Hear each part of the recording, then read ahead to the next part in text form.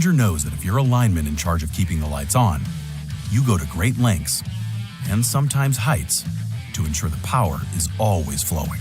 Which is why you can count on Grainger for professional-grade products and next-day delivery, so you have everything you need to get the job done. Call 1-800-GRAINGER, click Grainger.com, or just stop by. Grainger, for the ones who get it done.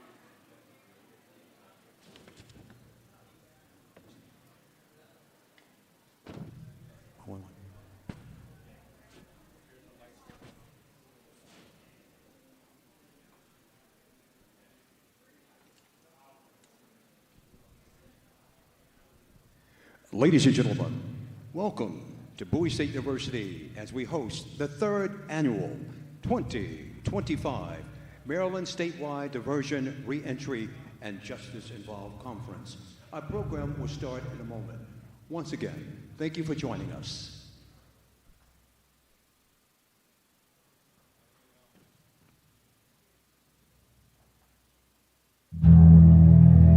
Some of you don't even realize you have unfinished business. You need to go back where you left off with a new perspective. Go back to the gym. Go back to the drawing board. Go back to the business. Go back to the relationship.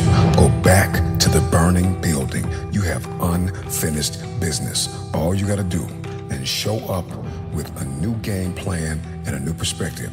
You got unfinished business. You have unfinished business. You got work to do. Perspective is everything. Let's go. I need you to hear me loud and clear. How you see this thing is everything. You cannot change the past, but you can change your perspective about it. You gotta see this thing differently. Stop complaining about the divorce. Stop complaining about the job loss. Stop complaining about the relocation.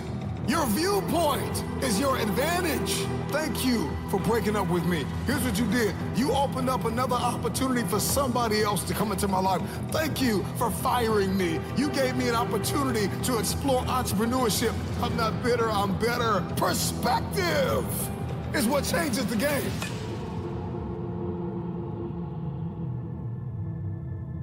Everybody wants increase and abundance and lifestyle change and new zip codes and new area codes, but you only read once a week and you only work out once or twice a month. And so the reason why you don't have what it is that you see, the reason why what's in your head is not in your hands, it's not your reality, it's because your perspective opposes your potential. You don't have it because you don't see the value in it. If you believe you've been called to be the difference maker, the game changer, the disruptor, the person that comes into a room and commands the atmosphere, if you believe you've been called to be necessary and not grossly irrelevant, then everything you do, everything you see, everything rises and falls on your perspective, your perception, your viewpoint. How do you see this thing? What happens when your perspective, your perception diametrically opposes your reality? If you are going to give and grow and evolve and attain and become, everything rises and falls on your viewpoint. Show me somebody that hates to work out, and I'll show you a man that almost lost his life, and the doctor said, if you don't work out, you'll die. One sees it as cumbersome. One sees it as a problem. Another one sees it as a privilege. He sees it as his second chance, his new lease on life.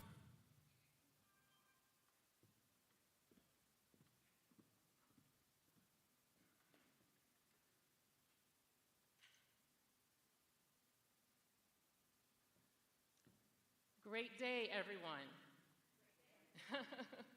Welcome to the 2025 Maryland Statewide Diversion, Reentry, and Justice Involved Conference in its third year of running.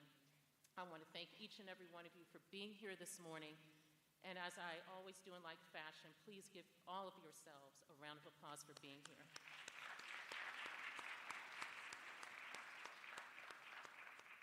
I know some of you traveled very, very far to be here.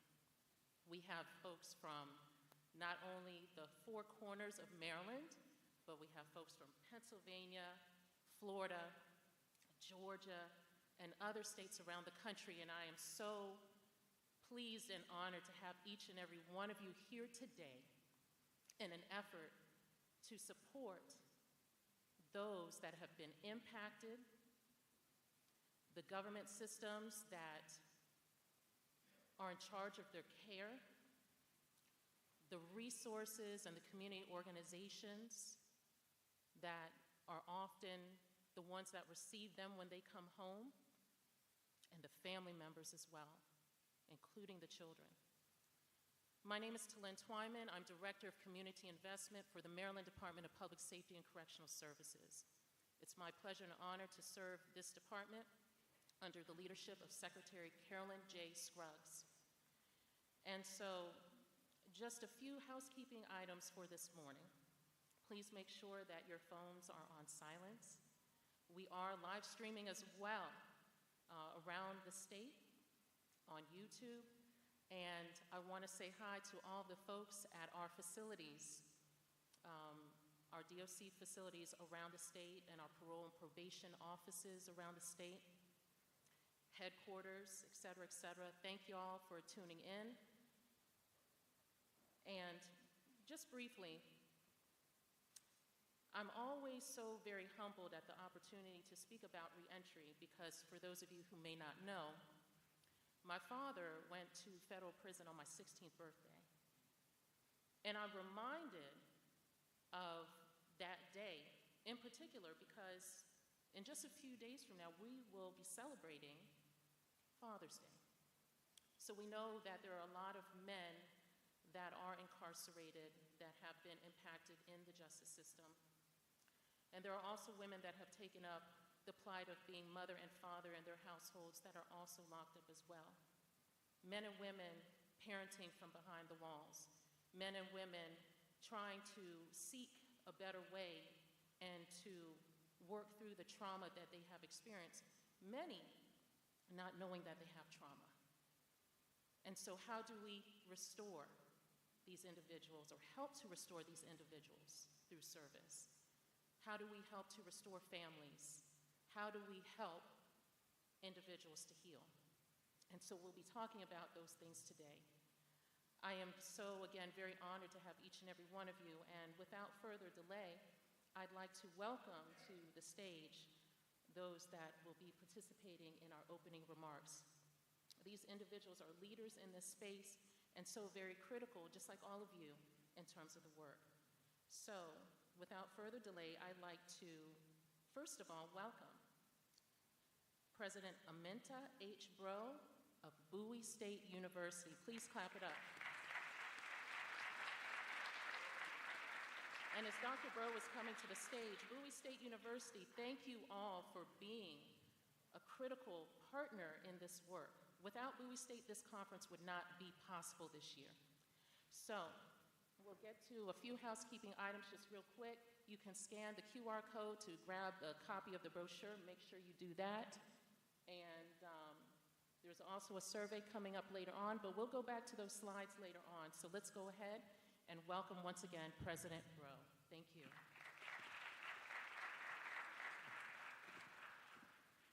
Thank you, Director Twyman, and good morning. I am indeed Aminta Bro, the very proud 10th president of Bowie State University, the oldest HBCU in the state of Maryland.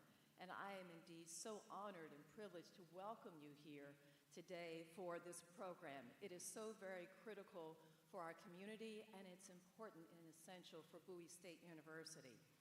This is a special year for Bowie State University. We are celebrating our 160th anniversary. Let's clap it up for BSU.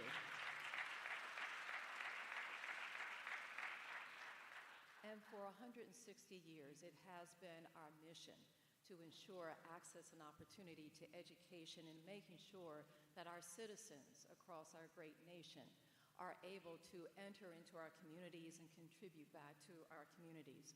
So this program is extremely important, and we are very, very honored to have you all here today. I know you will get a great deal of information. You'll hear from experts.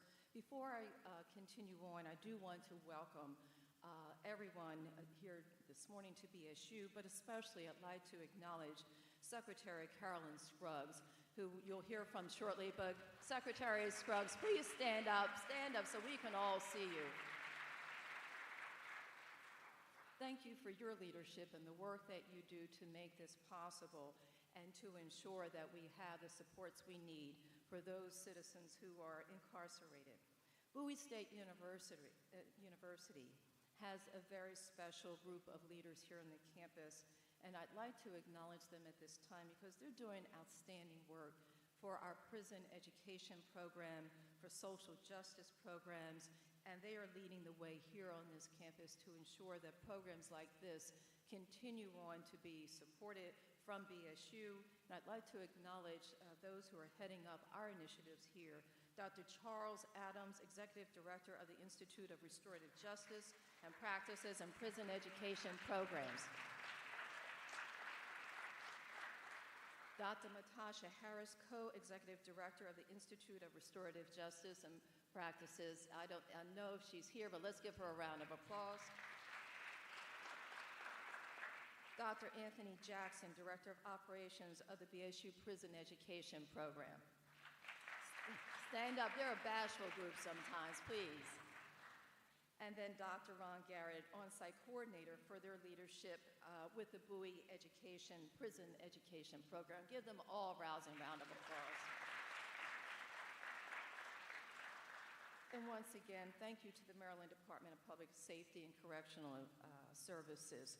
I am extremely pleased that we are part of this community in terms of lifting up individuals to re-enter our community. And research shows that access to education improves life's chances, fosters personal growth, and creates conditions for upward social and economic mobility. However, comprehensive educational opportunities for incarcerated and formerly incarcerated individuals remain scarce. And this is why Bowie State University's prison education program is so important, and why other HBCUs are uniquely positioned to address this need by leading the charge for prison education. Our prison education program is helping incarcerated citizens at Maryland's Jessup Correctional Institution to see how they can achieve their education. And we're very, very pleased to be the only HBCU in Maryland to offer a 4-year degree program, a Bachelor of Science degree in sociology.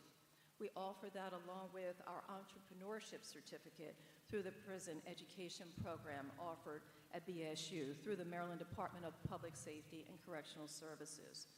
And currently, the program has 17 freshmen, 9 sophomores, 6 juniors who are enrolled in that program. And they may be watching, so let's let them know we are lifting them up today.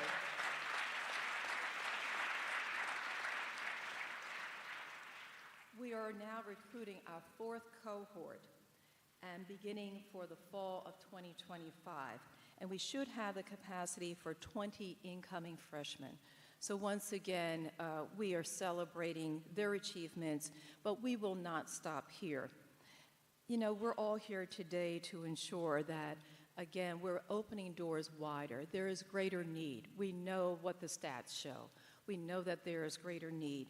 So you coming together and us coming together allows us to continue this work. This year's theme emphasizes restorative justice, prison education, health, and healing. And together we will dialogue and create strategies, create solutions, most importantly, create solutions regarding restorative justice and practices, prison education, programming, rehabilitation, and reentry strategies.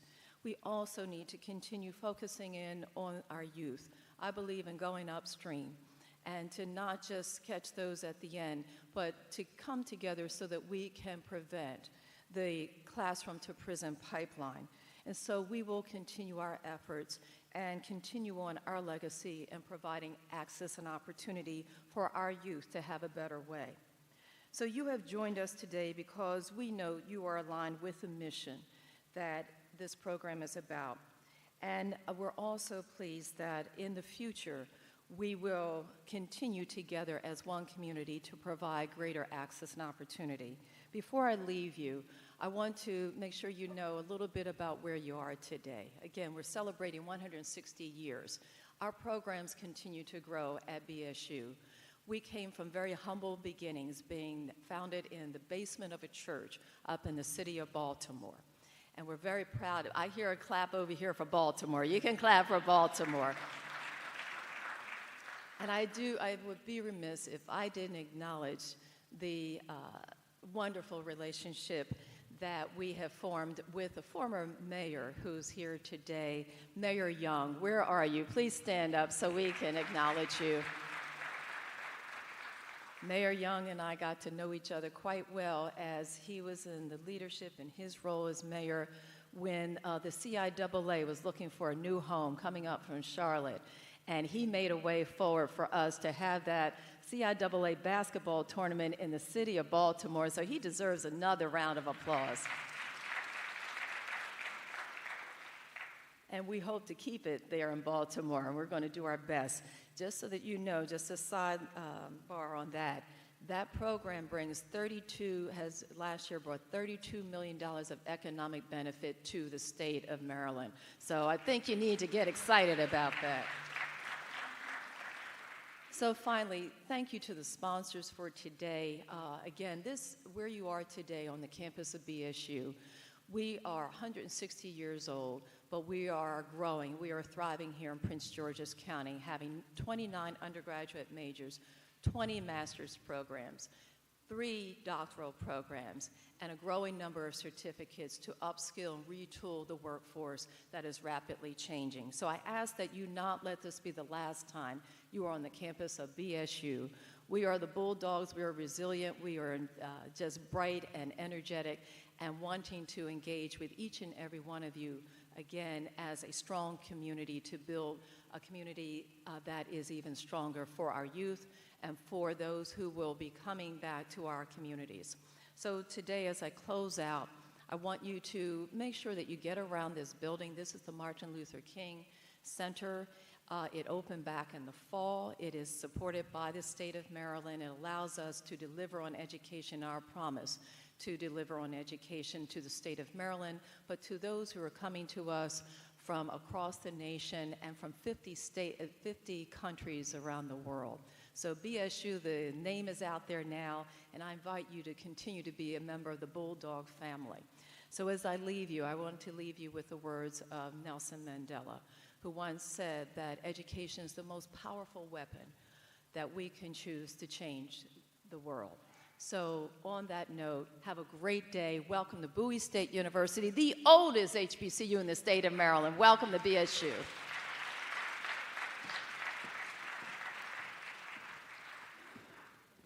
right, let's clap it up one more time for Dr. Broad, please. Okay, and we could go back a couple of slides here. I want to also recognize my co-host for today, Safia Baxter, who is my project coordinator. Safia, if you will please stand up. This is my partner in no crime. Oftentimes I just give her instructions, and the instructions are very little, but she knows what to do and what to look out for. And Safia did a lot of heavy lifting for this conference, and it's a pleasure and an honor to work alongside with Safia, so thank you. And then also next, Ms. Donna Rojas Thompson, who is the program coordinator for the Office of the State's Attorney for Prince George's County. Donna, if you would please stand up as well.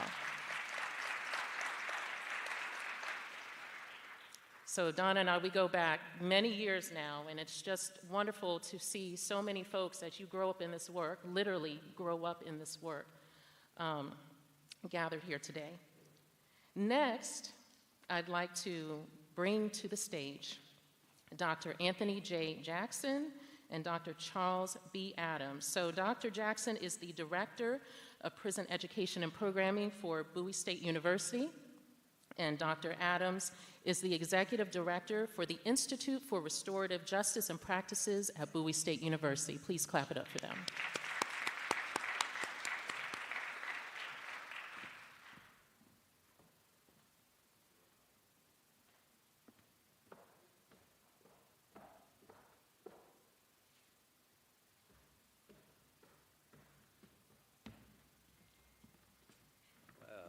Good morning. I know it's early, but we can get a little energy in this house this morning, right? All right. As the previous speakers stated, I am Charles Adams, the Executive Director of our Restorative Justice and Practice Institute at Bowie State University, as well as the Executive Director of our Prison Education Program. I am so fortunate to be at BSU. You have no idea the type of feeling it is to be at a place that's forward-thinking, to be among people that embrace a challenge, to be among your colleagues that do not ask the questions of what to do, but seek the answers on how to do it and to make sure that we impact change. I am so grateful to the Department of Public Safety and Correctional Services for their tremendous partnership. As I was walking in this morning, I saw one of my previous colleagues, A.W. Harris, that was at Jessup, that really gave us the support that we need. As I tried to tick off all the important individuals at the Department of Public Safety, let me start with Secretary Scruggs. Thank you for your leadership. Thank you for your vision.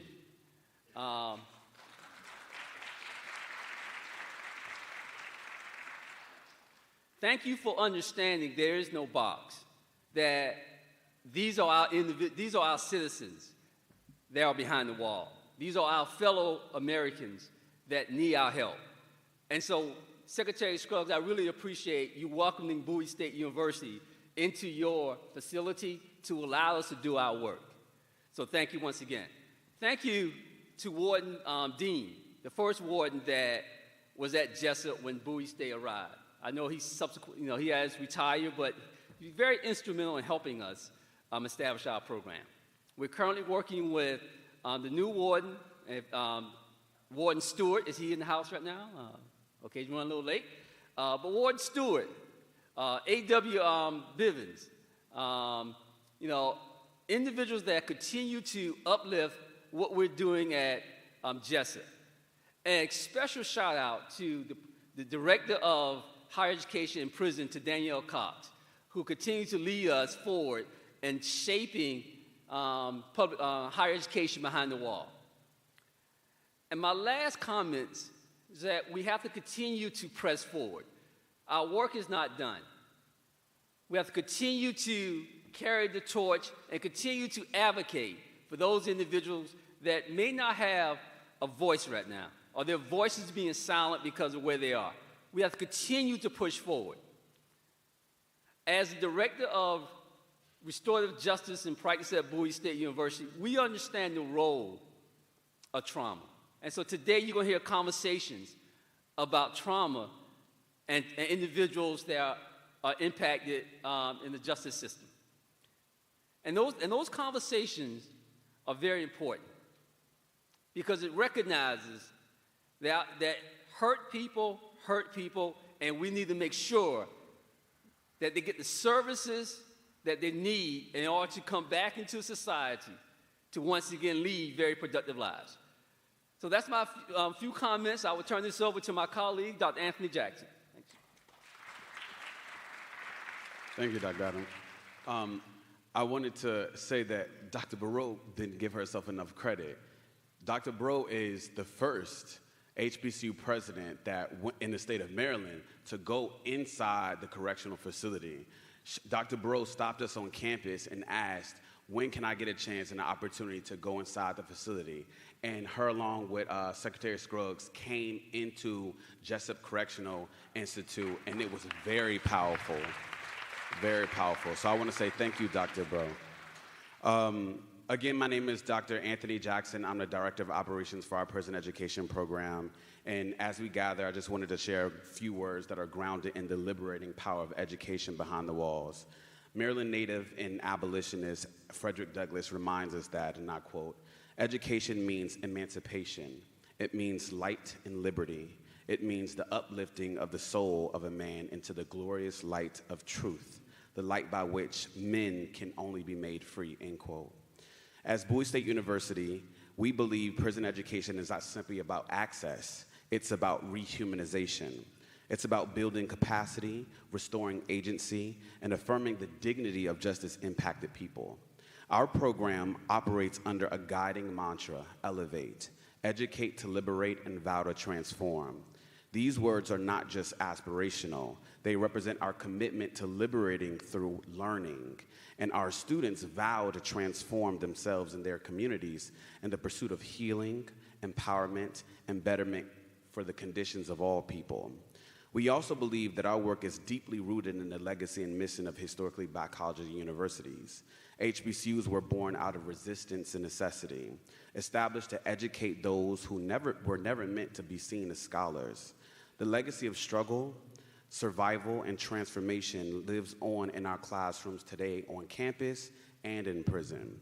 Bowie State University, as Dr. Burrow mentioned, is the first HBCU in the state of Maryland to offer a bachelor's degree to incarcerated students. And in doing this work, we are reminded daily of the intellectual growth and personal transformation, that they are not bound by bars. They are ignited by opportunity, sustained by support, and fueled by purpose.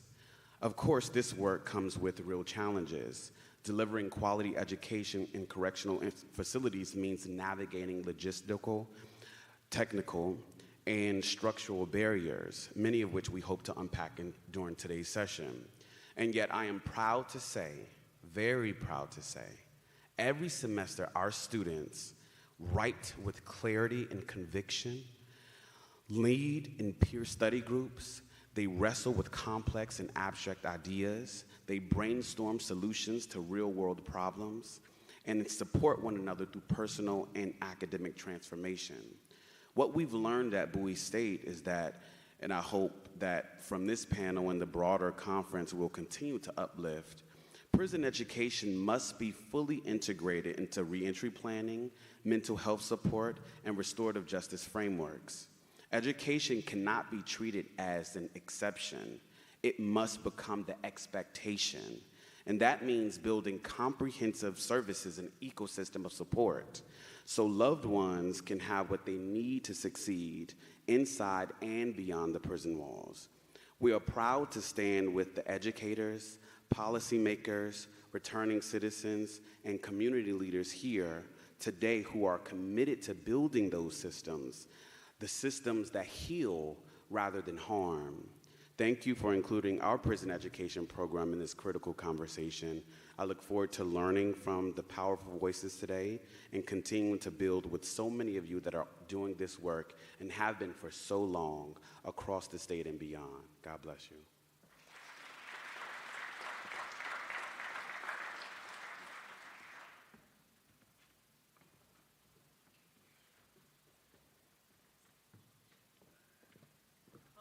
Let's clap it up for Dr. Jackson and Dr. Adams.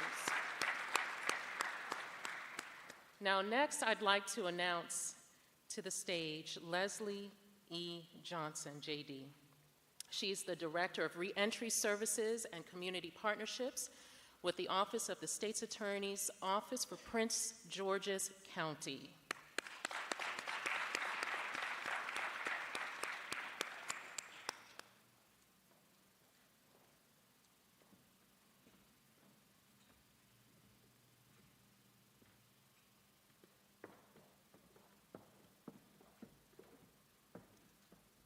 Good morning, everyone. Good morning.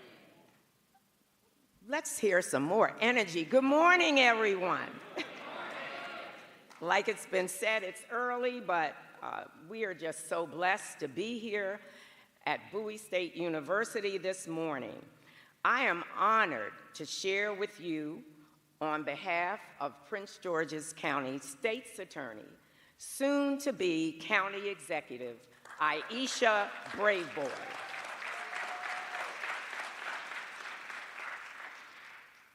As a justice-involved person myself, I believe your theme for today's conference, highlighting restorative justice and prison education and health and healing, all play vital roles in helping justice-involved women and men gain the tools they need to thrive and flourish.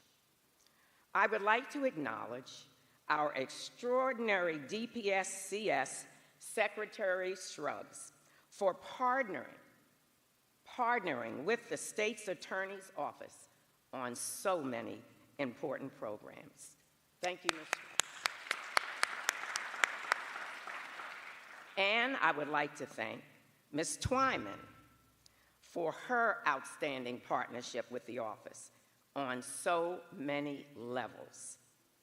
And last but certainly not least, I would like to thank President Breaux and Bowie State University and the Institute for Restorative Justice and Practices and Prison Education Program for all you do.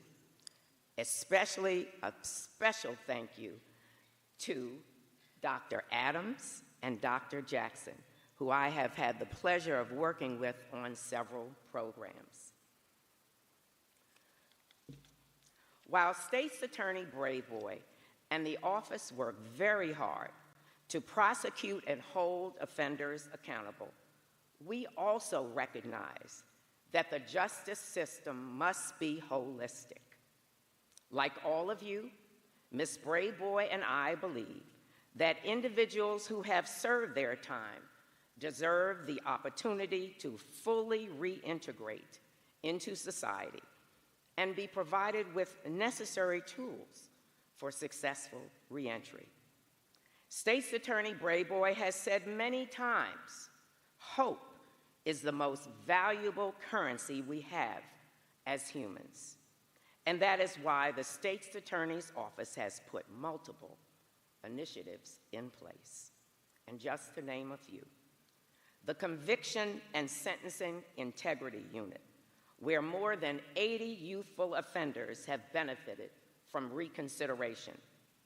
The Emerging Adults Program that provides rehabilitative services to DPSCS female and male individuals between 18 and 26 returning to Prince George's County upon release.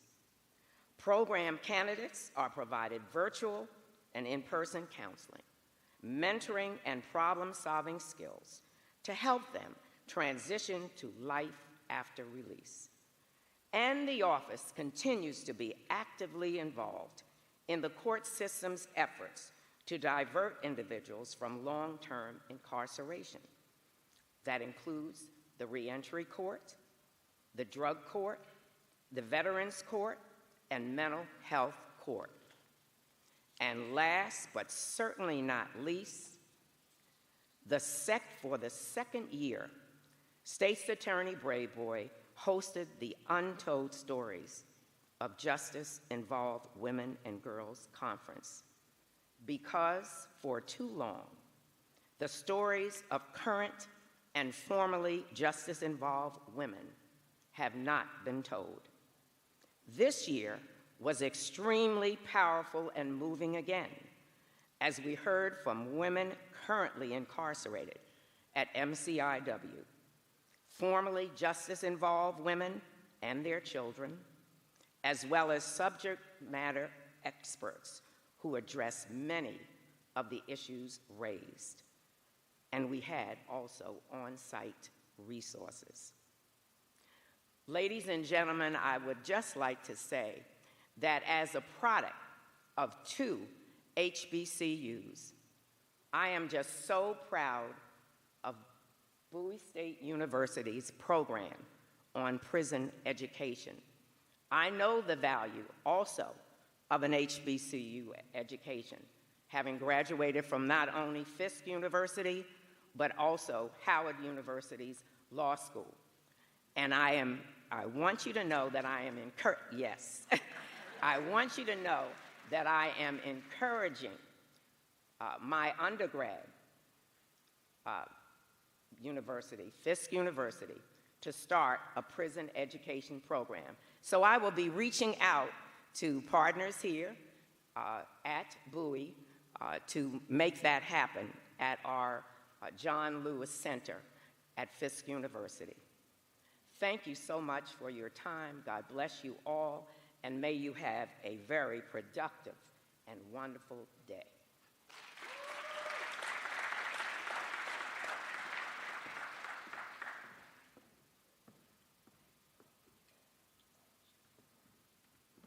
All right, let's give Mrs. Johnson another round of applause.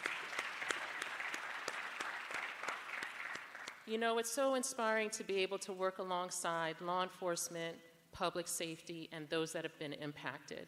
And I want to take a brief moment, if we could go back to the slide with the survey. Okay.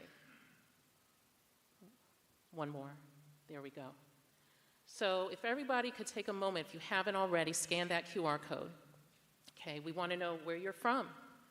We also want to know if you've been impacted, tell us how much time you did. And by the end of the conference, we're going to announce cumulatively in this room how many years this time adds up to, okay? It's really important because each and every person behind the walls is a life and dreams that are just burning to be manifested and fulfilled.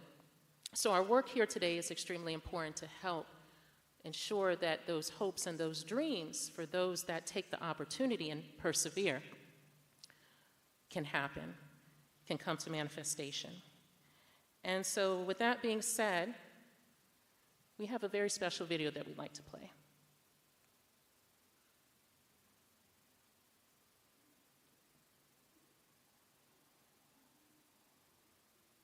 Secretary Scruggs, she's leading not just for the city of Baltimore, not just for the state of Maryland, but around the country. When we think about, and me as a father of 2 daughters, her holding the top position, working her way through the ranks, she shows us each and every day what's possible, and she does that gracefully. So I just want to first start by saying how grateful I am to have Secretary Scruggs as my partner inside this work. We have the best secretary for public safety and correct services in the entire country here in the state of Maryland. Now, running this system, I understand that the people that we're dealing with are humans first. They're someone's loved one, so their care and custody is very important to me.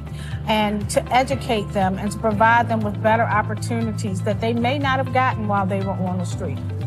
So the opportunities that I was afforded, I'd love to give that to that community that I now oversee. And that's why you see the robust education programs in the department. That's why you see the growing trade opportunities in the department, because I want them to be better than they were when they came to us.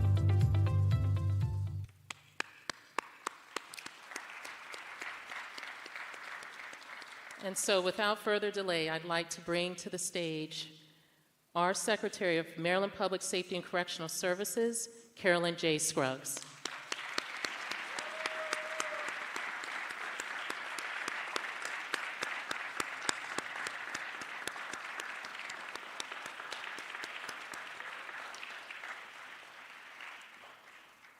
And she knows I'm always full of surprises, so.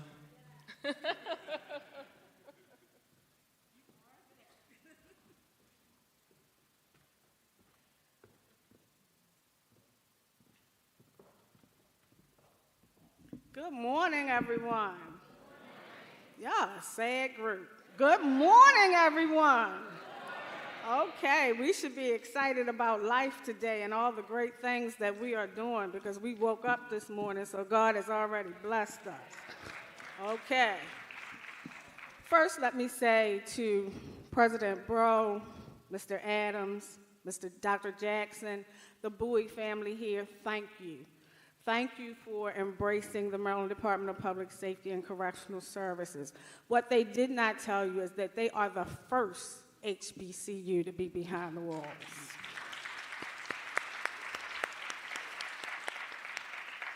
Our guys proudly wear the Bowie shirt every day, our JCI guys. You'll see a video later and you'll see some of that representation of Bowie there, but they are so proud of the opportunity that Bowie has given them. If you don't know me, this is year 31 for me within the department. And yes, I did start as an officer and never thought that I would be where I stand today, but by the grace of God and by the thoughtfulness of a man named Mr. Wes Moore, here I stand. So I appreciate that. In recognizing our governor's theme to leave no one behind, it is my passion to ensure that each and every individual that is incarcerated in the state of Maryland is provided an opportunity that they did not have before they came to us. Whether they take that opportunity or not is solely up to them, but we're going to continue to offer that. And today, what you are here today for is just one way that we continue to embrace those opportunities and bring those opportunities together for these men and women that we have. For those of you that don't know, we incarcerate 17,000 incarcerated men and women in the state of Maryland. Now, women, we're a little less impacted. There are only 600 of us incarcerated in our prisons. But more than 50% of those men and women are coming back home to our communities.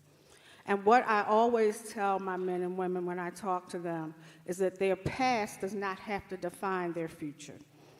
That their future can be whatever they project it to be, as long as they persevere and they continue to build their self, their character, their wellness, and take care of their families when they come back. And if you get a chance to talk to any of our guys, that's just what they want to do. They want to do better. Many of them, I see some of them in the audience today, they are sitting with us. They are part of my lived experience. Guys, stand up. They'll get me for shouting them out, but I will tell you that we created a lived experience committee of individuals that have been justice impacted. And what I wanted to know is, how can our department better serve that community so that as you transition back into the community, you're getting the services you need so that you don't come back to see. So I thank you both for being part of that lived experience, because it helps to educate us. It has helped us to build policies. It has helped us to network. It has helped us to build relationships. And we're going to continue to do that as long as I have the opportunity to serve in this capacity. I thank you for being here today. I thank you to those members that are part of the panels. Again, thank you to the Bowie State family.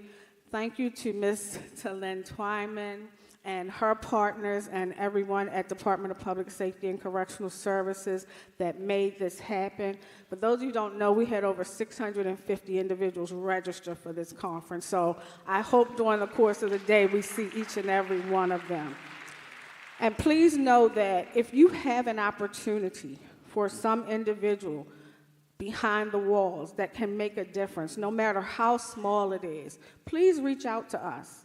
We embrace opportunities. We are not the prison and jails of yesterday.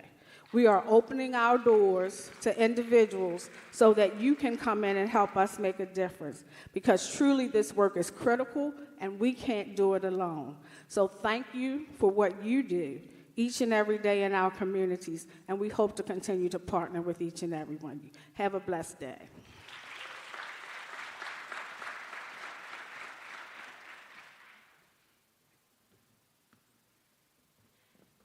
All right. Let's give Secretary Scruggs another round of applause. You know, the Maryland Department of Public Safety and Correctional Services comprises of so many different moving parts. We have the Division of Corrections, we have the Division of Pretrial Detention Services, we have the Division of Parole and Probation, we have the Parole Commission, and so many other units, divisions. It's really a long laundry list. A lot of people don't know that.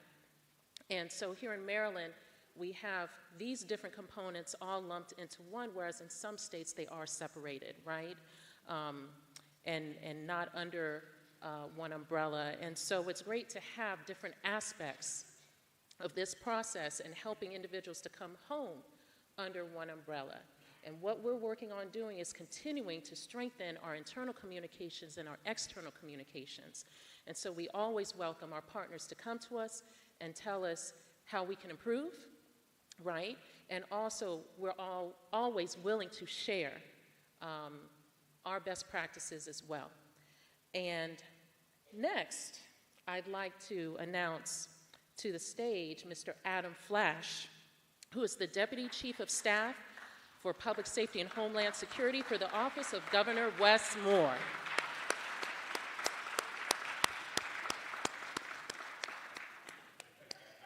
Run, soldier, run.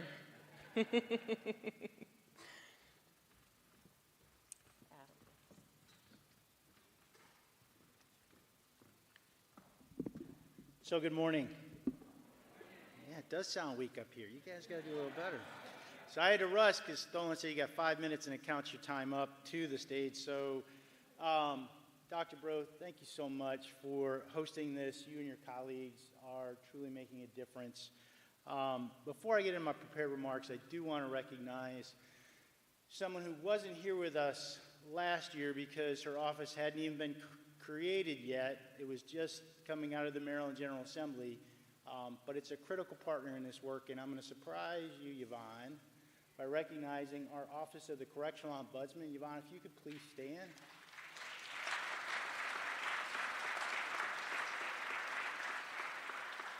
So you'll find no greater advocate for adult or juvenile corrections in this state. She is there to ensure that we not only do it well, but we do it right. And I just want to say thank you for being here.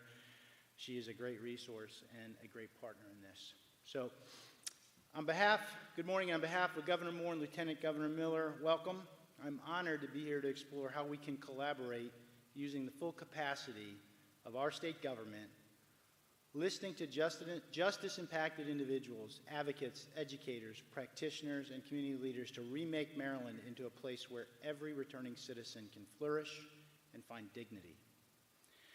The governor's focus is simple, and I quote, "Together, we are fostering a collaboration between our entrepreneurs, innovators, financial leaders to build opportunities, create jobs, and supercharge our state economy." This is a continuation of our North Star from day one, building pathways to work, wages, wealth for all Marylanders. When the governor said that, I don't believe he meant all Marylanders who weren't incarcerated. I believe this governor meant more than any other governor to leave no one behind, and that includes most of all, our incarcerated population.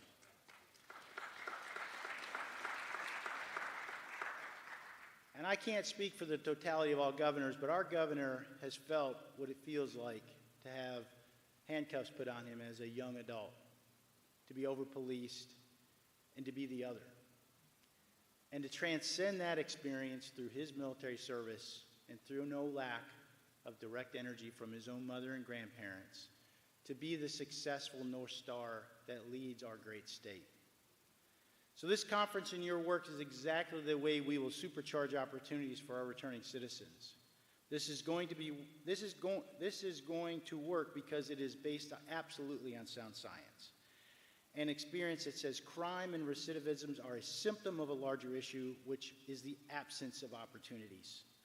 Opportunities created by education and training, opportunities created by full implementation of the restorative justice principles, and improving the health and mental health outcomes for the Department of Public Safety Correctional Services employees and our incarcerated population. Secretary Scruggs is a trailblazer. It's no secret that I don't have favorite secretaries, but if I did, she'd be mine. She has led the effort to ensure better outcomes for individuals in her care, establishing programs to enhance the education of each person, from GED to trades to numerous connections with local employers. Her approach will defeat the recidivism pipeline with a pipeline to dignity and success. Thanks to leaders like Assistant Secretary Brooks and Director Twinan and so many other leaders in the department, we are putting restorative justice to work for our citizens. The old model focused heavily on mass incarceration and punishment without addressing the impacts of crime on people, balancing restoration of victims, communities, and offenders in order to return those in our care back to their communities with tools needed to break the cycle. Our governor is committed to leaving no one behind, including our returning citizen, who, thanks to this group, can be shifted away from the recidivism pipeline to being put on the pathway to work, wages, and wealth. This is a very real investment in our communities to ensure our fellow citizens can return to options, to dignity, to a life worth working for, and outcomes that are balanced and consistent with the governor's vision for our state. Secretary Scruggs is a national leader in this space and has hired the very best to work alongside you to make these goals a reality. I am proud to work closely with her and know that I'm fully committed to ensuring the success of your work and, most importantly, the success of those impacted by the justice system. Thank you for the opportunity to speak with you. It is an honor, and I look forward to further conversations this morning.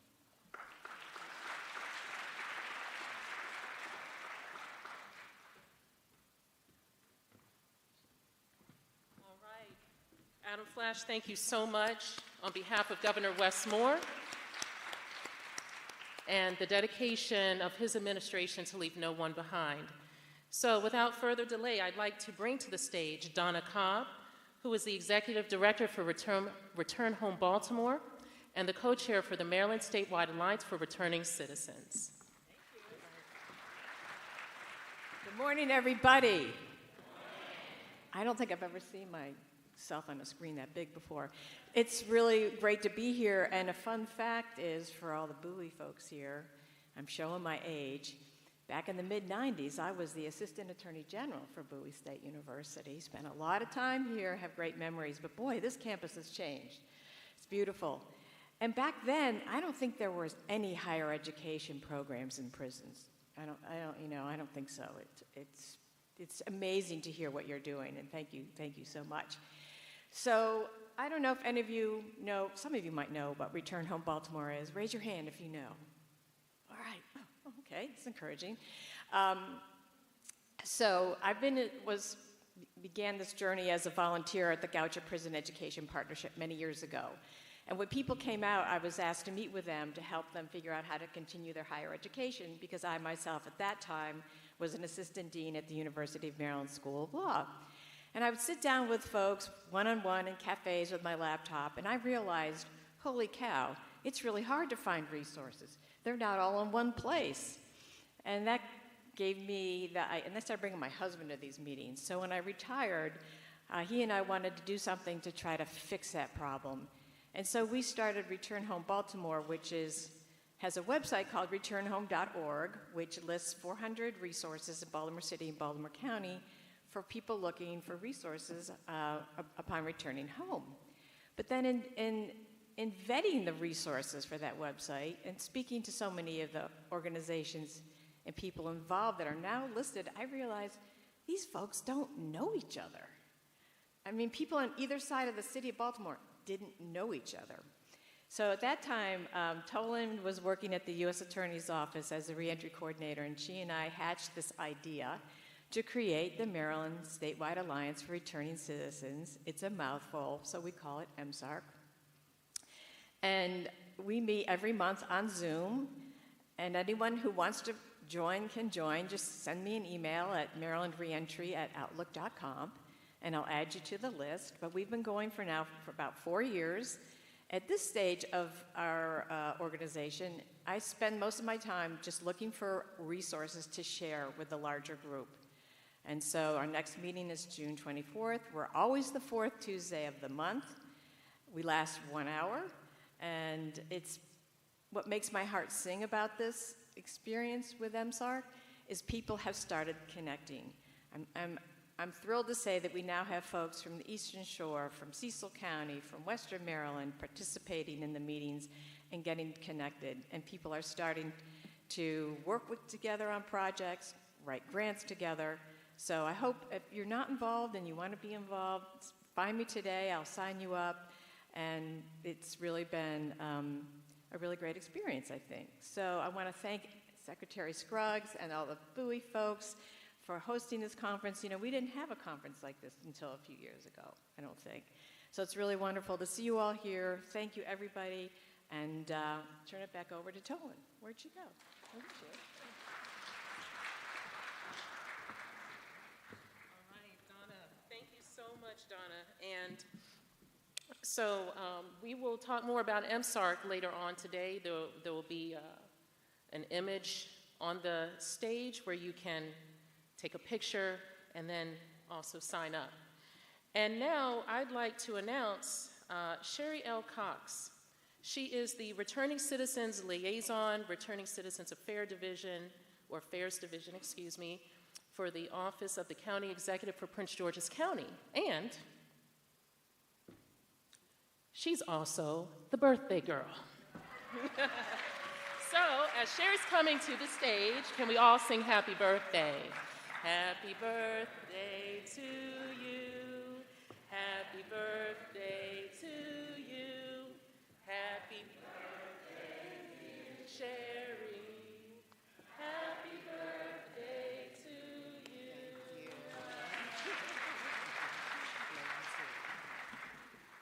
Good morning, everyone, and thank you for the birthday wishes. It It is truly an honor to stand before you today as the Returning Citizen Liaison for Prince George's County and to officially welcome you to the 2025 Maryland State Diversion, Reentry, and Justice Involved Conference. This conference is more than an annual gathering. It's a movement, a space where voices and where silence are now centered, where justice-involved individuals, community leaders, activists, educators, and government partners come together not just to talk about change, but to be the change. As someone who understands firsthand the power of second chances, I can tell you this: reentry is not a moment, it's a journey. And the journey must be paved with dignity, access, and unwavering support. This year's focus on restorative justice, prison education, health, and healing cannot be more timely. These pillars reflect the kind of transformation we need, where justice no longer defined by punishment alone, but by restoration, growth, and healing, where we must not just be in corrections, but be connected. Prince George's County is proud to be a part of the growing coalition and that we continue to build out the reentry ecosystem. We are committed to creating bridges, not barriers, to our returning citizens. So thank you for showing up. Thank you for sharing our space, for bringing your wisdom, your experience, and your belief that Maryland is the shared responsibility. So use the next 8 hours to listen deeply, learn boldly, leave here more equipped to build justice systems that work for everyone. So welcome, and now let's get to work.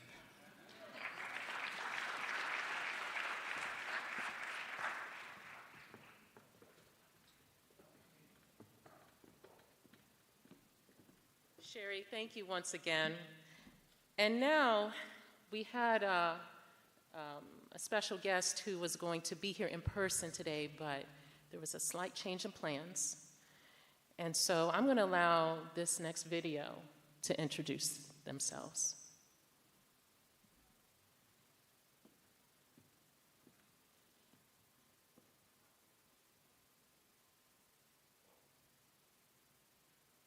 What's up, everybody? Welcome to the 2025 Maryland Statewide Diversion, Reentry, and Justice Involved Conference, hosted by Maryland Department of Safety and Correctional Services with partnership with Bowie State University. I want to give a special shout out to Secretary Carolyn Scruggs and Director Lynn Twyman for making all this happen right here.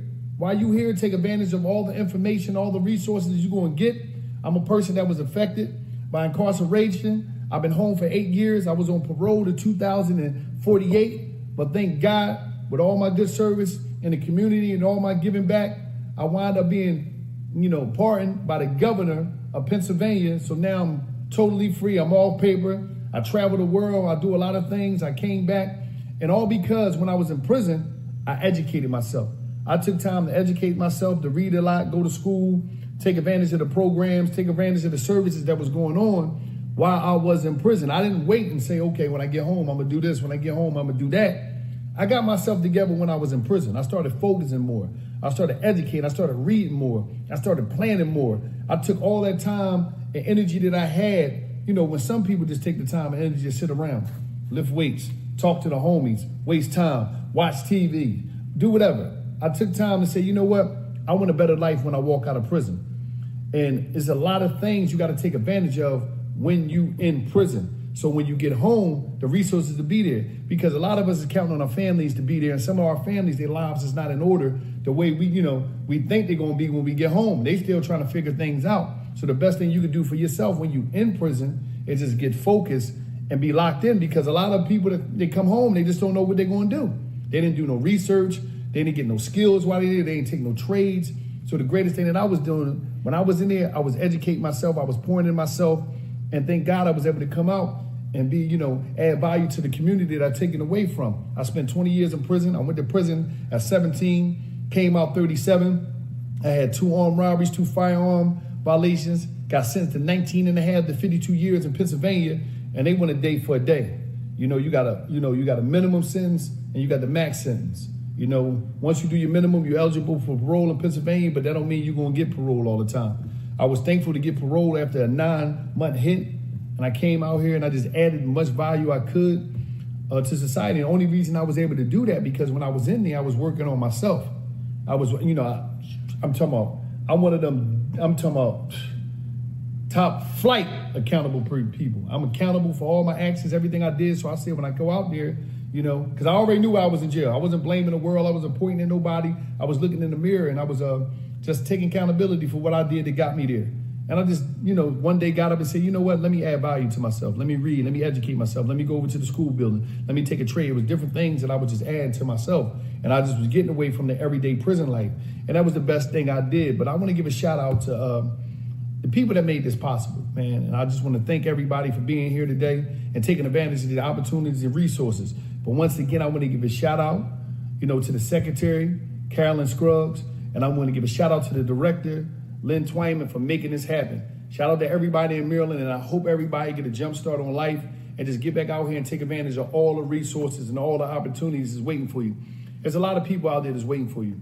It might be a lot of no's that you might run into, because sometimes when you come home from prison, everything don't go as we want planned because we got records and everybody don't look at us the same. But I'm telling you, it's a lot of yeses is waiting out there for you. So don't get discouraged by the no's that's going to come your way. Just focus on the yeses that's coming down the pipe. I appreciate y'all. Y'all enjoy this event. Thank you for having me. Wallow 267. And if we could go back to Wallow's slide, there we go. Thank you so much. So for those of you who may not know, Wallow 267 Peoples is one of the most prominent figures right now speaking to our young people today about incarceration, about opportunities, and about entrepreneurship. And so as an author, entrepreneur, and co-host of the hit podcast, $1 Million Worth of Game, as you heard from him, he served 20 years in prison, and he's become a powerful voice for redemption, using his story to inspire, change, and motivate millions. And I mean millions. So once again, Wallow 267, if you're listening right now, thank you so much for your time and support of this conference. So without further delay, I know we are running a little bit behind on time this morning, but it's okay, we always catch up. I'd like to bring to the stage a word from our sponsor, from Aramark. What's up?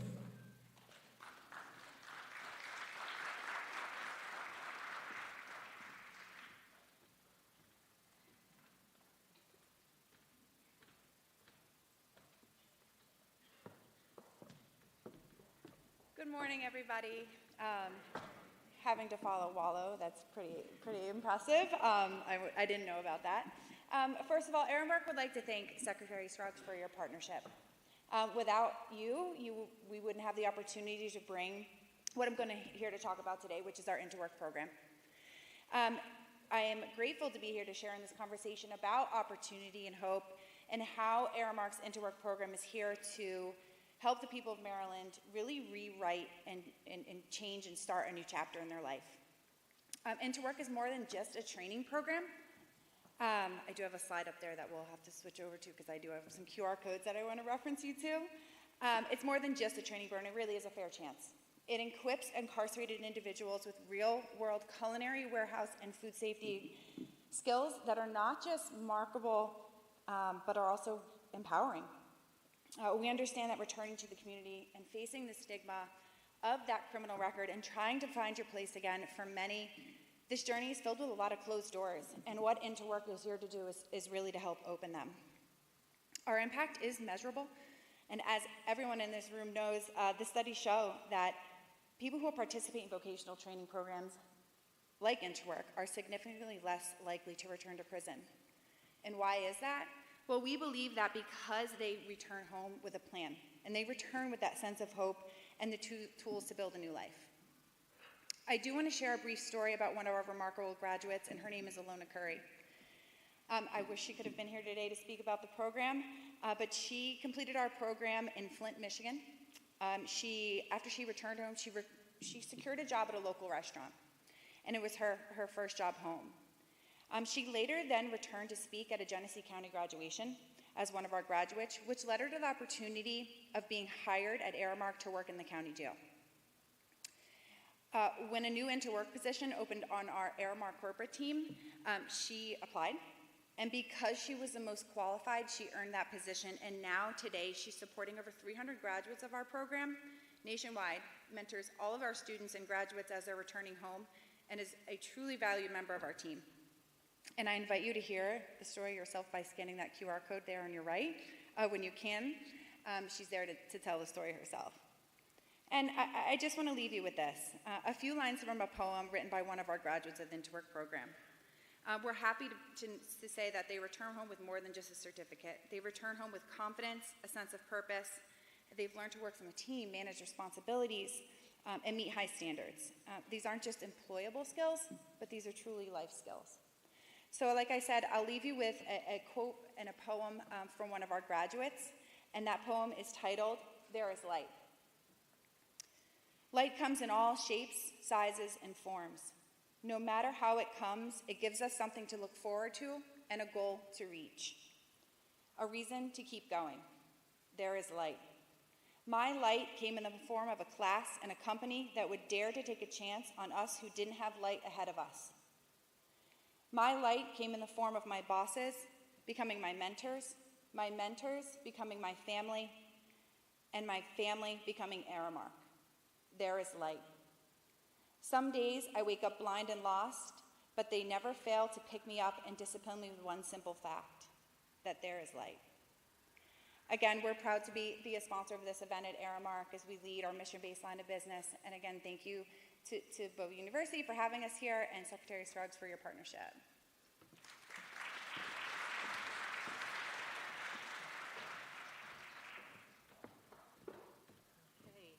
Nicole, thank you so much. And now I'd like to announce to the stage our Youth Prevention and Resources panel. This is what a lot of you have been waiting for, right? So our moderator, Donna Cobb, panelists Young E-Class, John Huffington, Kari Knox, Perry Paler, Donna Rojas Thompson, Alonzo Turner Bay, and Takesha Martinez. If you would please come to the stage.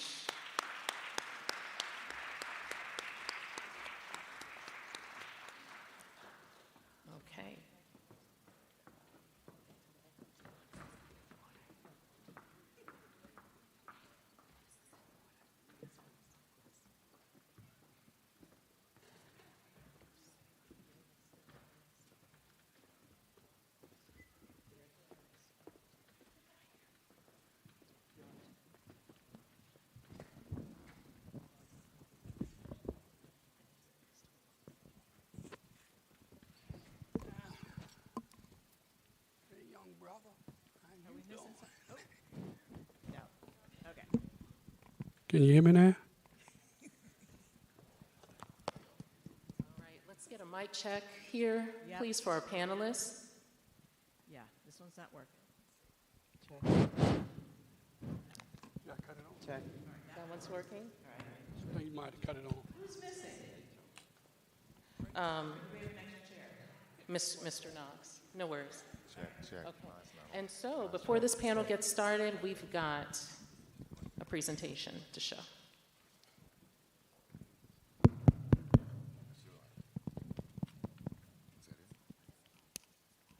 Hello?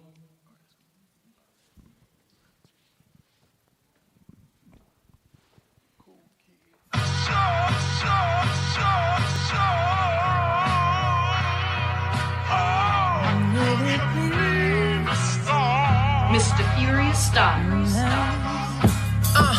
It's a clause in the contract. Had to say the money like a contact. Never know what the future holds. Matter of fact, you can mold what the future holds. Hear me clearly, I was destined for a blessing. A star in the essence, went through hell before I got away. Rapping round L's like Saturn. Seen the door and I hit it like a batter ram. Make a plan, then you gotta execute. Shooting star, you could be the next to shoot. Just aim for the crown, watch you get ahead.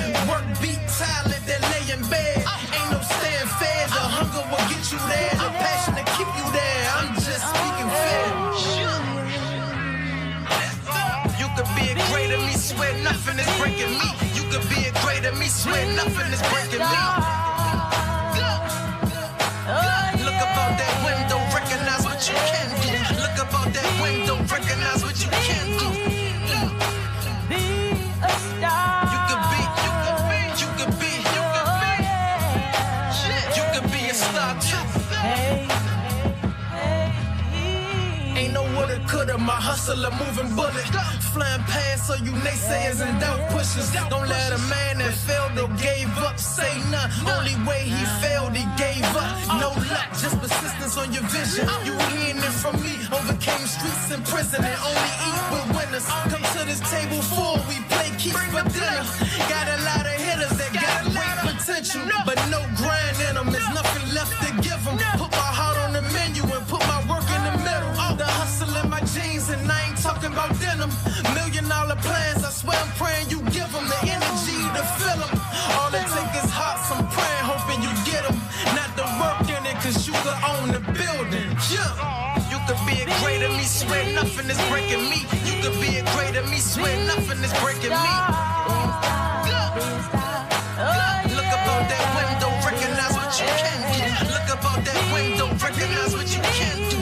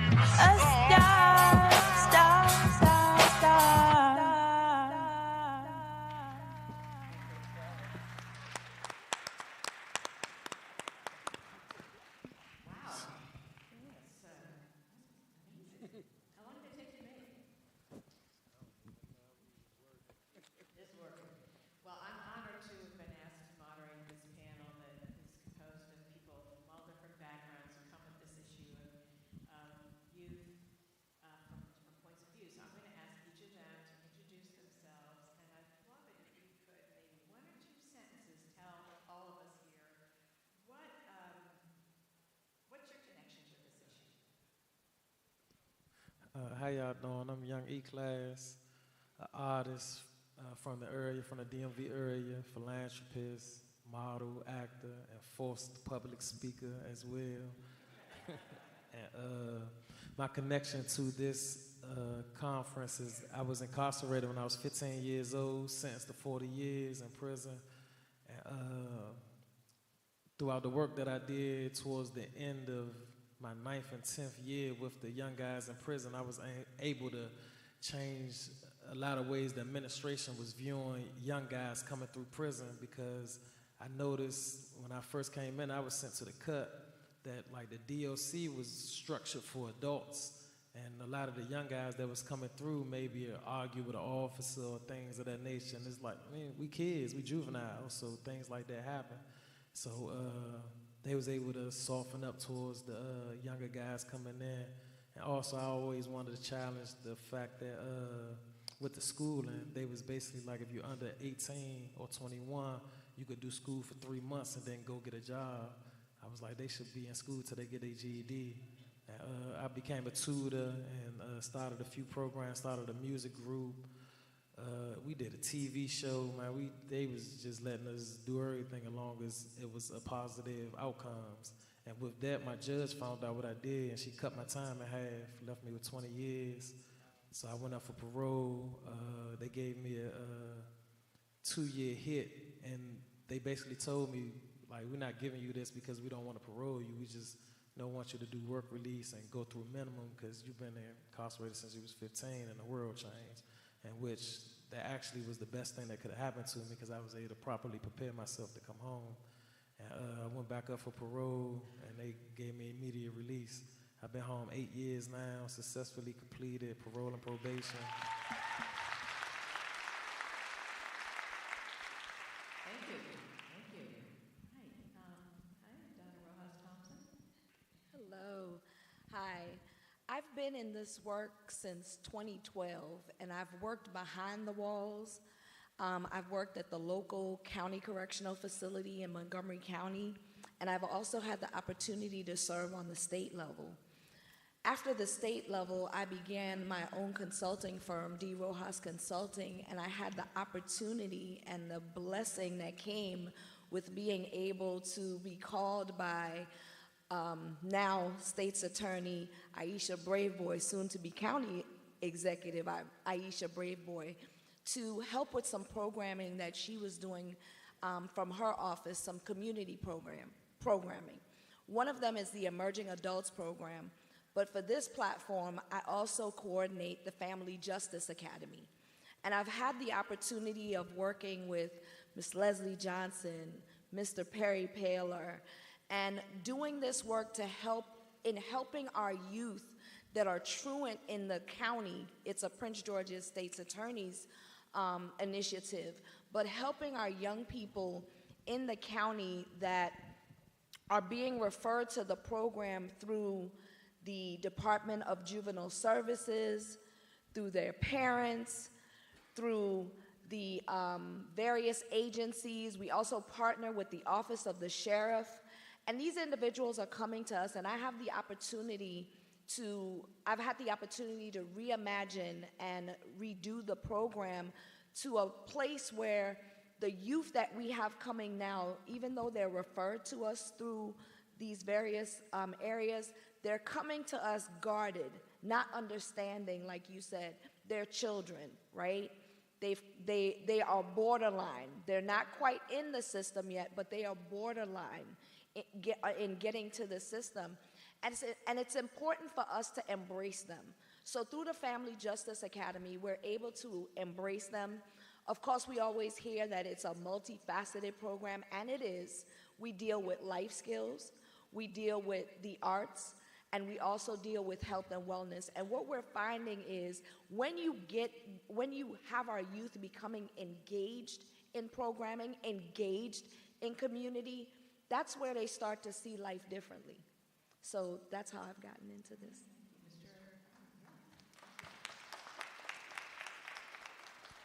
Good morning.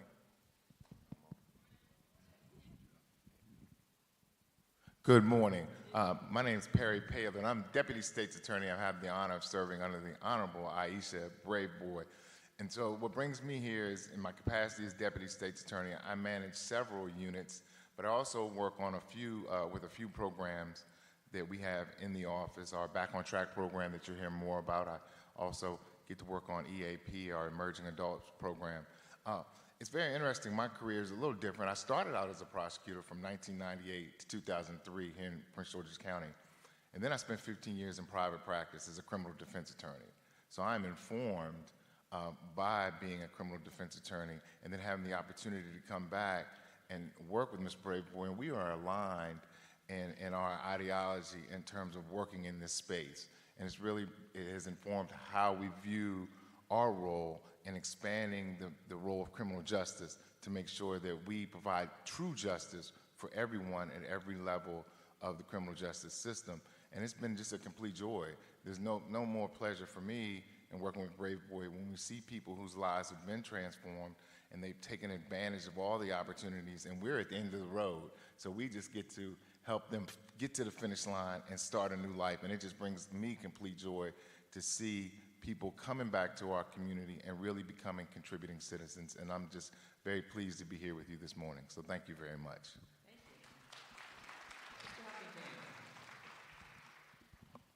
Good morning. My name's John Huffington. I'm a Justice Impact individual.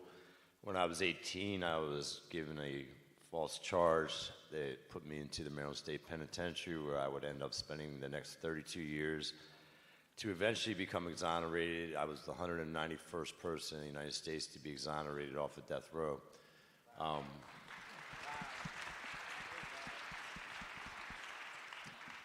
I guess my journey to get to this work began in the Maryland State Penitentiary with our self-help group programming. I was fortunate to have been elected president of an organization, the JC's, Junior Chamber of Commerce, had a chapter in there. And then I was even more fortunate to have a lot of young folk that gravitated to that, looking for a better pathway, and that supported everything that we did in creating programs, opportunities, at a time where the prison wasn't really designed like that. It's so gratifying to see what Secretary Scruggs has done and the direction we now have and the support that exists. But back then, we were, making our own way.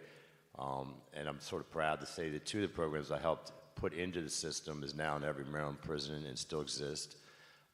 And then when I matriculated home, as part of my career journey, I became the Director of Workforce Development for Living Classrooms Foundation. So there, we worked with adults and youths on the reentry side of things.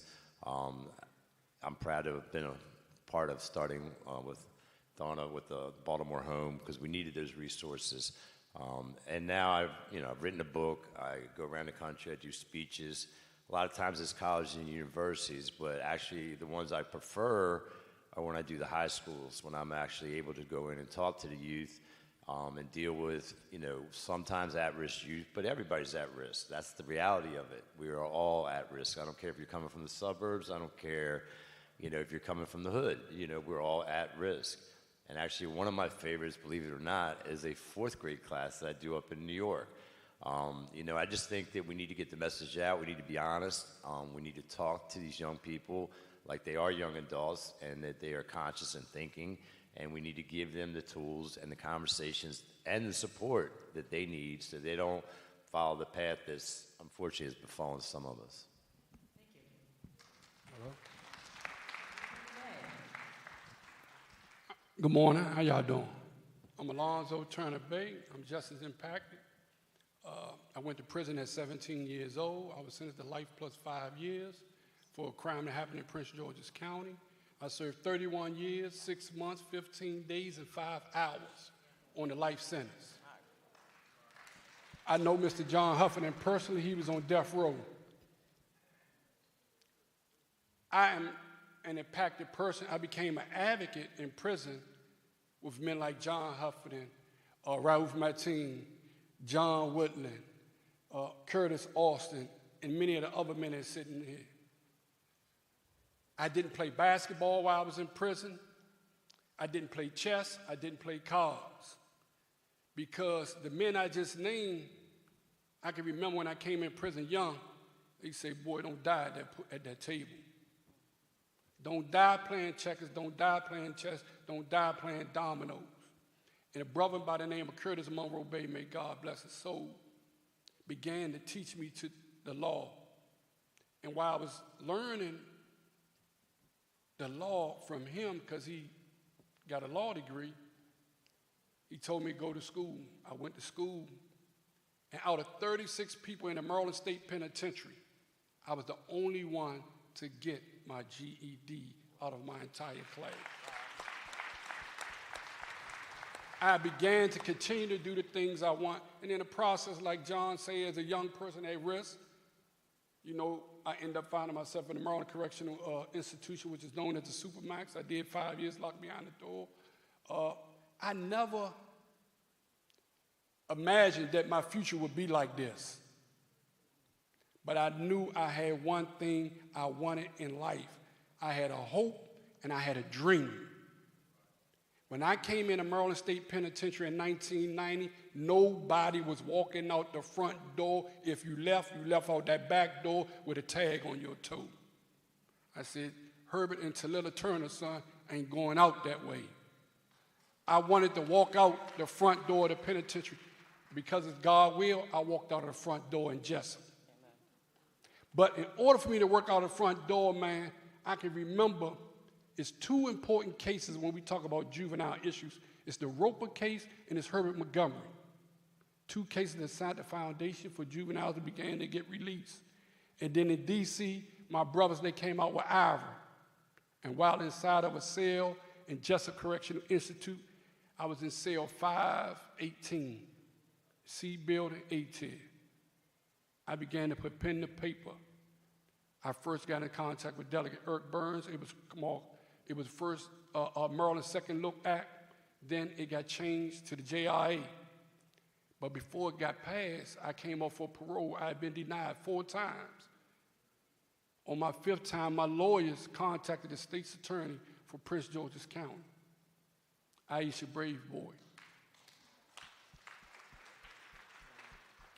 She did a news conference where she said, that this administration will look at all cases of juveniles who have been in prison over 20 years. I never forget that news conference because the hope now began to manifest into one of my dreams. My lawyer's contactor, Ms. Aisha Braveboy, sent a letter to the governor, then Larry Hogan, saying that Prince George's County does not oppose the release of Alonzo Turner Bay. I went up for parole, I got the risk assessment, and man, I was released October the 16th, 2020, during the height of COVID. I want to give a special honor to Secretary Suggs and all that what she do. I'm going to give you your flowers while you're here. I ain't waiting till no other time. I'm going to say this. On behalf of every man and woman that is incarcerated in Maryland, to my brothers that sit here and the brothers in the back who have been inside that belly of that beast, who walked in 954 Forest Street when walking out the door was not an opportunity, it was not a dream, it was not a promise. All we seen was the back door. And now here you are, a breath of fresh air to the men and women who are inside and under your care. I remember, you may forget, but I don't think you do, I used to be a pain aside in your thorn because I would always write you about a complaint. And you will always send it back and tell somebody to address it. Now here you are at the top of the helm. And you are doing things that you ain't never think you was do, you never dreamt you would do. It is you who are giving life to the men and women inside. You are providing opportunity. You are giving us dreams. You are giving us hope. You are giving them opportunity. Because of you and your leadership, we see freedom as tomorrow, as next week, as another year coming. And we want to thank you. We honor you. We admire you. We love you for the work that you are doing inside of DPSCS. And we pray that God bless you with good health, sound mind, and you and your family. Thank you from the bottom of my heart and their heart. I speak on behalf of every man and woman who have done time in Maryland and who are still doing time. We appreciate the work you're doing with you and your staff. Keep up the good work.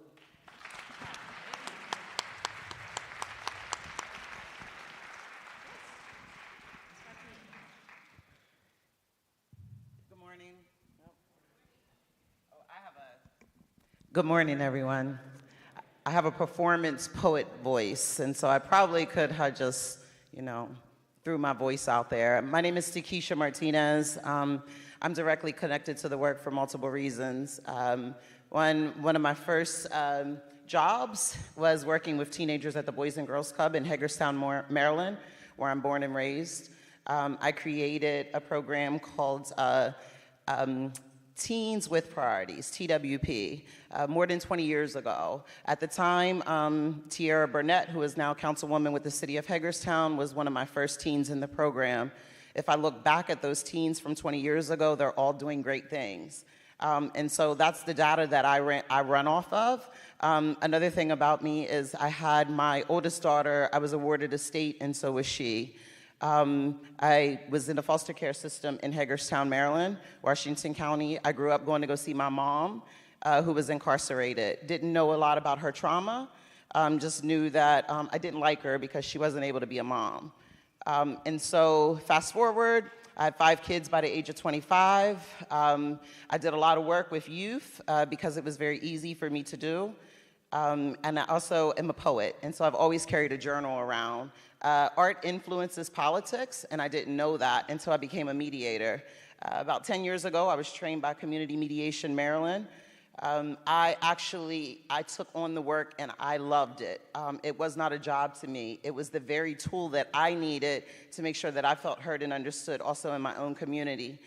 Born and raised in Hagerstown, a lot of trauma.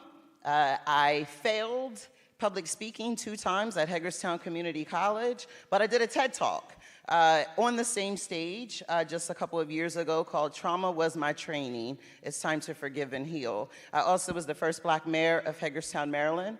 Thank you. This work is so important to me when it comes to youth because I grew up seeing a lot of resources kind of being thrown at the folks, the adults, right? Not me and not the things that I was going through. One of my first situations was I was sent to St. Anne's maternity home while I was pregnant with my daughter. I had been a part of the Prisoners Against Teen Tragedy. However, I didn't have an issue in school. I wasn't breaking a whole lot of rules. I was very articulate. I was a peer mediator in school. And so there was just like, oh, she's just, push her to the side, push her to the side. There wasn't a lot of resources for me. And so the work that I do now is centered around youth, is mediation and conflict resolution. A lot of people returning home from prison are still feeling the same way they did in middle school. My goal is to reach all the Takeshas in rural areas where I was the CEO of a majority white city. And not having a network and not coming from politics, I needed conflict resolution. And so I want to reach the Takeshas that are doing the work, that are boots on the ground, that stay consistent and help them, whether it's fundraising, whether it's understanding politics, or whether it's understanding how to understand conflict resolution and how to feel heard and understood. Wow, okay. Let's hear it from this panel. So I broke the rules already, but you're only supposed to just introduce yourself and say who you're with, but I just couldn't resist hearing more about each of you. In preparing for this panel, I went online and read that the Department of Justice has a department, an Office of Juvenile Justice and Delinquency, where they evaluate programs that are evidence-based. And they rate them effective, shows promise, or not effective. And there are 381 effective programs. I didn't get to go through all of them to see which ones were in Maryland, but our mission of this panel is to highlight effective community-based programs that you know about or that you participate in, or to talk about any cross-sector relationships you've had in the work you've done with youth. So I know each of you talked a little bit about what you're doing, but I really all would like to hear, because we're here to offer resources and to tell people about the resources that are available that they may not know about. So I don't know if the best way is to go in order, if someone wants to raise their hand and jump right in. I'm a certified peer recovery specialist through Jordan Peer Recovery. I'm a community activist, and I'm a community developer. I work for Prince George's County Health Department, Behavioral Health, the Bridge Center Adams House, supervised by Dr. Cheryl Wiggum, and my staff, all my coworkers are sitting right there. We provide the service for transitional age youth, TAY, and men and women and veterans who are involved with the criminal justice system. So if an individual resides in Prince George's County, the Bridge Center at the Adams House, when they are released, or even if they're in the community now, the homeless population, we provide resources. We connect them with the necessary resources, partners, whether you need to get food stamps, whether you need to get Medicaid, whether you need mental health treatment, you know what I'm saying, whether you have issues with child support or child custody, whether you need counseling, whatever it is you need and you're in a disadvantaged population, we provide you with those services. We provide you with wraparound service and connect you with the proper partnership of individuals who can give you the services that you need here in Prince George's County. That's amazing. So one question I have for all of you, actually, are there themes, are there recurring themes, or things that you see over and over again when you're working with young people that stand out? You know, when I was looking up at some of these effective programs, a lot of them are like early intervention, involving families with youth, right? Addressing the stresses that families experience, education, reading, literacy. So I'm just curious here for anyone, if in all your years of work, and it looks like Mr. Taylor would like to say something, what stands out? For us, we've noticed truancy. Truancy has been a huge issue, even for some of our emerging adults. When we look back and we can see from middle school to high school that there was a pattern of truancy. And so one of the things Ms. Braveboy took on is trying to intervene at an earlier age while they're still in school to make sure that those students are in school. But truancy has been one thing that we've seen that's been consistent. Well, that makes sense. So now, question, is there a statewide truancy program, or is it going to be county-based? Anyone know? I mean, because I know I've heard about, yeah, go ahead. Sure. poetry voice. I'm not sure about statewide, but I know that Community Mediation Maryland has some trained mediators that are school-based and was through AmeriCorps. And so when I worked for mediation, which in my local office, that was kind of the things that I focused on. I focused on the high schoolers and finding out like what was the barrier? If it's getting to school, then how can I connect them to resources? A lot of young people are misunderstood and their trauma has made them hypersensitive. And I know that I went through it. My trauma made me hypersensitive. And so a lot of times I was being rejected, or what I felt like was rejection, because I was so sensitive to everything that was going on. And so a lot of the people that were providing the service couldn't understand me and they couldn't hear me. A lot of times they felt intimidated. And so what I feel like young people need to do is they need to connect with community mediators. If you get the conflict resolution tool as a young person, it will help you be able to navigate through the conflict that you're having within yourself and the conflict of who you're supposed to be, right? And so that was the thing that was good for me. I was great at a lot of things, but if my boss or if my teacher or that person who had the power didn't like what I was saying, they got rid of me. And that's my story in Western Maryland. Thank you. Ms. Rose Thompson. So as I think about the individuals that come to our program, it's important, again, like Mr. Turner-Bay mentioned, that it's a whole family approach, right? Because if someone's not in school, there's a reason that they're not in school. Sometimes it's just they don't want to be in school. But what's happening at school? And through the Family Justice Academy, we have educators on staff. We have a social worker on staff. We have individuals that are addressing the whole family dynamic.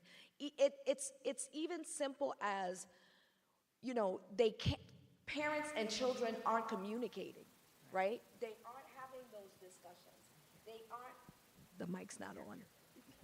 I think they might all be off. Hello? I think they might all be off. Can you hear me? Hello? Hello? A lot of what's happening, and you know, we're old school parents, right, for myself. So I know the things that I wasn't permitted to do. But times have changed. Children have a voice. We didn't have a voice. It was do what I say, and that's it, that's all. But children have a voice. So with the Family Justice Academy, we're trying to work, like we have classes for the parents on how to communicate with your children, how to better engage with your children. And on top of that, we're trying to get children to understand you have to respect who's feeding you at home. But then there might be other issues, food insecurity, all those things that are stopping individuals from getting where they need to be. Once we find out what those things are, like Mr. Turner-Bay said, it's essential to make sure that those programs are, those resources, that the parents are tapping into the resources to help them have a better home life. And then you also don't know what they're experiencing in school. You don't know if it's bullying that's preventing them from going to school. You don't know what's happening within the child.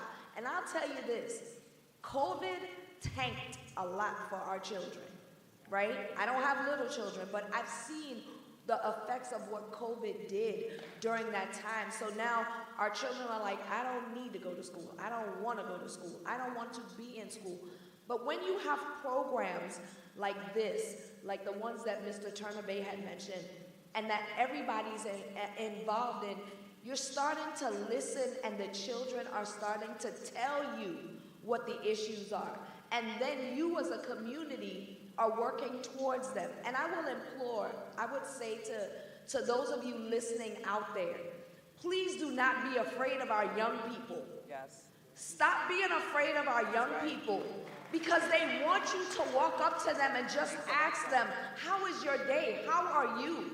I speak to children all the time. Some of them walk by me, but just have an engagement. And that engagement will help them to say, well, maybe adults aren't too bad. It's a great point. Thank you. Anyone else want to chime in on this? Go ahead. Me personally, I'm kind of like a free agent when it comes to dealing directly with the youth, and I partner with programs. I partner with my community's keeper that was formerly known as my brother's keeper, Robert Johnson, a great individual. So I look at whom the program is under, or who. With that, that's how I'm able to tell if I believe the program is effective. And also, Life Enhancement Services is a mental health organization. So with that being said, I don't believe like one program is great for all youth. So inside of that is like, we got to start building tool belts up. So we got to be able to identify what our youth are lacking inside of their tool belts, and we got to try to get them those tools. Yeah. Because all of them have been through different walks of life, different traumas, as she mentioned. And it's like, we got to, like she said, some don't want to go to school. So, all right, what are we going to do? Let's not force them in school. Let's find some trade programs, or if they could actually, alternative schools, or get packages and get their work from school. Because some of them, they smart. Like dealing with them, they are extremely smart. And Tupac Shakur said this a long time ago. He said, just because we're inside of the chaos, it doesn't mean we like it. We scared just like everybody else, but we just here, you know what I'm saying, doing the best things that we can to deal with it. So I like to really work with individuals one-on-one and not as a whole. Like, and I meet a lot of individuals from just speaking engagements like this. I might get a DM, I might get an email from a parent, a sibling, or a student themselves give me their phone number. And when you sit down and talk with them, the only thing they be missing really is love. And when you pour it into them, it's like the first 60 days, you cannot miss a phone call because they're looking for any excuse to prove to you that you don't really love them. Right. And you gotta it be in 1 o'clock in the morning, hello, what's up? They might want anything, or they might have got arrested, you come pick them up. And once you get through that first phase of they know that you're there for them, it's gonna be a little pushback because they're not used to it. And that's when you gotta get up on them. And my success rate is individually, like one of my young guys, he was on house arrest for attempted murder. Like they really couldn't do nothing with him because he was so young. But now he's in Howard University's doctor's program. Yeah, so it's just about actually like getting up on them and directly pouring that love into them. But there's no substitute for one-on-one with a lot of love. Mr. Huffington, I got a question for you in your favorite fourth grade class that you talked to. What comes up for them, for in those conversations about what they're, experiencing that relates to this topic? Primarily I'm there because the wrongful conviction angle, and they usually have already been talked to by somebody from New York's Innocence Project, and they're just the best audience. I don't even have to talk. It's total popcorn style. Like the minute I open my mouth, they already hit me with the next question. They're excited, they're eager. Their questions are well thought out, and they want to know. And their minds, they're very inquisitive about it. So, it's just an audience that soaks it up like a sponge. And my experience, even in the high schools, is the same way. As several of the panelists have pointed out, kids want to hear, and they want you to be engaged. They want you to talk to them like an equal. And I think if we can do that and just sit eye to eye with them, one of the biggest resources that I think we underutilize and it's prevalent in this room is our returning citizen population. When I was in living classrooms, half of my staff had that background. And because of that, they bring an element of respect as trusted advisors. And the kids respond to that and will listen. And the lived experience brings so much more meaning to the table in that message delivery. So I think, it's holistic. You need a holistic approach, because I also had a partnership with the Harvard Alumni Club of Washington, D.C. And that was great because then we have business mentors, we have educational mentors. But it does require that surround system and the commitment. Somebody said earlier about reentry not being a moment, a journey. And the same thing applies here. It's not a moment. You don't get to just go in, touch, and think, oh, I did my good deed. You have to establish the relationships, maintain the relationships. One of the best organizations I ever worked with was Thread, who just surround the kids and make sure they're going to school. They deal with the truancy and everything else. But there's, 4 or 5 volunteers assigned to that one individual to make sure I'm not sure success. if everyone here knows about the thread. Maybe can you say just a little bit more about, so every student, if they took the lowest, initially the lowest achieving students at Dunbar High School in Baltimore City, and surrounded each one of them with like 6 or 7 volunteers, and they were called the family, right? And you were one of those family members, right? At Thread, John, you were involved with Thread, right? No, just, You just I know was at about living it. classes. Oh, No, yeah, no. and they've had tremendous success, but you I was 50 by the time I got out of prison. No, but I didn't know if you were a volunteer for Oh, Thread. no. I just worked with But them. Thread is a super successful program, but it takes a lot to surround these young people. I've had friends who have volunteered. You know, they're picking these kids up, they're bringing them places, they're stepping in when family members can't, and it really has been an impressive.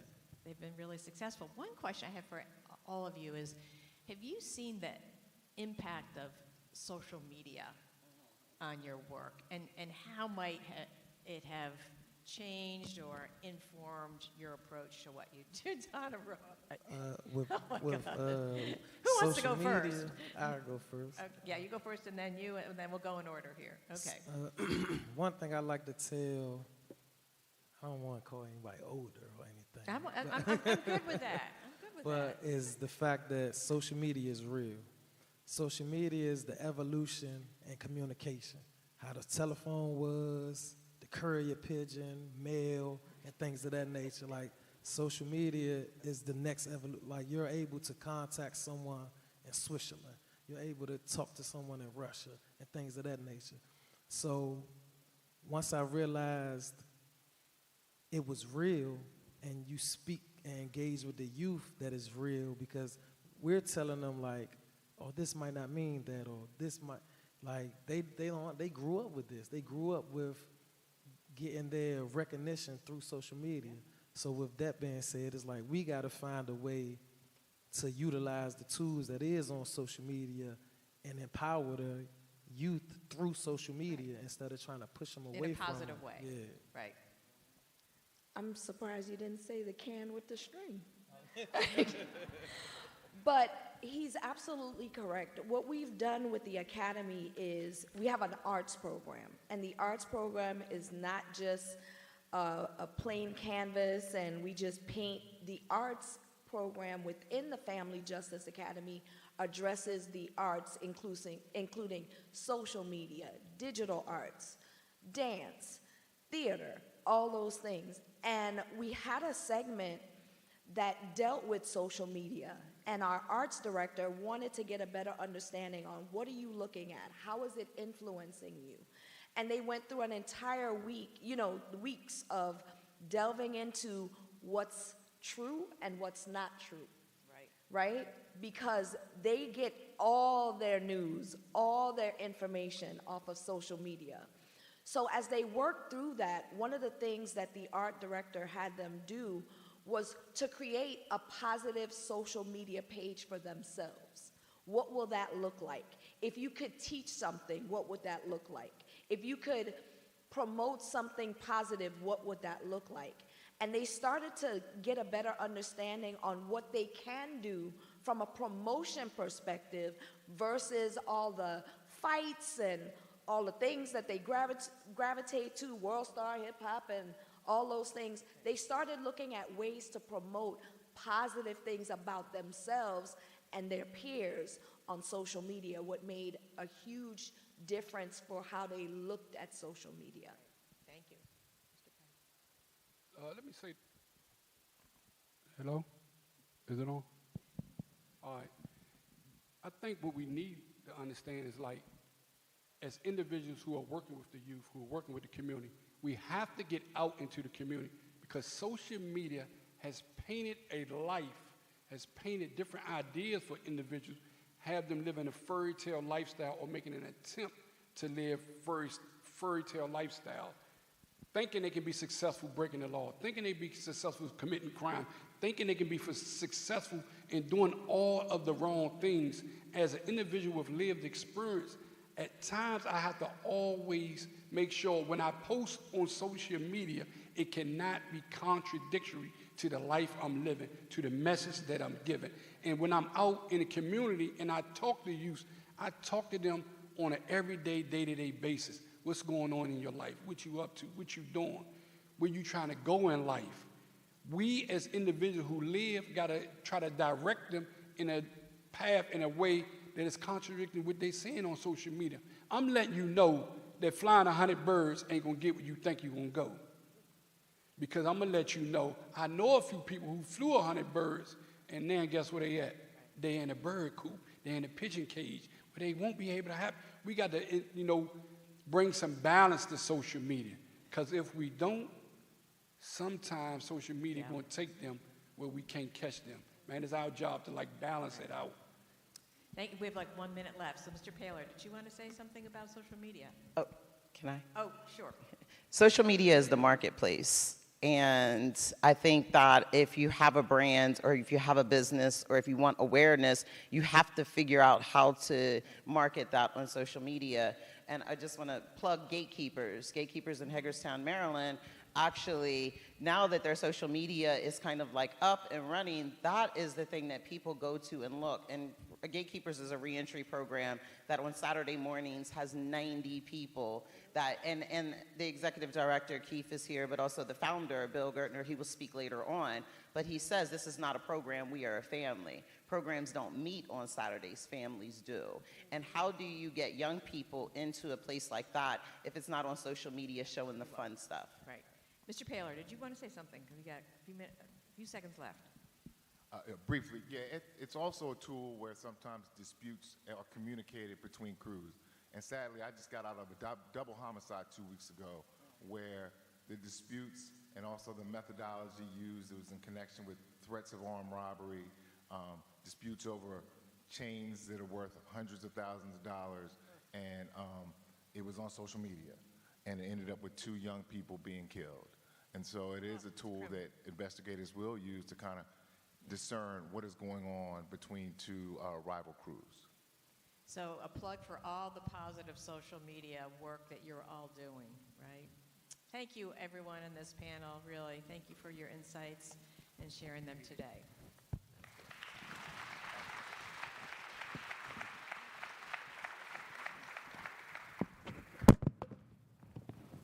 So let's give our wonderful Youth Prevention and Resources panel another round of applause.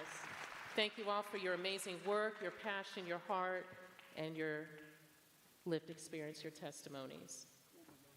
All right, so we know that everyone has been sitting for quite a bit, and so we are going to go into a 10-minute break. We're going to be back at 10:45 to start the Restorative Justice and Practices panel. So just a little bit of housekeeping. We will get started at 10:45, no delay.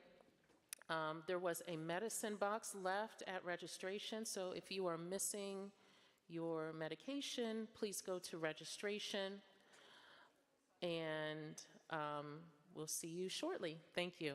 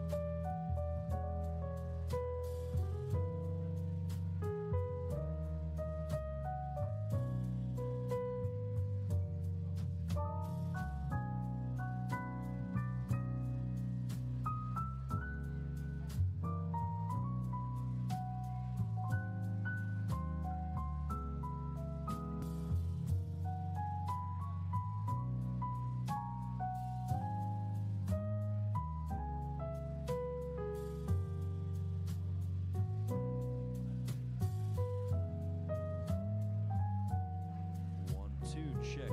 Test 1, 2.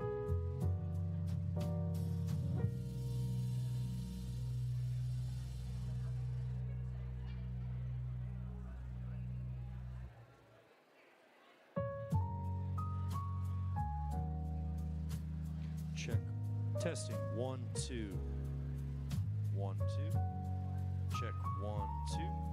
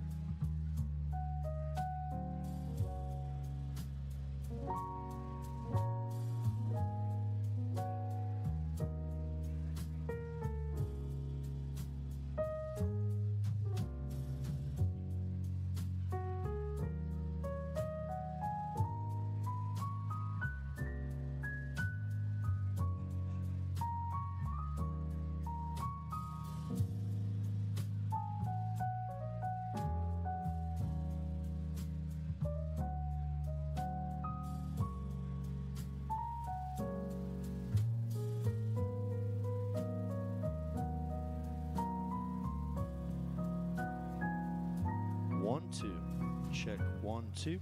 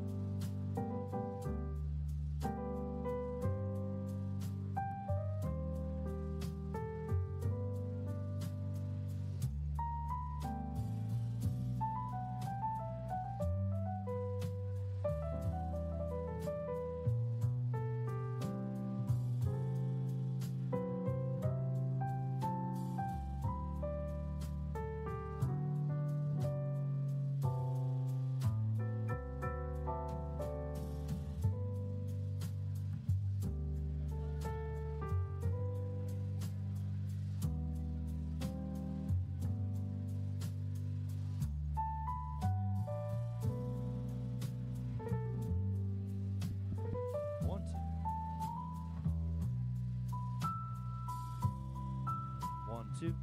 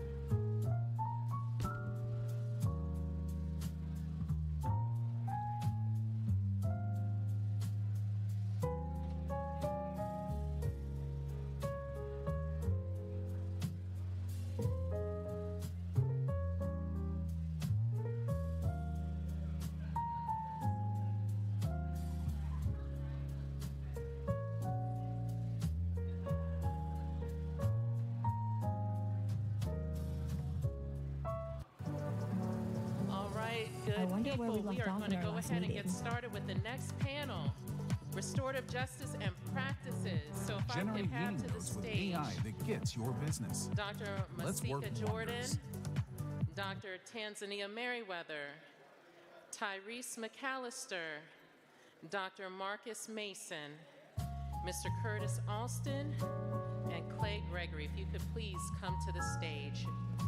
Don't rush, take your time. Okay. So this is the order. And Jeanette Graham as well.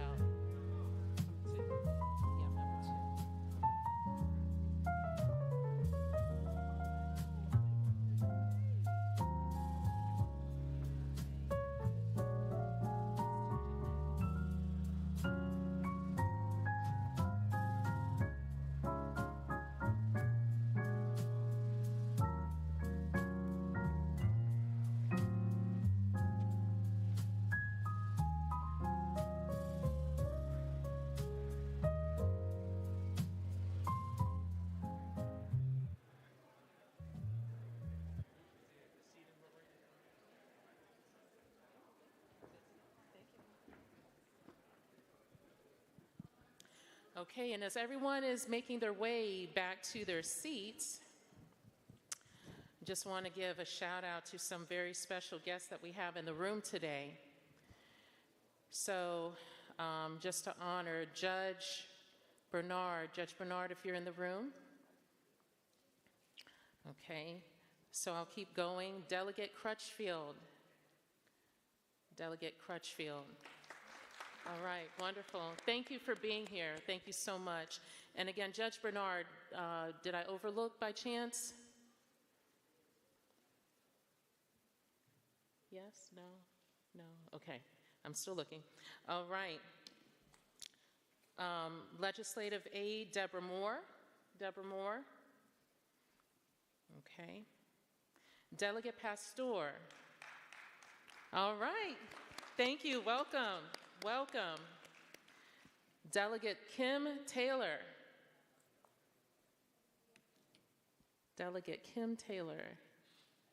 Okay, she must be outside, still in the lobby area. Make sure to honor her. Shantae Thompson of the NAACP Office, Chairwoman of Criminal Justice. Okay, Janae Traore, Office of Councilman Mark Conway. All right, thank you. Judge Diana Smith.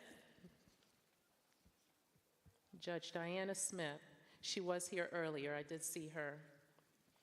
And last but certainly not least, Naomi Burrell, Director of Communications for the Office of Councilman Mark Conway, Baltimore City. All right, thank you. Thank you. Now, did I miss anyone? Speak now, forever hold your peace. It's not a marriage. Okay, great. So, and now I'll hand it over to Dr. Masika Jordan for the Restorative Justice and Practices panel. Thank y'all. Thank you. Can you all hear me? Can you hear me now? I feel like I'm in a Verizon commercial now. But good afternoon, everyone. Good morning, I think it's still. Good morning. My name is Dr. Masika Jordan Alston. I am an associate professor here at Bowie State University, as well as the CEO and founder of Jordan Peer Recovery. To date, we have trained over 3,600 peers nationwide, and 35% of them are justice impacted, meaning they used to be inside, they're outside, and they're helping people now. And it is a life legacy for me because I remember seeing my father in prison as a kid and seeing family members, including my brother, visiting them in prison, and I knew we could tell a different story if people had the right strategies and resources in place. As you're introducing yourselves, if you could give your name, what organization you're with, and what's your why. You heard my why, what's your why?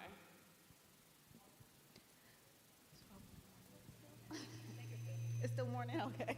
Good morning, everyone. I'm Jeanette Graham. I'm the Executive Director and founder of No Struggle, No Success.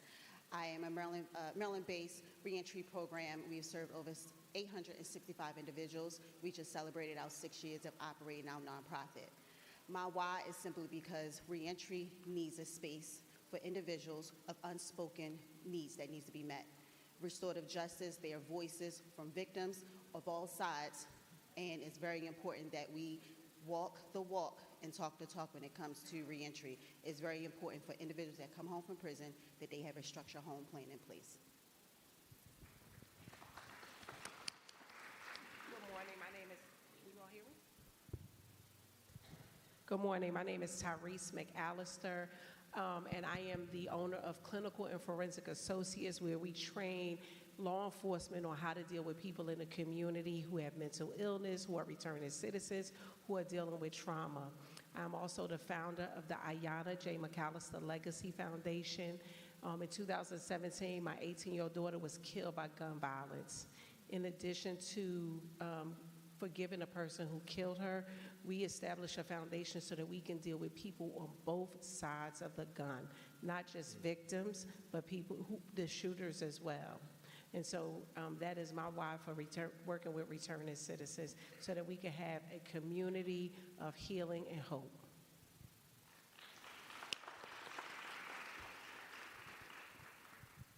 Good morning, everyone. My name is Dr. Tanzania Merriweather. I am the Chief Administrator with the Maryland Parole Commission.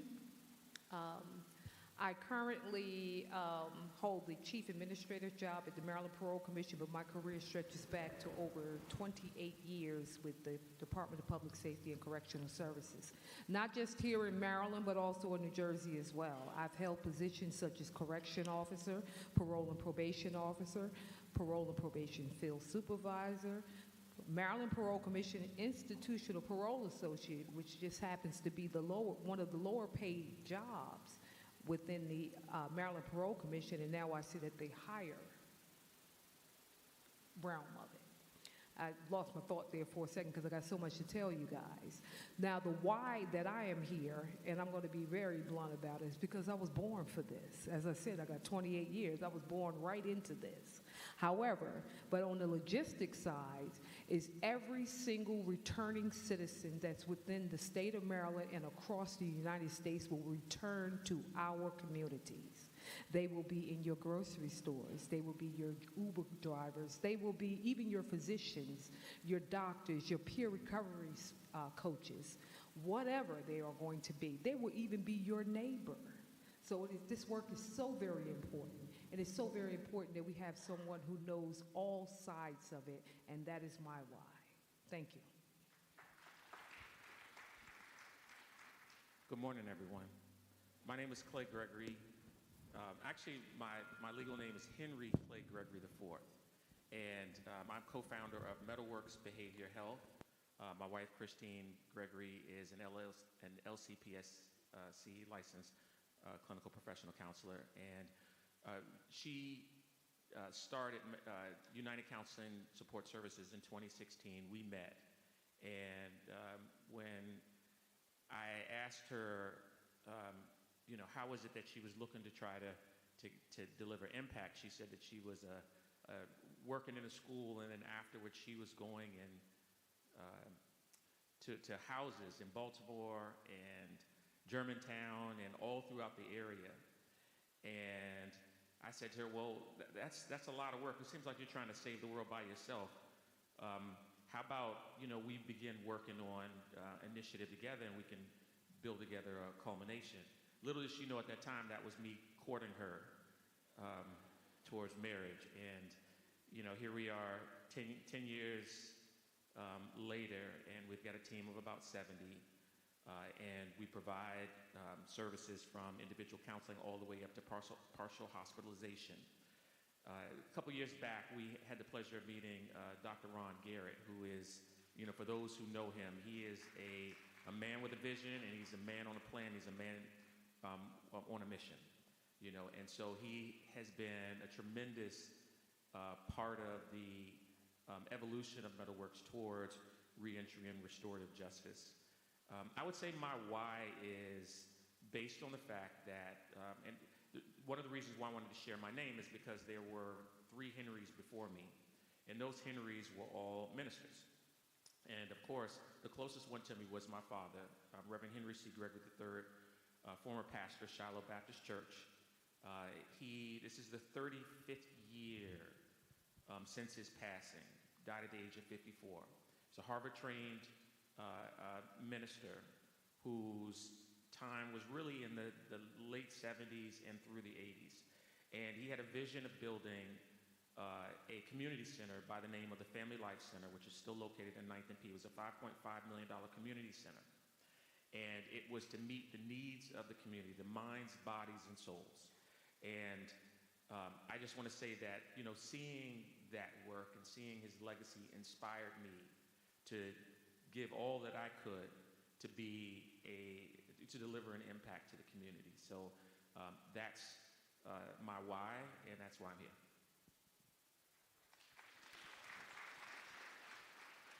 Good morning, everyone. My name is Curtis Austin. I'm a certified peer recovery specialist. I'm also the owner and founder of Triumphant Transition Solutions. I am also a member of the Lived Experience Council for DPSCS. I also sit on the Governor's Reentry Task Force.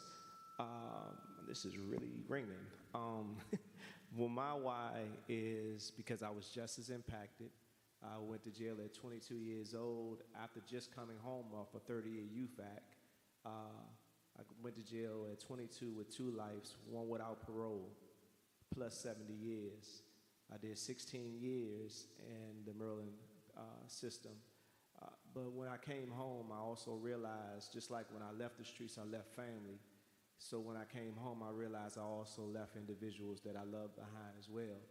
And because of that, my objective was to show the outstanding individuals that are behind the wall, to be an example for them that others can see that broken crowns still color. So I just desired to change the narrative, the thoughts, and the mindsets of individuals that you know that are incarcerated, because one thing that my goal is to show that individuals are really somebody and they have some value to them. And a lot of times we don't see that because of what we see in the news, but my why is just basically to show that there's still some good stuff behind the wall.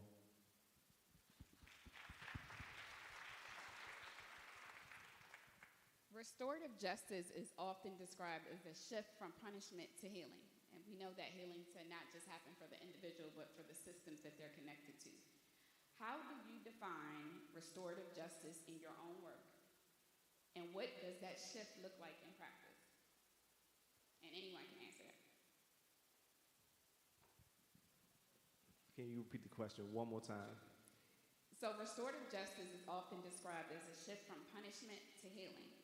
How do you define restorative justice in your own work, and what does that shift look like in practice?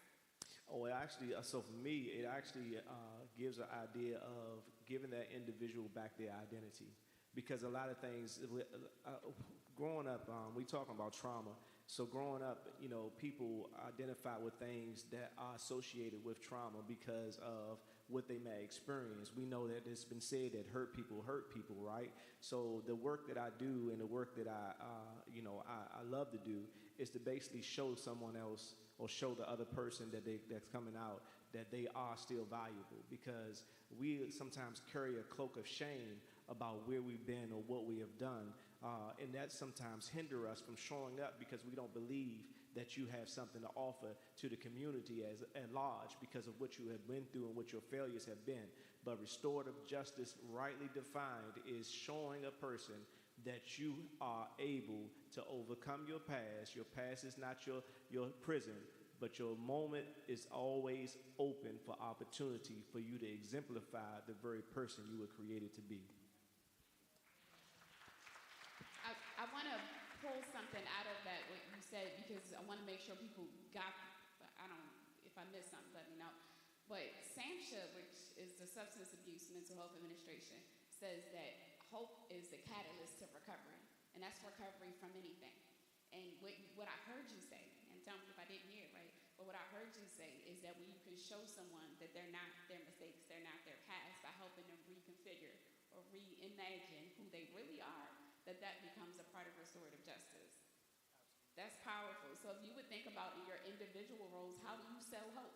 If you're going to sell a product, how do you sell hope? We have to sell hope. We have to sell hope to communities, to tell them people are coming home, and when they get here, there's hope that they can actually do something, and you can do something to better their futures. There's hope to the children. There's hope to be sold everywhere. We're going to be a restorative justice community at large. Thank you.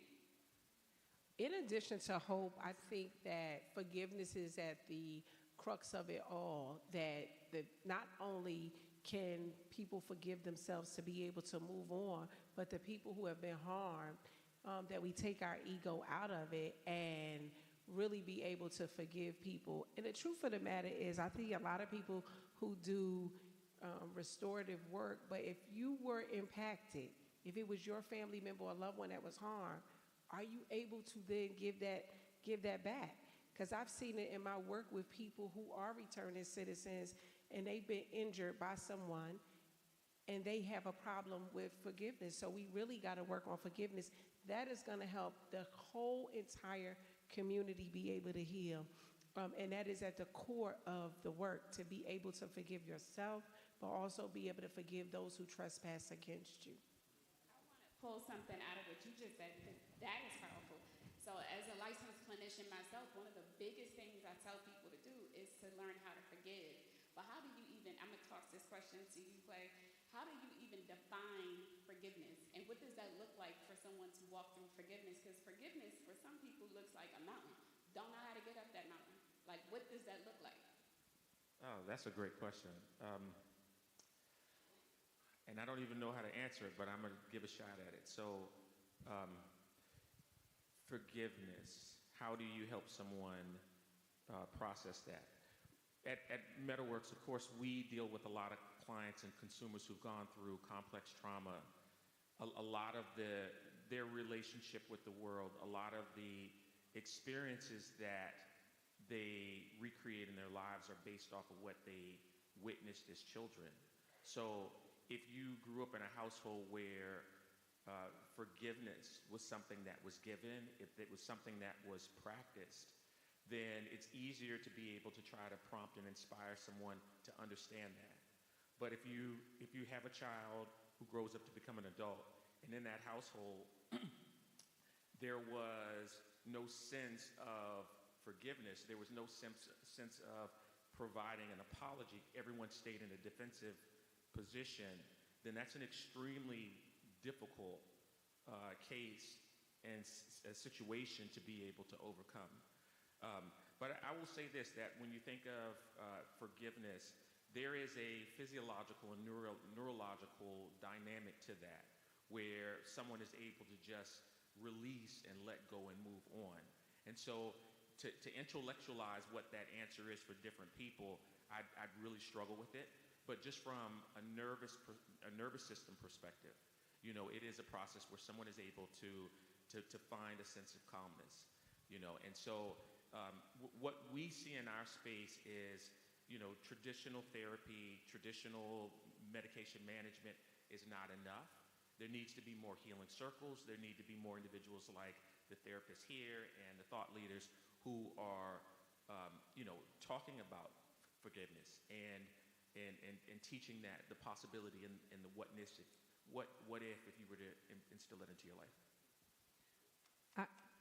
I would like to add to that. I mean, when we spoke of forgiveness, it brought me back to a few weeks ago when the Chairman Ernest E. Lee of the Maryland Parole Commission, we visited Atlanta, Georgia for the parole conference. And there was a panel that came in for victims. And in that panel was a victim. She had her brother had been murdered by a young man many, many years ago, and it kind of connects to the first panel that was here, juvenile. He was a juvenile when he murdered her brother, and she had completely forgiven him. The whole entire family had completely forgiven him, and they had showed up at parole hearings to advocate for this young man who was now out. Now, speaking on a personal note, I lost a brother. My brother was murdered in 2002. The young man who murdered my brother is currently still incarcerated because he murdered 6 other people in addition to my brother.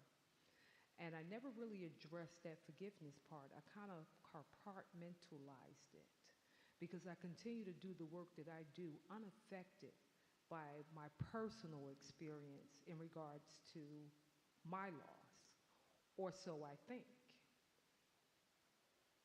I mean, my field of study is behavior science, forensic psychology. That's what I do, where the criminal justice system intersects with behavior science.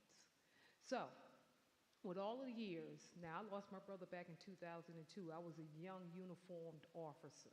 So I was on the beat. I was out there putting myself in harm's way when I lost my brother. I had no education at that point. I only had a bachelor's degree, and then I moved forward to complete my my undergrad, my other undergrad, and my graduate degree, just to understand why does these people do what they do? How do I process this grief? So in essence, what I did was I processed the grief and I turned it around for the betterment. So I feel that with a complete comprehensive look at restorative justice to include forgiveness on every side, that is how we reinform it. That is how we improve it. I think completely powerful. So one of the counseling strategies that I have used with people in the past comes from CBT, cognitive behavioral therapy. And if I could teach someone how to repurpose their pain, and so I ended up coming up with an equation, and it's pain plus practice plus passion equals purpose. Because you can ask somebody to forgive and forget, that's not going to happen. You can ask someone to forgive and release, but how do you release? You move it into purpose. And then you do the work, the counseling stuff. But you have to find something to put that into, and it sounds like that's what you did. I wanted to jump in. Can you all hear me? You want to switch and then I'll go. I want to just say that when I forgave the person who killed my daughter, I did it on national TV, and I got lots of calls. How can you do that? And you know, people thought it was a noble thing, but it was probably one of the most selfish things that I've ever done, because I knew that the forgiveness that I needed to give was for me and not for the person who killed my daughter. Now, they get to be a beneficiary of my forgiveness because I hold no issue with the person. But it is very selfish. And I want people to understand forgiveness doesn't mean it's okay what they did. It just means that I'm not going to hold on to it so that I can grow and be a better person. And the other things that I did is I wrote a children's book about homicide. So just like you said, I worked on it. I established a foundation with my husband to deal with gun violence in the Black community, and it can be done. And I had an opportunity, and I thank God for the opportunity, but in a private practice, having worked with 4 or 5 people on forgiveness. So by the time this happened to me, pretty much I was an expert on forgiveness. So I knew exactly what to do. And I want to share that with people because one of the things that hold people back, it doesn't have to be murder, but the one thing that really holds us back from really being our best selves is our inability to forgive. Forgive the traumas that happened to us. I worked in a jail for a while, and 90% of the women that I work with had experienced some trauma, but what they were also experiencing is unforgiveness and no grace for the people who gave them the trauma, right? And we don't know why people do what they do, and it doesn't mean that it's okay, but forgiveness is so freeing.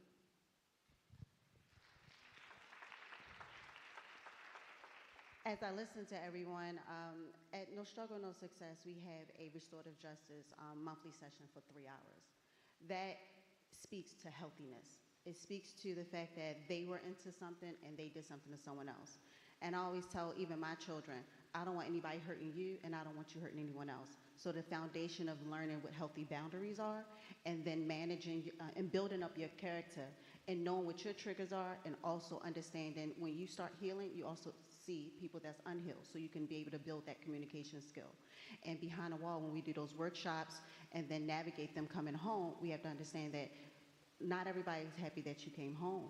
However, now that you're home and you've been granted the opportunity to come home through the parole board, any sentence modification, even served your time out, let's figure out a way to understand how to navigate through your adverse childhood experiences.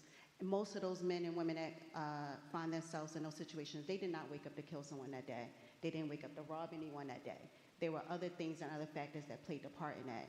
And so forgiveness, healing, and also having those healthy boundaries is very important. And listening to each other.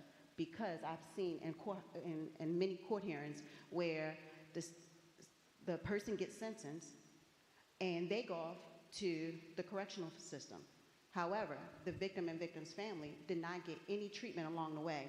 So after 20, 30 years that this person served, they still have that open wound, and those victims and those victims' families are screaming, not even understanding, hey, this person has changed, and it still impacts them and hurts them. They had to sit in that cell and think about what they did that day, how they did it, people, places, and things that took place as to why they found themselves in that situation and how they're never going to be in that situation again. So it's a pull in and pull out of trauma.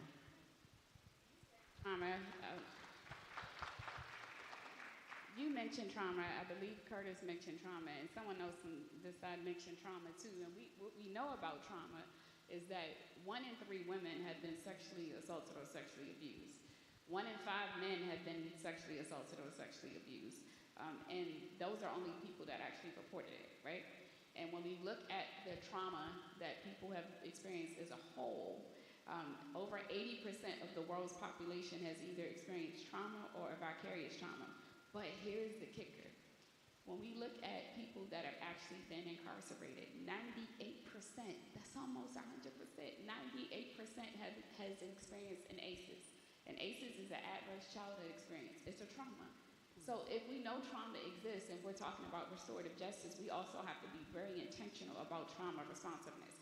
So my question is,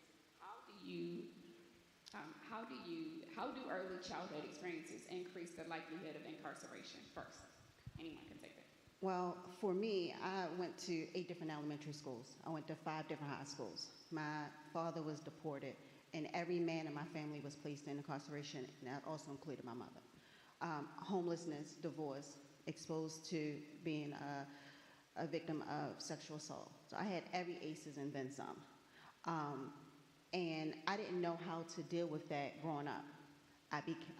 No one addressed those things inside the school, even in the religious and then in the community. Everything was whatever happened is the family secret. And so those things did put me into the juvenile system at one point. I will say as I knew that's not what I wanted. It was a Scared Straight program before Gay Street became, the YDC area. And so we went inside the prison, and there was a woman, she said, "You're too pretty to be in here with us." She said, "You need to figure out a way. Your family may not be who you need to be around. You may need to find someone outside of that." And so every employer that I had until this day, it was an office manager, it was an executive director, it was someone at a level that held on to me. And that started to begin that understanding what my trauma was and how to address that in clinical, and I had to do the work. If it was medication, if it was therapy, if it was self-care, I had to do it because it started showing in my children. It started showing in my relationships. And you start making bad decisions. And it does lead to that. Most of the guys and women that we work with, none of them, they are in a cage, unaddressed trauma, untrained conscious. And they don't know sometimes what's right and wrong simply because they've been away since they was 13, 14, 15 years old.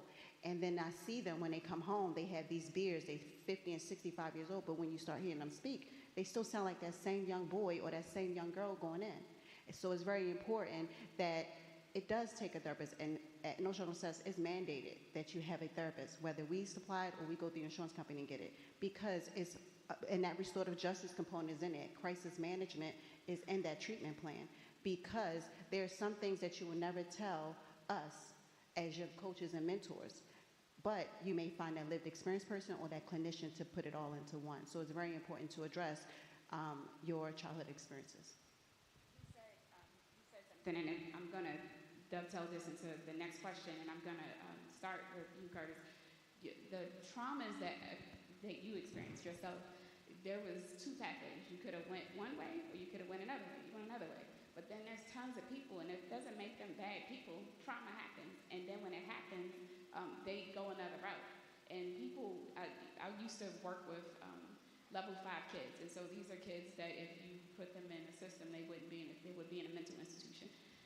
And one of the girls that I used to work with had been in 60 different foster care placements. 60.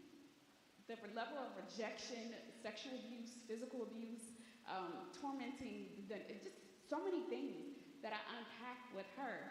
By the time we finished, and it took some years, so this is a chess game. Like, I got that, I'm borrowing that from my husband. This is a slow walk. You have to be patient with people in that therapeutic process. It's not something that happens overnight. I mean, miracles happen, but that's not typically what I expect. I expect people to process. But at the end of the day, she ended up coming out, and she's very successful in her industry. I won't give too many details because I'm going to respect confidentiality, but she's doing well. How do we get, and this is the question I'm asking you, you saw people when you were in for 16 years that experienced all types of trauma, and you saw some people come out and they never went back in because of trauma responsiveness and because of certified peer recovery work or peers that would be pre-certified, just, that brother-to-brother, sister-to-sister dynamic. Yeah, so first and foremost, I first had to recognize my own traumas and how it affected me. I recognized that my trauma was a direct attack against my identity. And because I identified with what was said about me, what was done to me, I began to react accordingly, right? I never really knew who I was. Like, the streets knew who Caesar was. The streets knew who Moon was. But Curtis never knew who Curtis was. So first, I realized, though, that it was a reason my pain really drew me directed me to that direction, and that's how I really ended up incarcerated, because I did not have the coping skills to make the right choices, to take the right paths. So once I got incarcerated, and I began to do the work, and God began to heal me, and God began to invent me, I should say, or rebuild me, and remind me that, yeah, I created you like this and not like that, right? So now I'm able to see things through a different lens. And as I begin to see it through a different lens, I realized that everybody had a story. That no one, again, it was said already, woke up and said, today I'm just going to kill somebody. Today I'm just going to rob somebody. Today I'm just going to rape somebody. Nobody woke up and just had that thought. Like that, it was a cycle that was actually perpetuated even before they even came to existence, that was maybe in their bloodline, maybe in their family, maybe in someone in their community that they came across. But what I saw is that individuals who made a decision, right, to take responsibility for their actions and desire and realize that this can't be life, that it got to be more, those were the individuals that said, okay, I can do this. And with individuals like myself who was already doing the work, right, then you start to build this camaraderie, You start to build this relationship where we start walking through the pain because you start telling me what you've been going through, and then I start telling you what I've been going through. And it's not an easy thing to be vulnerable in prison. But when you find a group of individuals that's real soldiers and that's real men and are able to look at each other and be able to say, like, man, you can do better than that. You can. I had this one kid. He got in the shower one day and we was talking, and as he was talking, he just kept cussing. He kept cussing. He kept cussing. So I said, man, because you learn skills, right? You learn skills as you begin to navigate. You start to learn skills. So he kept cussing. So I said to him, I said, man, you smart as I don't know what, man. I know you. I know that you just really smart. Your vocabulary is off the scale, man. And I know you got some adjectives that you could definitely describe some other stuff with, right? So he was like, nah, you right. But it's about the tactics. One guy, I wanted him to see who he was. He was addicted to dope. And of course, all that came by trauma. I spent 6 months playing Scrabble with this man every day just because I wanted him. I wanted him to see who he was. I wanted him to know that he could overcome. I wanted him to know the power that was inside of him. But I first had to make sure that he understood that I was there for him, not for anything else, but to be a friend to him. And that's how you start, as my friend said earlier, young E-Class. I met him in the penitentiary when he was 15. But that's how you begin to cause people to walk down the journey of recovery and change. Thank you for saying that. I think we look at trauma like it's a new thing. Like we now know what to call it. We have a diagnosis for it. We got some treatment for it. But trauma for us as a community is not new. What has lessened over time is the protective factors. Like molestation been happening. Teenage pregnancy been happening. People using some mood-altering chemicals been happening. Right? People growing up in homes where it was not a lot. Those things are not new, but what has changed in our community is our protective factors and us really not knowing who we are. And it's perpetuated in us not knowing who we are, sometimes through the music and what we watch on TV, what we see on the internet, and also not having the generational support, because now, if you're 18 and you have a baby, there's a system that says, oh, you can live by yourself. You don't have to live with your mother. You don't have to listen, and it takes them away. And so we just have a different environment. But if we get back to, there's a neighbor that watches us when your mother's not home and tells on you and takes care of you and looks out for you. Now, the communities today, the neighbor won't even say nothing to you or your kids. They just let them run amok. And we got to get back to those protective factors, because those are the things that insulated us back in the day, because trauma ain't new. It's not new. Thank you. Dr. Merriweather, I'm going to ask this question of you because your background in forensic psychology. What are the signs, and I think it's important to capture this because it's along that thread of trauma, right? What are the signs of untreated trauma that often get misinterpreted as defiance or aggression? Oh, thank you for that question. Now, although my field is forensic psychology and I study it and I love it, I'm also a leader, so I supervise quite a few people. A lot of trauma that comes out that I have noticed in my personal life and in my professional life is that it comes out in cultural misunderstandings. A lot of people may take it as, oh, well, this is just my culture, not even understanding that that is not your culture. That is the trauma that has been passed down from generation to generation that you have no idea that you're suffering from. So how we combat that is we have to make sure that we're able to identify it. You may have someone who speaks a lot with their hands. And just as Curtis said, the guy who kept cussing like a sailor, or like I say, a merchant. That is in the culture. That was probably a part of his trauma. He was probably raised in a household where his mother and father, if the father was still there, cussed him out completely. So that's all he knew. And that is, ladies and gentlemen, trauma. So how does it come out, and how is it untreated, and how does it become misunderstood? As I said, a lot of it is now being associated with cultural differences. If you go into our correctional facilities in Western Maryland, about 2 years ago, I was a correctional case manager up the mountain. I like to call it up the mountain because I'm from West Virginia, and I'm up the mountain. I'm down here now, but I'm up the mountain. That's home. And I could remember our COs from our African brothers and sisters. And I could see that I would go down on the tiers to see my guys and gals down on the tiers. And I would hear the COs screaming at the top of their lungs. Meanwhile, the incarcerated individual is standing there with a puzzled look. He can't understand what's being said, but what's happening is the volume of the CO is getting higher and higher and higher and higher, because he doesn't understand that the incarcerated individual doesn't understand him. Now, where I'm going with that, I know y'all thinking, where's she going with that? I see this guy right here frowning. Where I'm going with that is that our misunderstood trauma is just that, misunderstood. So it becomes misunderstood in communication. So that's why, did I get you back? I got you back, I got you. So that's where a lot of the cultural, I find that is the highest number of misunderstanding in trauma.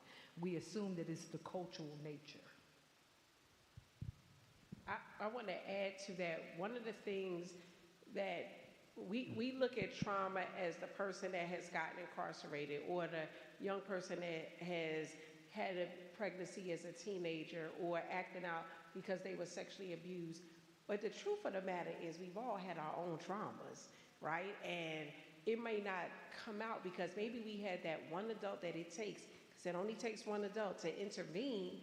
We had that one adult that sent us in a different trajectory. But it doesn't mean we're not acting out on those traumas, because that might be why I can't have a decent, healthy relationship, right? That might be why I just don't like other women, right? Because of my own stuff, or that I'm constantly having to move from, I'm not getting fired, but I can't stay on the job because they start getting on my nerves because I haven't addressed the stuff. So sometimes we only look at trauma as those things that people would go to therapy for, or we look at them judgmentally, that they need an intervention. But the truth of the matter is that many of us have unaddressed traumatic experiences that come out in our everyday life, but we normalize it. It looks like overeating, it looks like drinking, it looks like shopping and not paying bills on. I mean, trauma affects many of us. Yes, right. So there is a psychiatrist who wrote a book on trauma, Dr. Paul Conti. And in his book, he says that trauma is, it moves through society like an epidemic. And when I read that, like it something just, a light bulb went in my head, just in understanding that trauma is more than just the way in which we view it as these painful experiences that we've had in our lives that have shaped us into what we are and what we are to become. But it is the part of us that our ancient ancestors used to navigate the savanna and the frozen tundra. Because if all of us were a tribe and we lived on the east side of the savanna, and in the springtime we would move to the west side of the savanna for food, and one of us, while crossing the river, got snatched up by an alligator, then we would remember that, and we would be traumatized by that event. And not only would we be traumatized, but it would be stored in our memory bank, right? So even if we didn't come past that part of the river, but we came past that part of the river 30 years later, there would be a memory stored there that would let our nervous system know that there's danger there. So, oftentimes when you walk around, downtown DC or any urban center and you see that guy, and the perception is that he lives really, really bad because, he's got an odor and he's looks like he hasn't had a shower or changed those clothes in years, right? And you can see he's dealing with a significant substance use disorder. And you look at him and you say, man, he's doing bad. What I see is a tremendous survivor, because we don't know what the backdrop of his story is. And if you think about this building that we're in and the world that we live in, is all built off of the innovation from these traumas that we've had. So, on one level, where I'm going with this is we can't exclusively look at, trauma from that sense of the psychological and sociological definition, that it is just something that is just, a tragedy that happens to a person that they just must overcome. We have to, look at it from a little bit of that social scientist perspective. Another thing that happens, and I'll just make this last part brief, is oftentimes as a society, right, we address problems for today. So what this conference is, and if you look across the landscape of thought leaders that are trying to solve this problem, we're solving today's problems. But here's the thing, by the time those solutions come to the market, it's moved on, right? Same thing with parenting. We're parenting our children on our own personal traumas, experiences, where our parents failed us, right? But we're parenting them based off of what it was like when we were growing up, not realizing what the future is. So I think to address and to meet what the need is, we have to think outside of the box. We have to look at technology. We have to look at media. We have to look at different views of the problem and come up with new solutions. Thank you. I'm going to ask this last question because I think we're bringing this plane in for a landing. So if you would give a brief and kind of concise response to this, but I would like to hear from each of you. Looking to the future, what innovations or next steps do you think are needed to expand restorative justice practices more boldly, broadly, and sustainably? So what I think that as we step into restorative justice and really bridge those gaps there, it's very important that we have everyone in the room. There's many expertise from a holistic standpoint and evidence-based. And I think having the fact that there are components of forgiveness, healthiness, and then bringing it full circle, we need to make sure that judges are in a room, prosecutors are in a room, probation agents in a room. I had a JRA case. The transcript said that he laughed on the sentencing. And when he was released on JRA, he was crying. A day later, he reported to the PO, and he had that nervous, because this is the way how he responds to things. He was laughing while she was talking, or had this mischievous smile. It was just how he took care of things. But she immediately said, I don't even know why the judge let you out. And he immediately called me triggered. He's saying, I did all this work, I wrote all these books, I'm doing exactly what I'm supposed to. I think if we all get that training of restorative justice, we can implement it inside reentry home plans and also inside those ones that actually have the senior level work. Can you repeat the question? As we look towards the future, what innovations or next steps do you think are needed to expand restorative justice practices? Well, right now, I think the one thing that we need to look to, or we need not look to, but starting today, is we need to raise money for restorative justice programs, because these programs are being cut.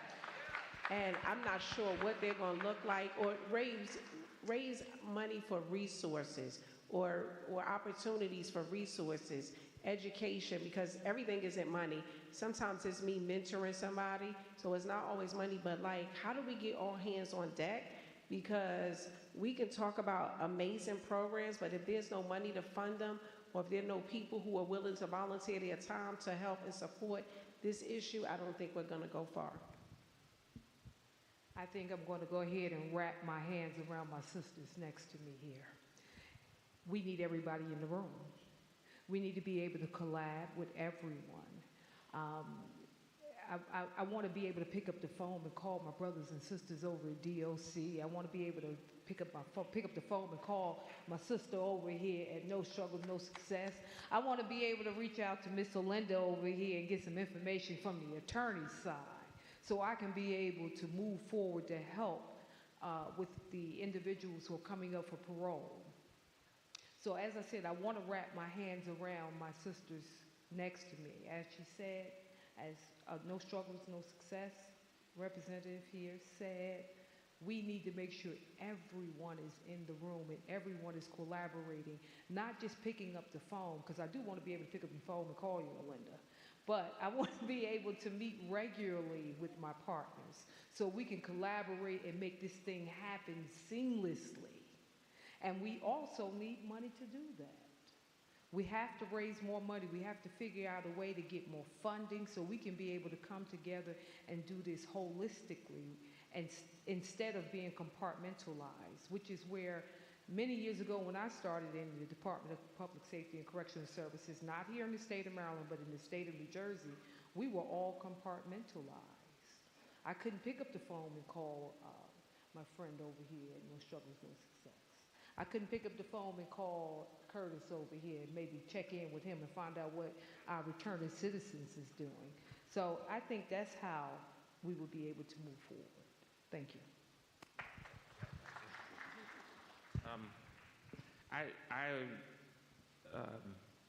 I stand behind every answer that they gave. I really can't add much more than what they gave.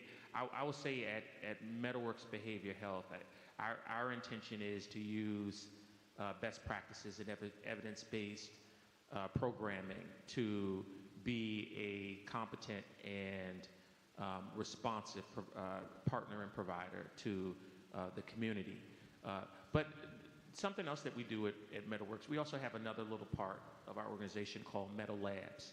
And it's there where Christine allows for, my wife, and serves as our CEO, allows for myself and a few other members of the organization to, it's almost like a little Montessori space where we have a little budget where we can explore and develop technologies. We can look at media content, working with influencers. We can look at innovation, innovative ways to be able to dream up what future solutions can look like. You think of, in just the economy, they have simple computers that can review hundreds of companies, their balance statements, and within a matter of moments, make a decision on which is the best investment to buy.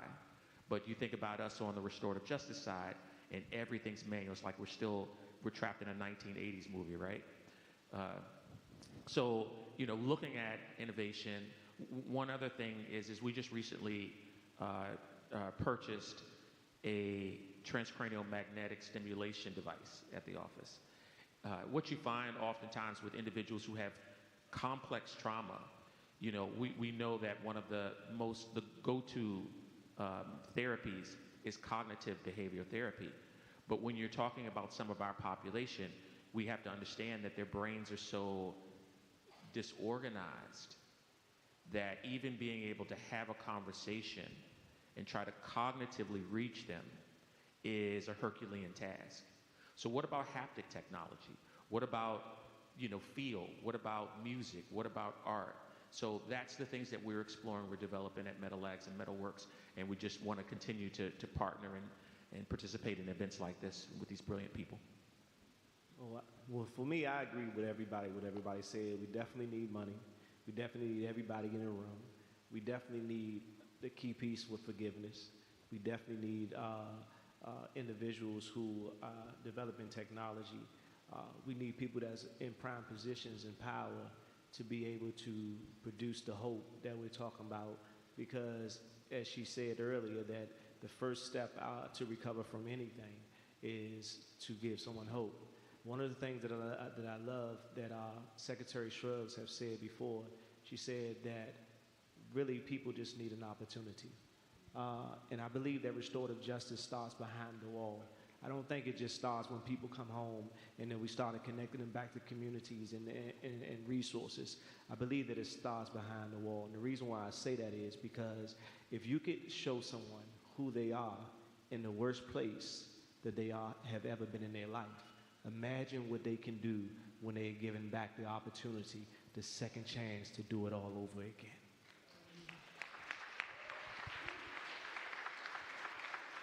Give this panel a round of applause. We thank you for your attention today. Thank you.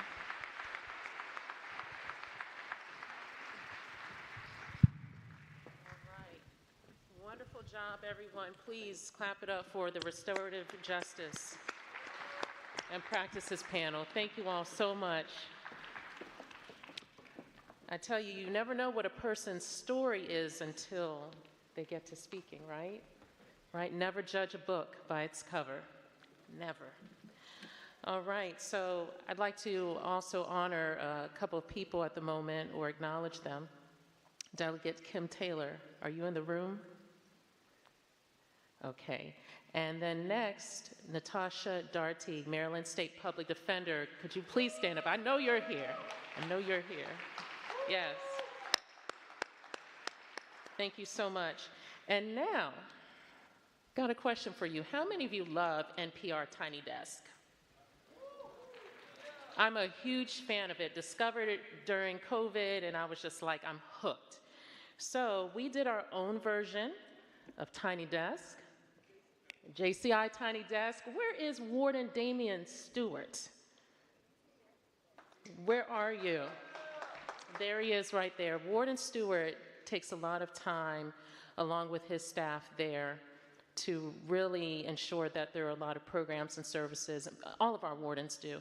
And in particular, Warden Stewart, we collaborated, and it was a few of us here in this room that collaborated, and we said, we've got some amazing bands at JCI, and what would it be like if we did a Tiny Desk? So this is our version of it. I hope you like it.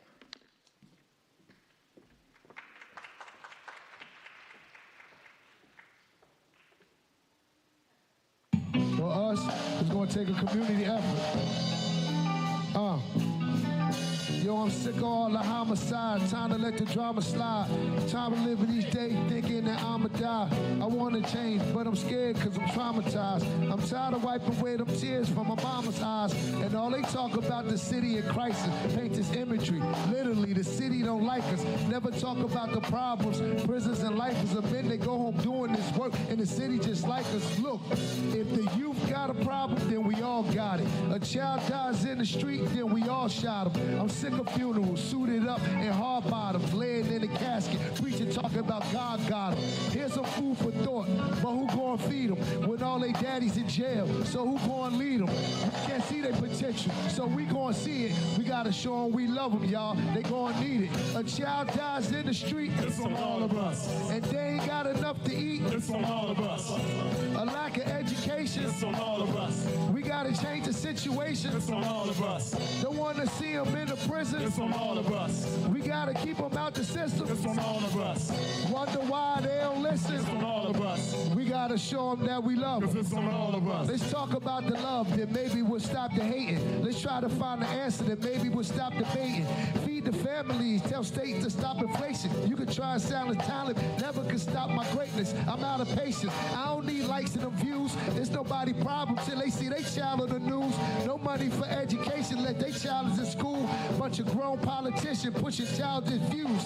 Let's talk about be more, the water and the land. They try, make it seem like it's all up in your head. Got you sleeping with the enemy, all up in your bed. I won't stop talking about it till all of it is said. If I put my hands up, will they put them guns down? If I try and stand up, will they try and run down? Now, 20 caskets to everyone down. I spit intelligence because our music dumbed down. A child dies in the street, it's on all of us. And they ain't got enough to eat, cause it's on all of us. We got a lack of education, it's on all of us. We gotta change the situation, it's on all of us. Don't wanna see them in the system, it's on all of us. We gotta keep them out of prison, it's on all of us.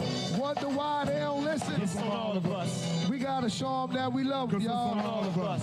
Look, we know what's going on out there because we was part of the problem. We was was caught up in the violence and the drugs and disgracing our community and not listening to our elders. But now we try to be part of the solution. And we're going to need y'all help in doing that. So when I say who is on, I want y'all to say it's on all of us. Who is on? It's on all of us. And it's a blessing to see people. Yeah. Get their hands up to the sky still. Come on. 'Cause I don't see what the same people. Life would be so real. Oh man, how would it be? So real. Come on. Said I'm amazed by all your strength. I am. And I pray that you come through. Yeah. So I take the time to stop the moment and show my gratitude. You are put your eyes in the air with you. I see what you're doing, yeah, I see what you're going through. So put your lights in the air with you, baby, you're beautiful. You're beautiful. So put your lights in the air for love. Everybody sing together, sing a new song. Put your lights in the air for church, baby, you're beautiful. You're beautiful. You're beautiful. See, many minds just have seen it. Yeah, yeah. And many stars have fallen down. Come on. So I kindly ask this blessing that you hold me up high. See, I'm amazed by all your strength. I am. Oh man, you're tired. And I pray that you come through. Yeah. So I stop the time and stop the moment and show my gratitude. Hey, hey, hey. Put your lights in the air. I see what you're doing, yeah, I see what you're going through. Put your lights in the air, but you're beautiful. You're beautiful. Hey, so put your lights in the air for love. Everybody sing together, sing a new song. So put your lights in the air, but you're beautiful. You're beautiful. I never imagined loving you the way I do. Because of your love for me, you showed me that love could be true. You opened my eyes, Lord, to divine possibilities. My life is now yours, Lord, from now to eternity. Lord, because you love me, I finally know what love is. All because you love me. My life is not the same, Lord, because you love me. I now have love to give. I'll be a living sacrifice because you love me. You commanded your life to save and set us free, knowing what it would cost you. You made for me. Nails in your hands, nails in your feet, pierced in your side. Willing to endure this punishment, you did the same, my life. Lord, because you love me, I finally know what love is. Lord, because you love me, my life is not the same. Lord, because you love me.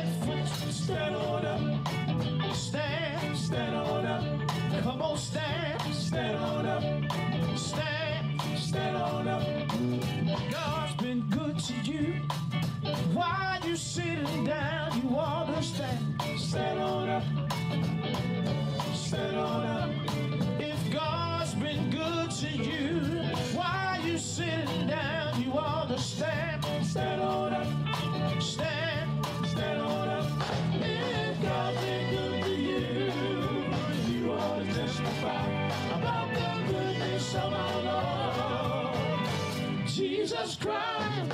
Come on, stand on up. Come on, stand on up. Come on, stand on up.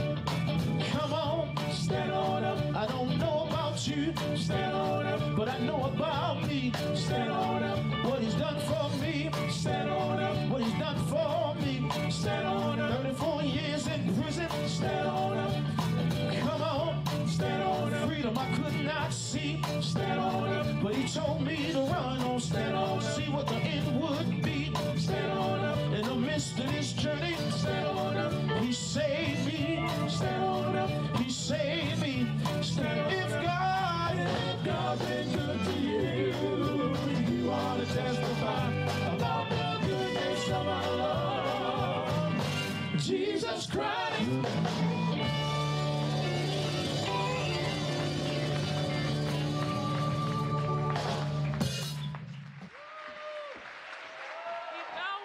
Keep it coming, yes. Yes, now I need all of you to stand on up. Right now, stand up where you are. Where you are, keep clapping. Keep clapping. If that doesn't inspire you, I don't know what else will, right? And what do I mean by that inspiration? Don't sit down yet, because we've been sitting all day. Okay, y'all been in traffic and all that good stuff. Listen, each and every one of us have to take a stand in order to help each and every person behind those walls. In addition to that, those that are coming home, those that are home, those on supervision, right? Those that have been back in the community, no longer on supervision, but they still need direction. As Secretary Scruggs mentioned earlier, over 17,000 people incarcerated in Maryland state prisons, right? Now, we still got what another 43,000, give or take, on community supervision? That's a lot of people. Math was not my best subject, so somebody do the addition for me here, okay? That's a lot of people. 60,000, thank you, Alonzo, appreciate it. Yes. So, about how many people registered for this conference? 650? Some couldn't show up today, and I get it, totally get it. So it takes each and every one of us to be a part of this process. There's no excuse at this point. No excuse. From everyone working in law enforcement and public safety, community-based organizations, those that have come home, right?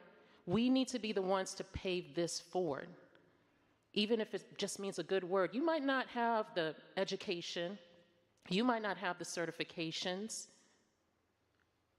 but if you have a heart for service, that's the first place to start. So with that being said, to all of our folks watching from behind the walls, thank you. If you could see this audience right now standing up for you and your families and your loved ones. So we just need you to persevere. Thank you all. Please be seated. All right, so next I'd like to bring up to the stage Mr. Keenan Benjamin, CEO of Maryland Information Network 211 Maryland. Please clap it up for him.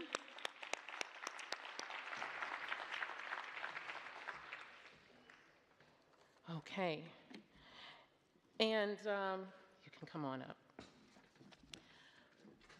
So last year, we announced our partnership with 211 Maryland Information Network.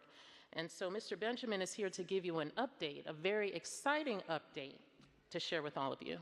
Thank you so much. Appreciate it. Good afternoon, everyone. Oh, we're still morning? Still morning. That photo is about 3 fiscal years ago, but glad to be here. Thank you for inviting me to speak, and also very excited to share the update that we have. And before I get into that, I've been sitting in the audience. I've heard words of service and forgiveness and trauma and how we might be more informed and supporting one another. And I think it's really impactful very impactful communication that we are having and very critical topics and how we support one another in this day and age. Our organization, the Maryland Information Network, is an organization that is steadily growing and advancing in how it can better support the community and how it can support the needs that folk have on an everyday basis.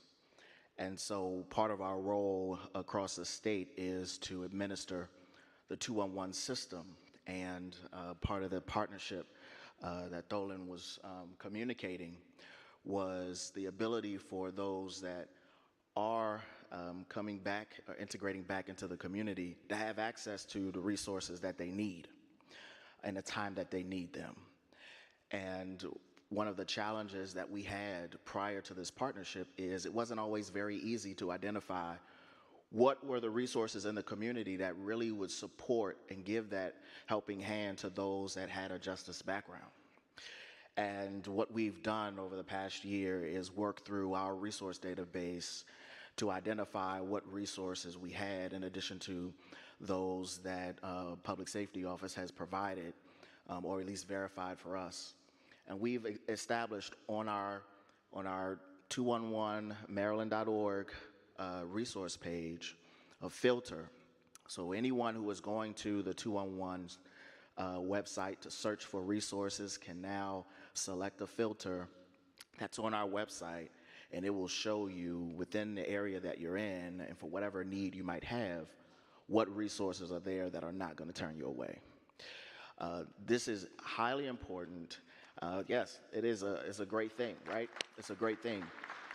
We are going to continue in this partnership, ensuring that we are making the services that we have, the things that we have control over, more accessible to the various Marylanders and the things that are needed.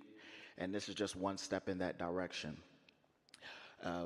You know, the work that we do is not something that the state funds, even though we're a state legislated organization. And so, you know, it is partnerships like this that help us sustain the work that we do. And so we want to continue and advancing this partnership. I mean, we've talked about establishing specific websites that would support reentry population in other areas of public safety. And so we just want to continue in that vein. But here is a first step in the right direction. And I just appreciate the opportunity to just share what we have been able to accomplish and welcome any other feedback. You can visit the website, search.211md.org, and take a look at the filter. Thank you.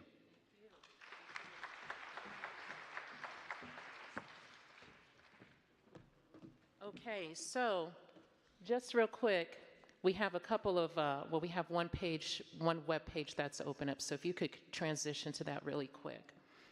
It's in the Chrome browser.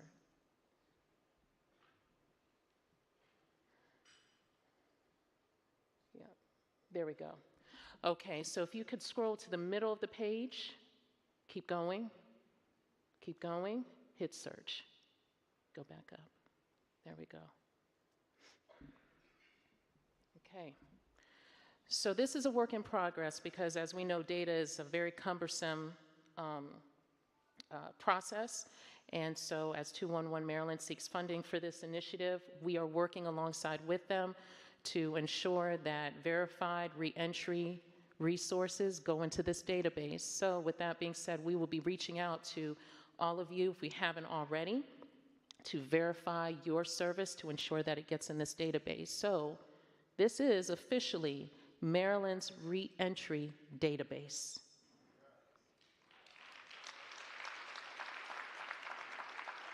So with that being said, 211 Maryland, thank you so much for your partnership in this area. Thank you. And now, I'd like to introduce our next, it's actually a brief discussion here on funding. So I'd like to bring to the stage Brandy Kahn and Jed Oppenheim.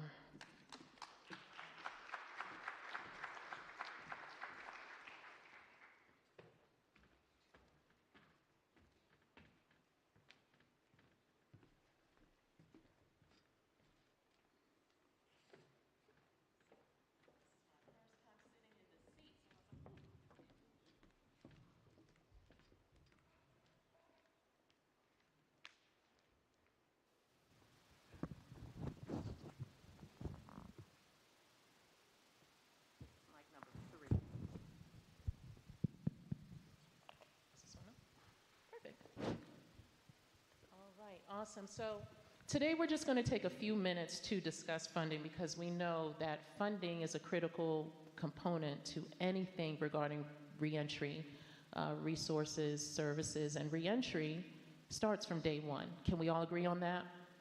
Starts from day one. Day one could be at arrest, right?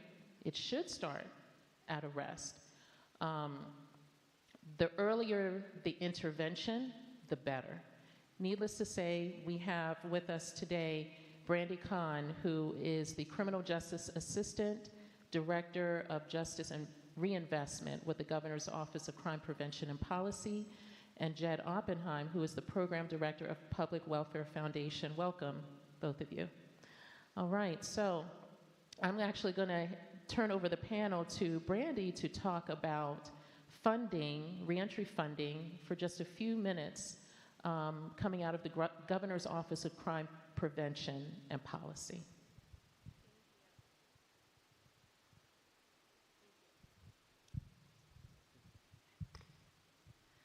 Hello. Okay. Thank you. Thank you so much for having me here today. Good afternoon, everyone. It's finally afternoon. For those that may not be familiar with GoCap, we provide access to both federal and state funding to support a wide range of public safety initiatives. So in addition to grant making, we also offer technical assistance and research support to help communities implement effective evidence-based strategies. But as it relates to today's discussion, I'm here to talk about the Performance Incentive Grant Fund, or PIGIF, which is a multi-million-dollar grant fund generated out of the cost savings of the Justice Reinvestment Act. The funding is centered on safely reducing Maryland's prison population by incorporating evidence-based strategies, improving reentry outcomes, and establishing connections to community treatment. And I think there's a slide, but eligible organizations are Maryland state agencies, local government organizations, and community-based nonprofits. And as you can see here, the goals outlined in PIGIF, applicants will need to focus on one of these goals in order to be considered for funding. So funding can support reentry programming, behavioral health programming, victim services, alternatives to incarceration, and pretrial programming. Category A and B funding are pretty similar with one caveat. The state funding is eligible for any kind of educational programming that can go to key decision makers and that affect case outcomes. Funding can be used to support personnel, prorated operating expenses, so rent and utilities, travel cost, equipment, contractual services, things like that. And to be a little bit more specific and provide some examples of what each initiative can cover, reentry funding can be used to support things like workforce development and work release programming, reentry housing, educational programs, any kind of support for reentry coordinator positions, program manager positions, things like that. Behavioral health initiative can support substance use treatment programming, mental health programming. The victim service goal can support things like restitution enhancement.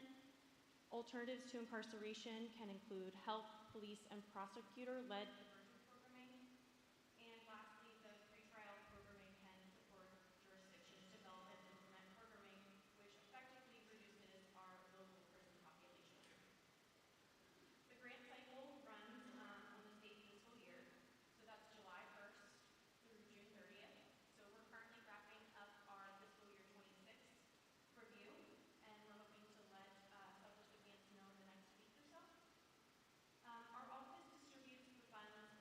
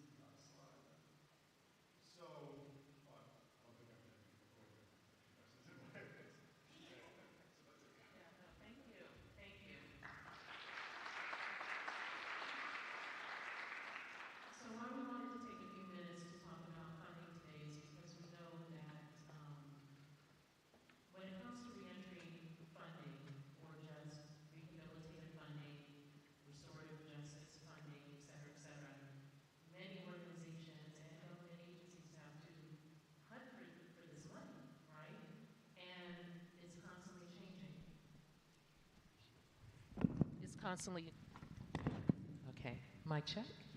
All right. And so it's constantly changing. And a couple of things that, I took away from listening to both Brandy and Jed is that, collaboration is key, right?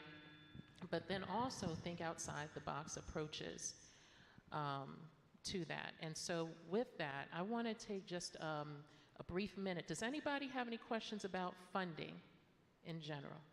Yes. Tim's coming to you. Get those steps in. Thank you. So part of what you shared with us today, I've heard bits and pieces of it. So I'm not sure of what that form was actually saying. So if you can share bits and pieces of that. Also, sir, you spoke of the 3C3 work that you do, and you don't involve yourself in the legislation. So my questions are, and I think I heard you, ma'am, say something about grant writing. So I want to be really clear of how I can apply that money. Thank you. Yeah, sure. So as long as you're an established nonprofit, eligible to apply, and I'd be happy to share my contact information. Like I said, it runs on the state fiscal year, so it won't be open again until next spring, early spring, March. March. Starts July 1st, yep, runs on the state fiscal year. And my contact information was up there. And I'm happy to share a card too. We'll share the contact information. Absolutely. No worries. I think you have my email too, so yeah, we're good. We're good. Yeah, no, thank you. That's a great question, and I meant to talk a little bit more about our funding cycle at the very end here. So a lot of it is about building relationships, both with me and with the organization. My information is there. We are small drops of like the actual funding. We are not a massive funder. We are not the Ford Foundation, the Kellogg Foundation, various other folks. What we really try to do is catalyze folks through our grants initiatives. Most of our grants are probably between $100,000 and $200,000 a year, which is enough to really get somebody going in terms of doing the advocacy work, do the public education, some of the organizing work, but it's not game-changing types of funds, which is why we are constantly working with other funders, private funders, government funders, et cetera, to kind of build the ecosystem. We do have, on most years, not this particular fiscal year, on most years we also have an open LOI on our website, which is just publicwelfare.org, and our new fiscal year starts October 1st. We don't have like a rolling cycle where it's only April 1st and October 1st. We're making grants throughout the year. It's just that our new fiscal year starts October 1st. So hopefully in the new fiscal year, we'll have opportunities on our website where anybody could go on there. There'll be information about, does this align with our work? Have you, checked whatever boxes you need to do so? But since you're in Maryland and this is one of the jurisdictions that we fund, I would suggest directly reaching out to me and we'll have a conversation. I can never guarantee funding, even for the folks who we've renewed multiple times. I tell them I can't even guarantee you the next renewal. It's that constant iterative process. We're new in Maryland. We're really trying to learn from the community, and so any conversation is a helpful conversation. So it's a great question. Thanks. Thank you. And just to wrap up this discussion, there's really no one-size-fits-all when it comes to reentry funding, right? So as all of you continue to network throughout the day, keep in mind that, if somebody is providing housing or substance use or restorative justice, whatever, how can you come together to create a program that can get funded by different types of state agencies or government agencies and different types of foundations? So with that being said, we know that's a very long, robust conversation, but at least wanted to touch on it today at the conference. So thank you all for your time. Brandy and Jed, appreciate everything that you do for our communities. Likewise.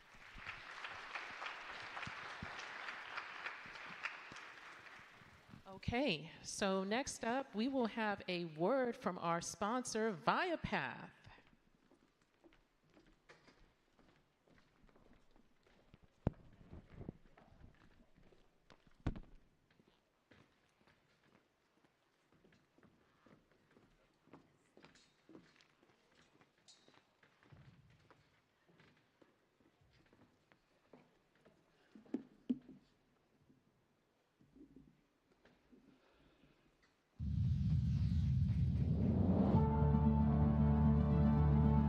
When my mom went to prison, I very quickly spiraled.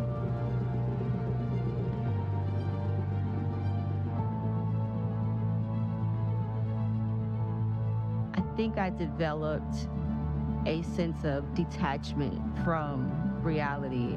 That was my coping mechanism. I can detach. It really tore me apart from the inside out.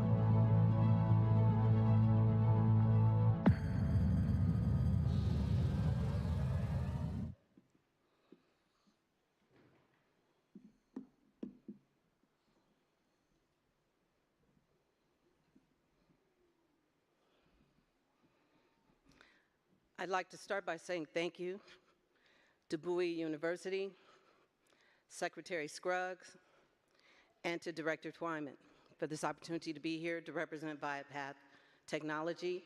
I'm a reentry consultant for Viapath Technology. And what you saw there is the lead into parenting and technology. As I said, my name is Jessie Mabry, Jessie D. Mabry. I love saying my name because it was number 33361. I left my daughter at the age of 11. She picked me up at the age of 38. I always told the women there, where you've been is not who you are. So I say to the men and the women who could possibly be watching that behind the walls, where you are is not who you are. Basically, parenting through technology is determined by your ability as a parent behind the walls to be a parent. I was very successful at being a parent. I had a great family who was supportive and would bring my child to see me on a regular basis, but had it not been for Viapath, and this was in the 90s, at a time when they were very unpopular, GTL phones and things of this nature, very expensive to use those phones. Had it not been for Viapath and this technology, that child that I left at 11 would not have picked me up at the age of 38. I talked to my child every single day. Some people bought chips, I bought phone time.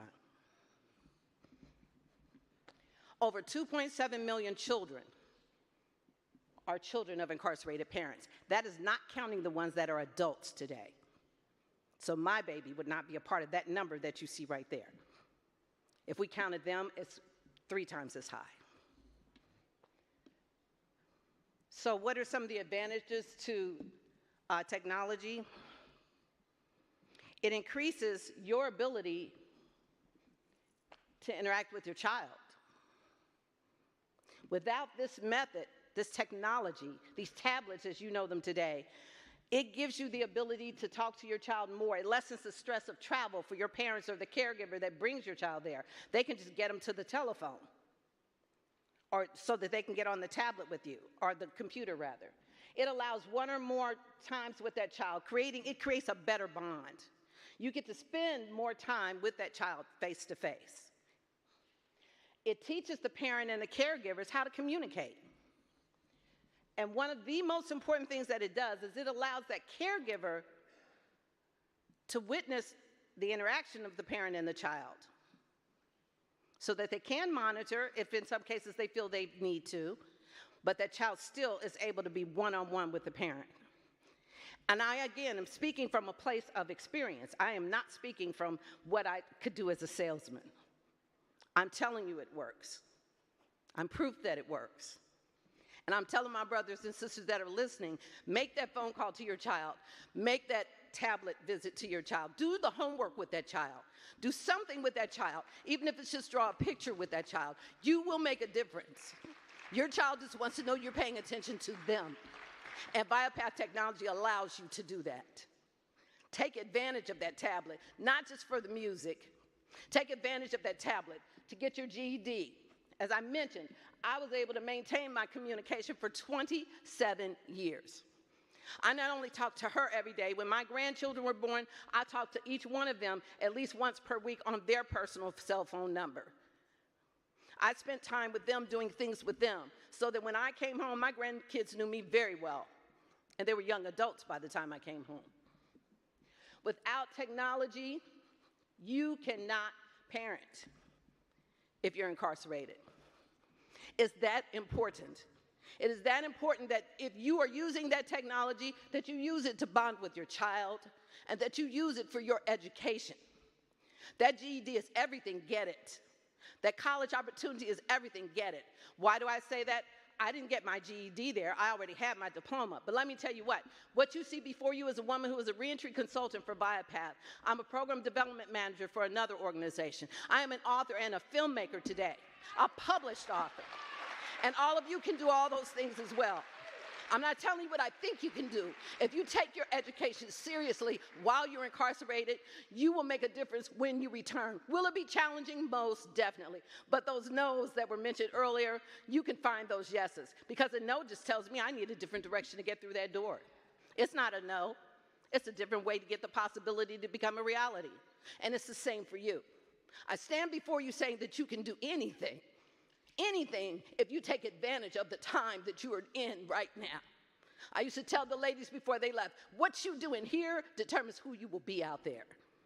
Take advantage of that time. Spend time with your children. Take that tablet that you have in front of you, that tablet that maybe one of your staff members thinks is just a useless piece of material that you're watching music on, and use it for your education. Use it to help educate your child, because if your child sees you taking accountability and responsibility, your child will do the same. Thank you.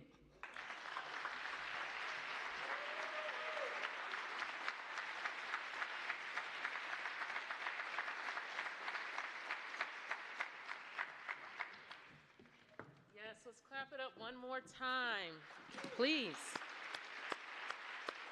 It takes courage to tell your story, right? So a lot of times it looks real easy for everyone that's been up here today, but sometimes it's not that easy, because when we're reliving whatever traumatic experience we've been through, that, the body keeps the score, right?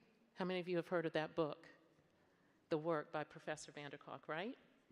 So with that being said, each and every person that's brave enough to tell their story, whether they're a staff member or just as involved person, thank you.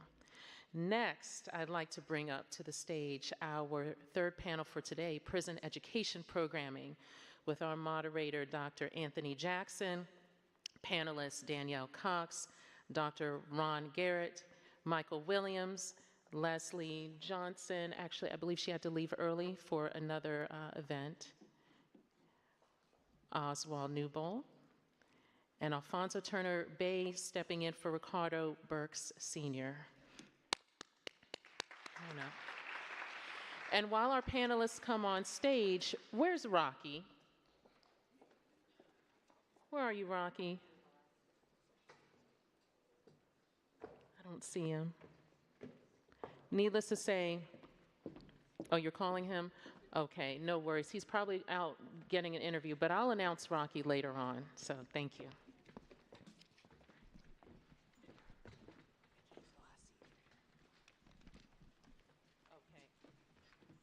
And then also Ms. Shanice Anderson as well is on our panel today.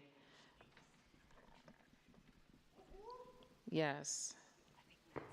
So, when you're running a program this size, sometimes you miss things on the panel, so I always tell people, count it to my head, not to my heart. Thank you.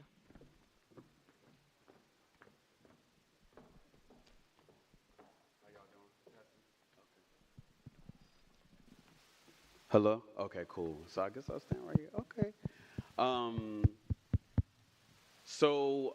Thank you so much again.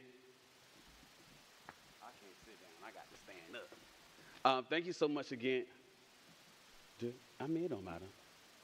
I wanted a copper squad like them. Okay. Well, what you want me to take the mic? Okay.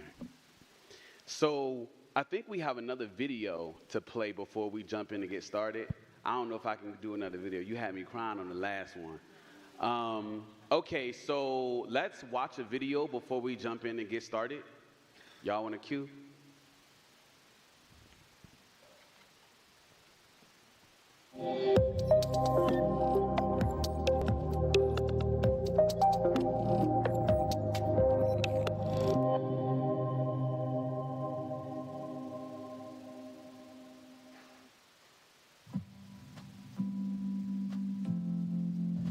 took a lot of work, a lot of timing, a lot of organization skills. Actually, working with incarcerated individuals because they had to make sure their loved ones could come. Also, those guys, they had worked their institutional jobs such as tag shop, MCE shops. So it wasn't easy, but we did it. The department already have partners with our colleges, Goucher, Bowie, Georgetown, University of Baltimore. Towson should be coming on board real soon. I reached out to the Navy. No, just like any other jobs out there, the Navy is also an equal opportunity employer. As well as trade schools. I use our resources to help our incarcerated individuals that we already have. It's a partnership. It's a long-term partnership. So that's how I got everyone together. Our goal here is not just to make our men behind the walls better so they walk back into your lives more successful, but to make you better so you receive them as they walk back into your lives. Is for us to continue to work collaboratively to bring programs and services behind the walls, number one, because reentry has to start from day one. So that is in alignment with the vision of our secretary, and then also to leave no one behind, which is the vision of our governor. And then also too, incorporating the family members into that process as well, because for far too long, incarcerated individuals have been asked to participate in programs and services, but the family members, and in particular the children, have been left out. And so we want to help bridge that gap and continue to make this a holistic approach. It's never too late. Just stay focused. You always can come back. There's always, even if you fall, you always can get up and keep going. It's great. It feels great to be able to sit down and build and let your people, like, show them stuff that we getting while we here, and be able to show them that even though we locked up or even though we in the inside, that we can still give you stuff also that can help you academically. But like, just not it. Like, just because we hear that don't mean that we just mess ups, or we always can help you still strive to be better. And I use this as to tell her, like, we can do our letter of recommendation now together, our essay to get in college together. So I'm using this as to help her. So while she ain't like she's doing it by herself, I'm doing it with her. This part is very exciting. Like, I'm happy because people don't really have faith in him. I do. Like, I know he could do it if he try or if he put his mind to it. So us doing it together, I know, like, if I'm slacking, he could pick me up on some things. If he's slacking, I can help him with some things. Yeah, I'm happy. I'm happy because he doing it incarcerated where some people can't do it home. So it will be my mother, only 2 children going to college. I'm really proud of you, Dominic. Yeah.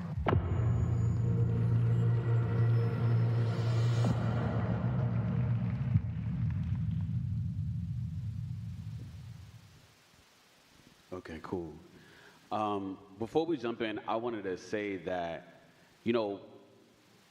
thank you to the justice impacted folks and their families, because like Tolan said, y'all open up your hearts to us, every person you engage with. In a lot of ways, you relive trauma by telling your story over and over again, but we all are nourished because of it. So I just want to say thank you for that. We're going to jump in with Danielle. We're going to go around and do introductions, and then we'll start our questions. Danielle, you want to go first? Sure. Danielle Cox, Director of Education for Department of Public Safety and Correctional Services. Dr. Ron Garrett, Site Coordinator for the Bowie State Prison Education Program and Director of Reentry Health Services and Supports for Mental Works Behavioral Health.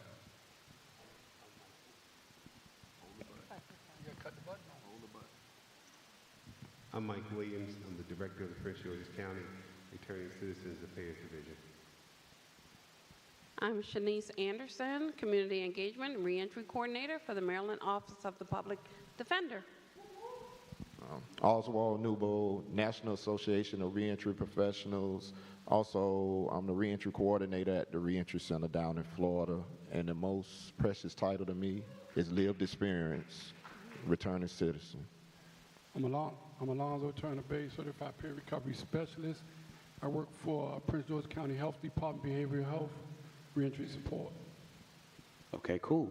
So our first question is for you, Danielle. As Director of Education for the Maryland Department of Public Safety and Correctional Services, you've overseen a rollout of tablet-based learning platforms and the expansion of both adult education and college-level programming through Second Chance Pell initiatives. What have been some of the most significant challenges in implementing these tools and programs inside? And what strategies or partnerships have proven most effective in addressing those barriers and expanding meaningful access to education? So sort of what were those challenges in launching all of these initiatives that you had to do? You can focus on technology, some of those structural barriers, because you navigated interest in the relationship. You both have to navigate security concerns, but also expanding access to education, much like with technology. So what were some challenges and how do you overcome those? Absolutely. So kind of giving a little bit of background, I started with DPSCS back in July of 2022, came over from Department of Labor, was teacher, principal, coordinator, director of correctional education. So the tablet-based program, which started with formerly called APDS, now Origin for the education tablets, is a kind of educational offset that the Department of Labor and DPSCS entered into agreement to bring those behind the fence in 2016 just for our education schools. And then later, the ViaPath tablets came in for the housing units to be used for some education services and then other different platform services. So what we wanted to make sure that we were doing with our post-secondary programs was allowing them access also to technology behind the fence, which I'm sure many of you know when we talk about anything that has to do with internet access. For incarcerated individuals, we get into a lot of sticky situations, security concerns, having to deal with, you know, what is secure, what's not, who's managing, all that kind of good stuff. The one great thing about these tablet vendors, whether it's ViaPath or Origin, is that it's maintained 24/7 security. So we do not have to worry at DPSCS about that. They are doing it for us. So these are great vendors to be able to get into these contracts with so that we are able to provide these services. So when the post-secondary, originally we had the Second Chance Pell programs, which is what Bowie State University came under, University of Baltimore, Goucher, and Georgetown. Now though, due to federal legislation that came down in 2021 with the FAFSA Simplification Act, those now are moving over to what we call prison education programs. Part of that involves them requiring to provide reentry services, different classes and things like that, which requires us to make sure that we're having not just in-person classes, but also virtual and hybrid classes. That goes along with some of our space concerns too, and making sure that we have the ability to offer a lot of those different classes to our individuals who are in those programs. It also helps us expand. We're bringing Towson University on, Anne Arundel Community College will be starting. We have a MOU with the University System of Maryland that brings all 12 of their universities behind the fence, if they so wish. So making sure that we have that access to a reliable and secure platform where there is a learning management system that they all can be able to get onto. Bowie was actually our pilot site to be able to use the laptops to do this with down at Jessup Correctional Institution.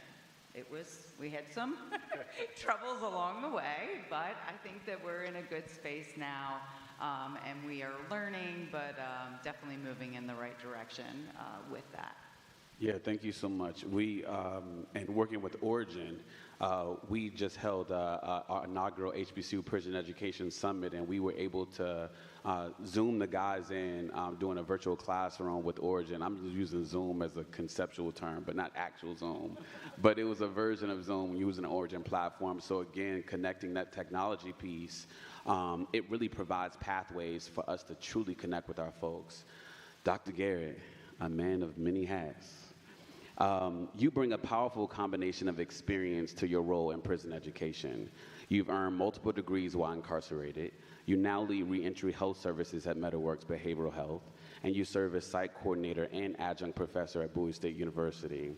How do these intersecting perspectives, lived experience, reentry support, and academic leadership shape your teaching philosophy and approach with your incarcerated students? So, as you said, I did serve I am formerly incarcerated. I served 20 years in the Georgia Department of Corrections. So one of the most, for me, the most unique perspective is to have an opportunity to sit at these tables when these strategies and programs are being put together, and to be able to hear the perspective from an informally incarcerated individual of how those things are going to impact our life, the opportunities and the doors that will be opened to us once we are reintegrating back into the community.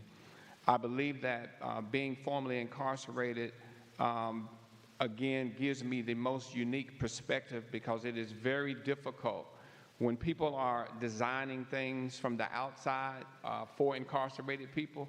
There's a lot of things that are taken for granted, and that we really don't fully understand because we have not spent time inside of one of those cells. Thank you. Dr. Garrett is he's our site coordinator. He is the man. There's a lot of gaps, like he said, that we might have with prison education for folks that haven't been justly impacted. So we always emphasize how it is important to have justice impacted folks at the table from the beginning stages when you're talking about programming and services. Because they have a wealth of knowledge and experience that we can benefit from to ensure that we are developing holistic services. Brother Mike, first off, I have to say congratulations for you and your wife celebrating your 32nd wedding anniversary. That is major. So Prince George's Community College recently launched the Welcome Home Workforce Development Initiative, partnering with your office and others to support individuals incarcerated for 5 or more years with training, stipends, and support services. How did your office help shape the program's design, and what role do you see education playing in closing the gaps in workforce readiness and for returning citizens? So we didn't try to reinvent the wheel. We looked at programs from across the country that were specifically designed for returned citizens. It was hard to find a program in a community that was a collaboration between a community college and our reentry ecosystem. And so this idea came up at a reentry summit, much like this, 2.5 years ago, and then the community college approached us about a partnership. And so we reached out to some friends in the District of Columbia. Project Empowerment in the district kind of set the stage. And so the creator of Project Empowerment had recently retired. And so again, we didn't reinvent the wheel, we stole him. And we brought him over to sit down with my office as well as representatives from the community college to put together a program modeled after Project Empowerment, but that was centered around the community college. It proved to be more challenging than we initially anticipated because we had big visions.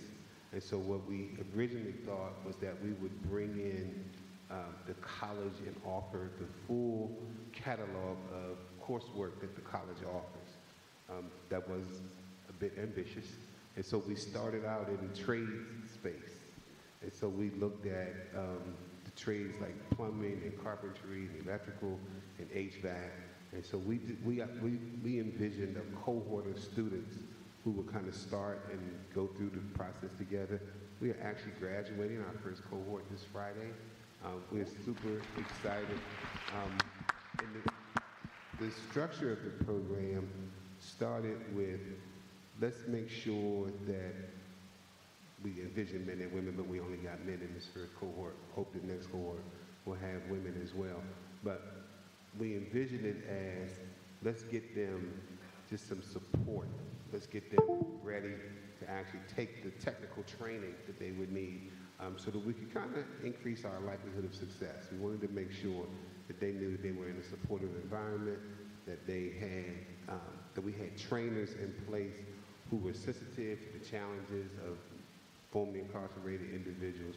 And so the first several weeks was just that, kind of life skills training.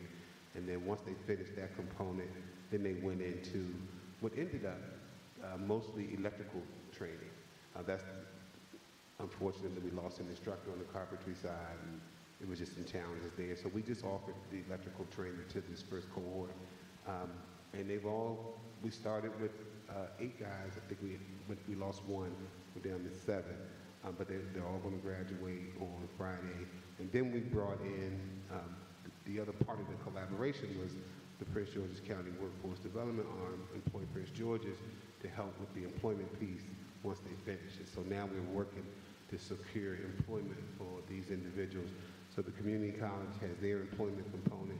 We're using Employ Prince George's to ensure that they didn't just go through these last several months of training, but then we have something for them at the end. So we've engaged with our labor unions and with employers to try to ensure their success. So we're really excited about this particular initiative. Thank you so much. Mike, you are very thorough. My second question to you was around Employ Prince George's, but we'll get into that. That was good. Dr. Jackson, can I really quick hey over here? Oh, I know. Okay, go ahead. I want to give a shout out to that program, just to be able to talk about our partners at the Department of Labor behind the fence, offering some of those occupational pre-apprenticeship trainings in like welding, electrical, plumbing that are going back to Prince George's County that can pick up then with additional training once they're home. So that continuity of services post-release. So great job. Thank you. Yeah, and I think that thank you for saying that, because the question that we sort of talked about, and based on the work that Shanice does, is the significance of interagency partnerships, right? Like, we must do collaborations among agencies to make sure that we don't duplicate services, but we empower one another and create this streamlined effort for our folks. Shanice, you launched the Community Engagement Reentry Project to bridge the gap between legal defense, reentry preparation, and community support. In doing so, you've worked directly with attorneys, social workers, and advocates, and have built partnerships with the Department of Parole and Probation and the Department of Public Safety and Correctional Services. What lessons have you learned about what it actually takes to coordinate across these systems effectively? Thank you for that question. And I want to really thank, I don't know if she's still here because I can't see across there, but Natasha Darty, our public defender. I want to thank her for giving me the opportunity to not only create the project, but to also expand the project. So now the project is statewide. So it is a statewide project that links our clients to the social support services and all of those interagency connections in order for them to have sustainable reentry. So I just want to thank her. I also want to take a moment to thank Secretary Scruggs and Assistant Secretary Brooks and Director Twyman and all of the parole and probation agents and public and all of the reentry specialists, case managers, and social workers that are behind the wall and providing community support for our clients. I really want to thank them, because it is also them that help me to do the work that I do, along with the community providers that are in the community providing services to our clients. Now, that being said, it truly takes a village to do this work. It really takes everyone on board to foster sustainable reentry just for one person. One time I counted, and it took 30 hands just to proffer a release of one client. And it just matters. It matters that we're all in this together.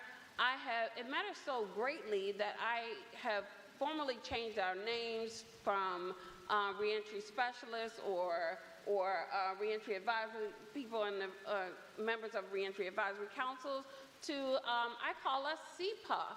That means the Coalition of Professionals United for Freedom, because we're all working together. That's what we have in common. We're all working together to secure the freedom of someone who is incarcerated. I'm going to make us t-shirts. I would love one of those. C-Puff, I like that. I had a minor follow-up question, right? And you kind of spoke to it already, but maybe you can elaborate. What role does trust play in these interagency collaborations and to make these reentry platforms sustainable? Like, what role does trust play on these relationships? Trust plays a huge role. Trust plays a huge role in that when I'm reaching out to a client that is incarcerated, and I'm reaching out to a case manager or to a social worker who is allowing me to make that call or even go in person to do that visit, they're trusting that my intentions are good, right? And I'm also trusting them to bring the client so that I can speak with the client and begin the process of release planning. Some of the reentry specialists are also trusting me, and I'm trusting them, and there's this exchange that goes on between us as we brainstorm the most appropriate placement for a client. So it's not just about sending a client to a hotbed. We want to make sure that we've vetted, that we've spoken to the administrators of whatever program that client is going into, so that their reentry can be safe, healthy, and sustainable, and that they also have linkages to all of the social determinants of health.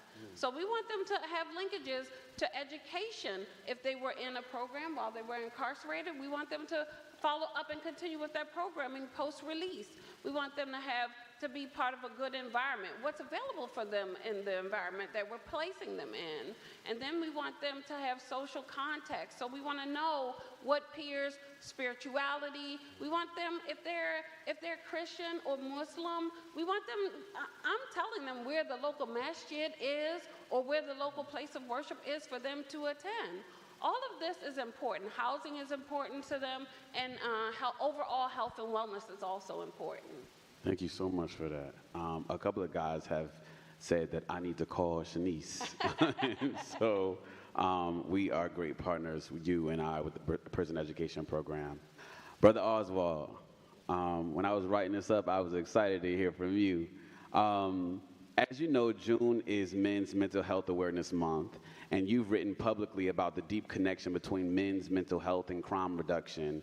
And your piece entitled, and I quote, "The U.S. needs to rethink its punitive legal approach to mental health," end quote, published by Global Health Unfiltered. You highlight how more than 1/3 of inmates were diagnosed with a mental health disorder before incarceration, writing that, and I quote, "Using punitive legal approaches to respond to illness is not only unjust, but it's defeatist. It ignores the underlying cause and the scourge and fails to provide effective interventions," end quote. From your perspective, how can prison education programs more intentionally integrate mental health programming to better support the transformation and stability of incarcerated learners? Wow, that's one of them simple, difficult questions. Just going back to that piece, when I wrote that piece, essentially in America, the jails and prisons have become the new mental health wards, and that's wrong. We can't arrest our way out of curing mental health. It's just not going to change anything. Now, to attach it to your specific question, how could we integrate the mental health piece to help those that's in higher education? I think with anything, not only education, prison is trauma, right? Just getting on the bus, riding into the middle of nowhere, not really knowing, it's trauma associated with incarceration. But then there's some that truly have mental health challenges prior to coming to incarceration. Some even form it while they're in. I think it goes back, it's to the social service side. So higher education in prison is the actual education component.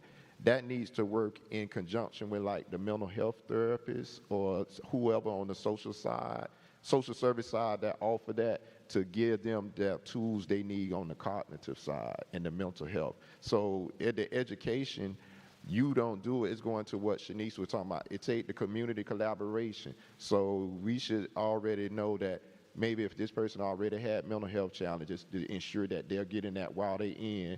And not only they don't go cold turkey, because some people take medication in, and when they go free, they go cold turkey because they want to do it on their own, and it's the worst thing they could do, going cold turkey like that. So I think attaching it to the social work side of it is important. And being aware, because people don't care about how much you know until first they know how much you care.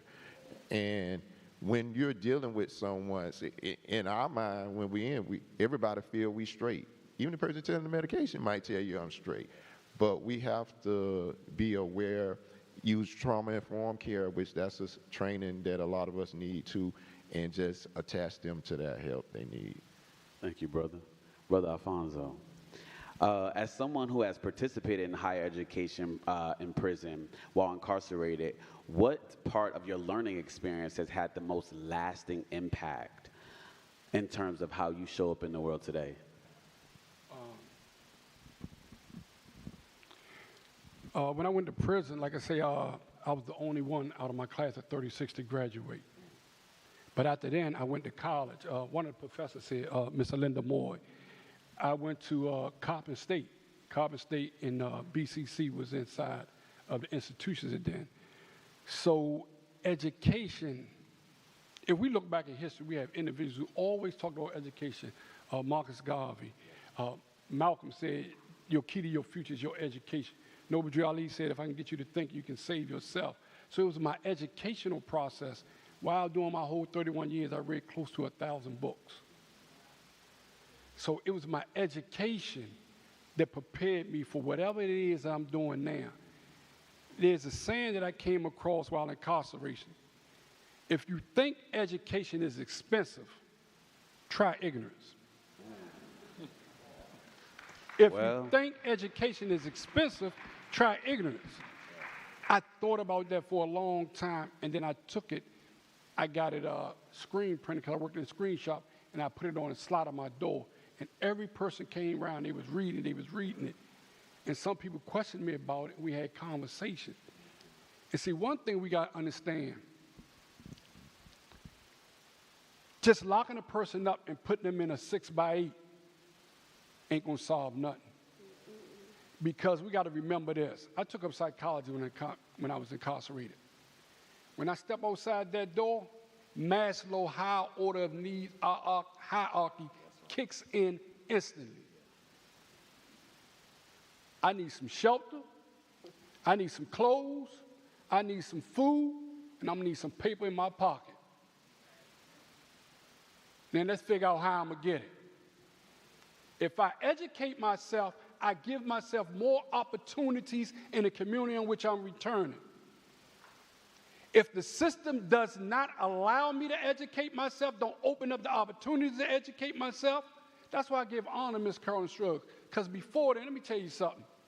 I remember I was at ECI Correctional Institution. They had a policy.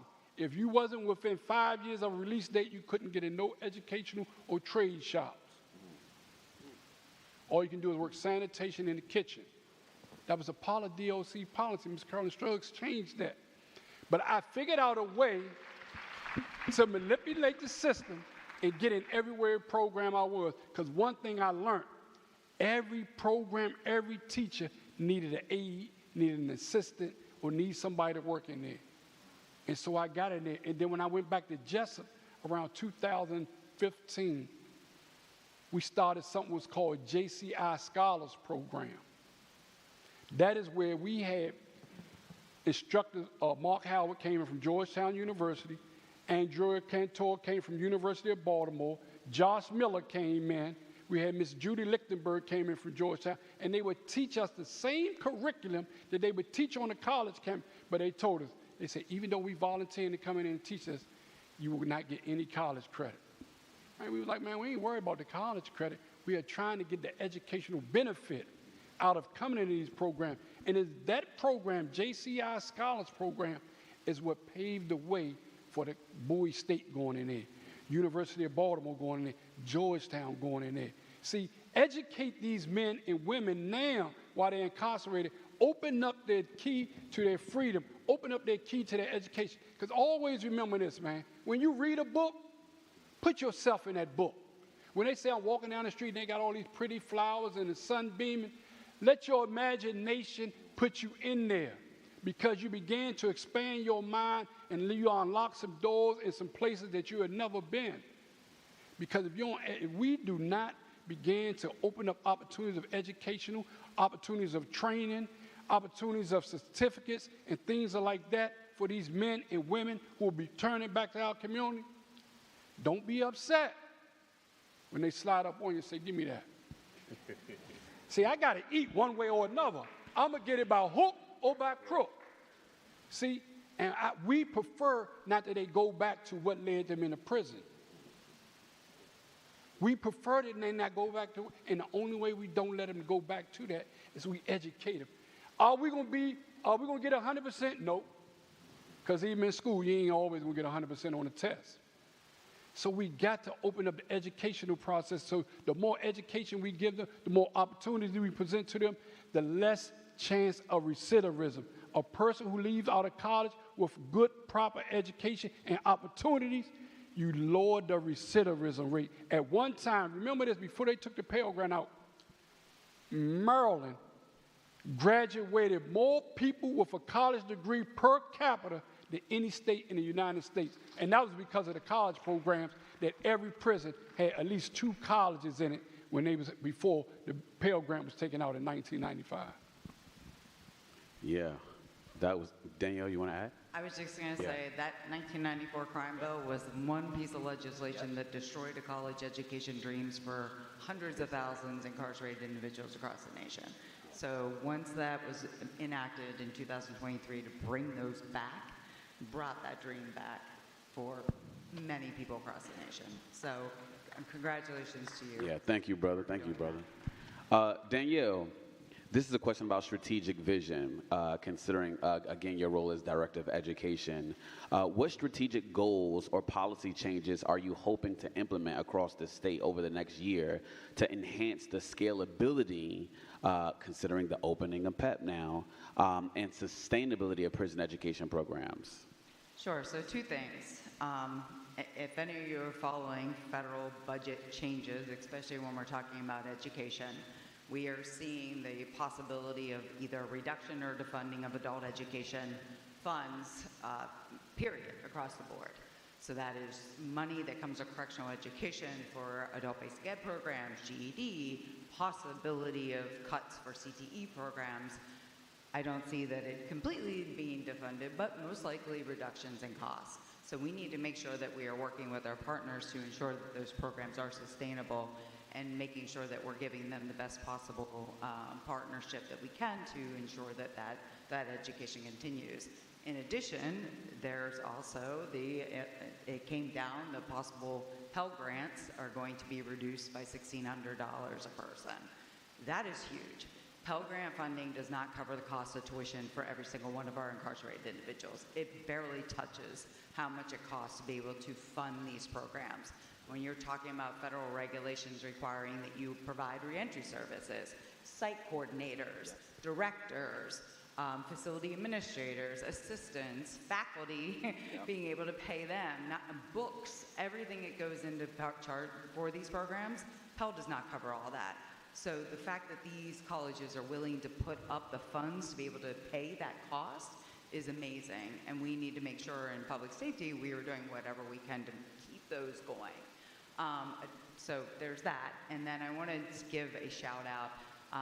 Yesterday, Secretary Scruggs approved for 2 previously incarcerated individuals who were at Jessup Correctional Institution who went through the University of Baltimore program, got out, finished their degree bachelor degree in human services, one of which, Kelly Gillis, now works for the University of Baltimore in IT, and just finished his master's degree last week through the University of Baltimore, which was an amazing graduation, and was approved yesterday to come behind the fence to actually teach an IT program at Jessup Correctional Institution.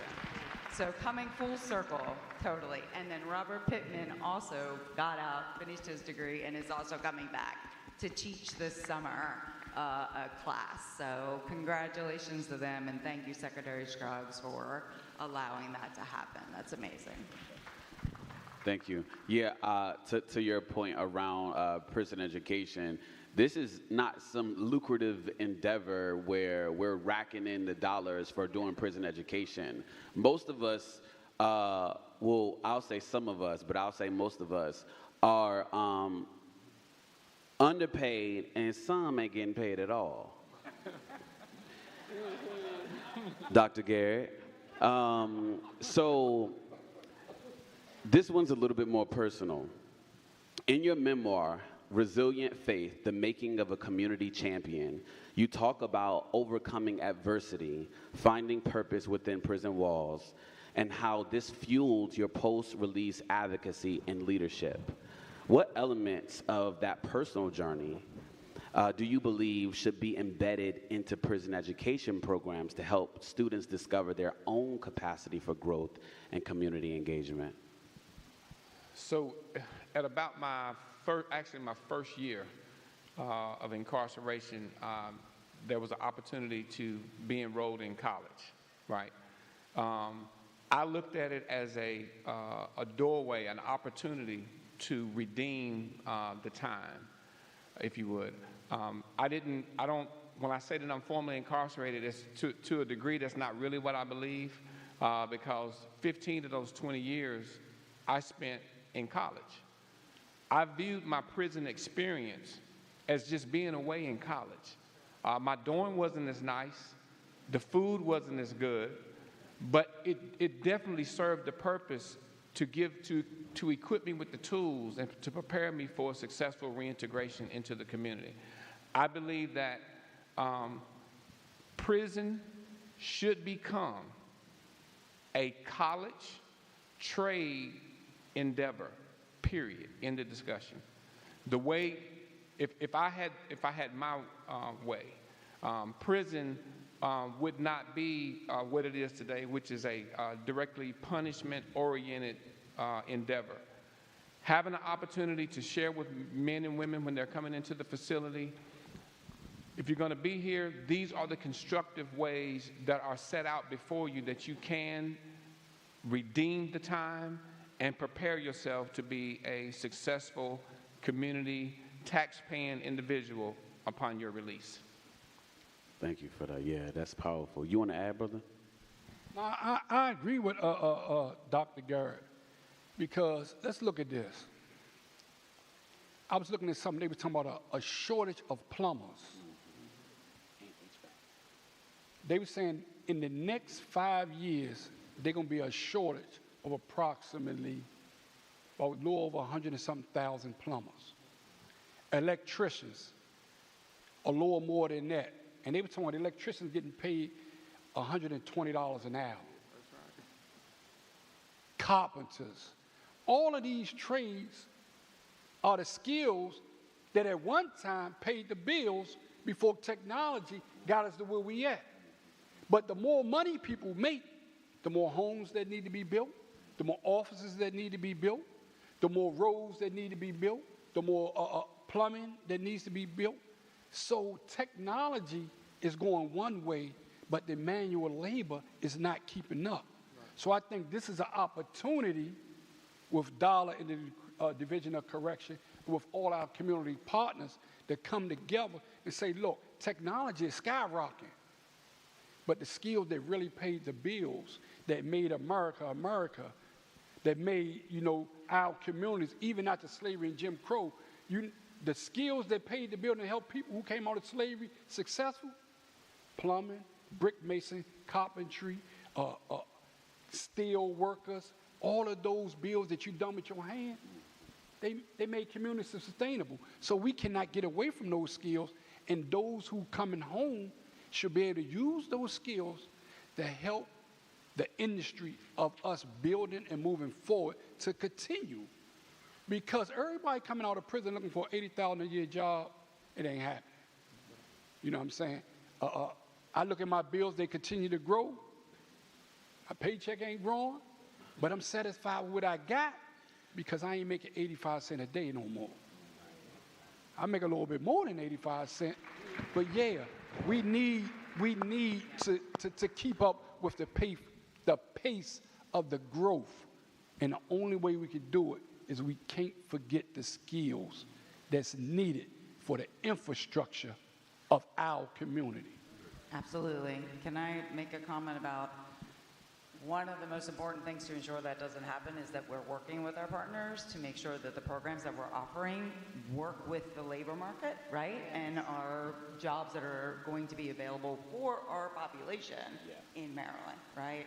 So DPSCS, Department of Labor, are working with Maryland Longitudinal Data Systems to ensure that we look at both wages, right, median wages, income, the programs that we're offering, whether it's college programs or our occupational training programs, to ensure that we're offering the best possible education behind the fence that's going to work for them so they have a living wage post-release. I just want to add to that there's a piece of this that often gets overlooked, and that's the trade unions. And they've been a traditionally closed system. They have put up barriers for returning citizens to be a part of the unions.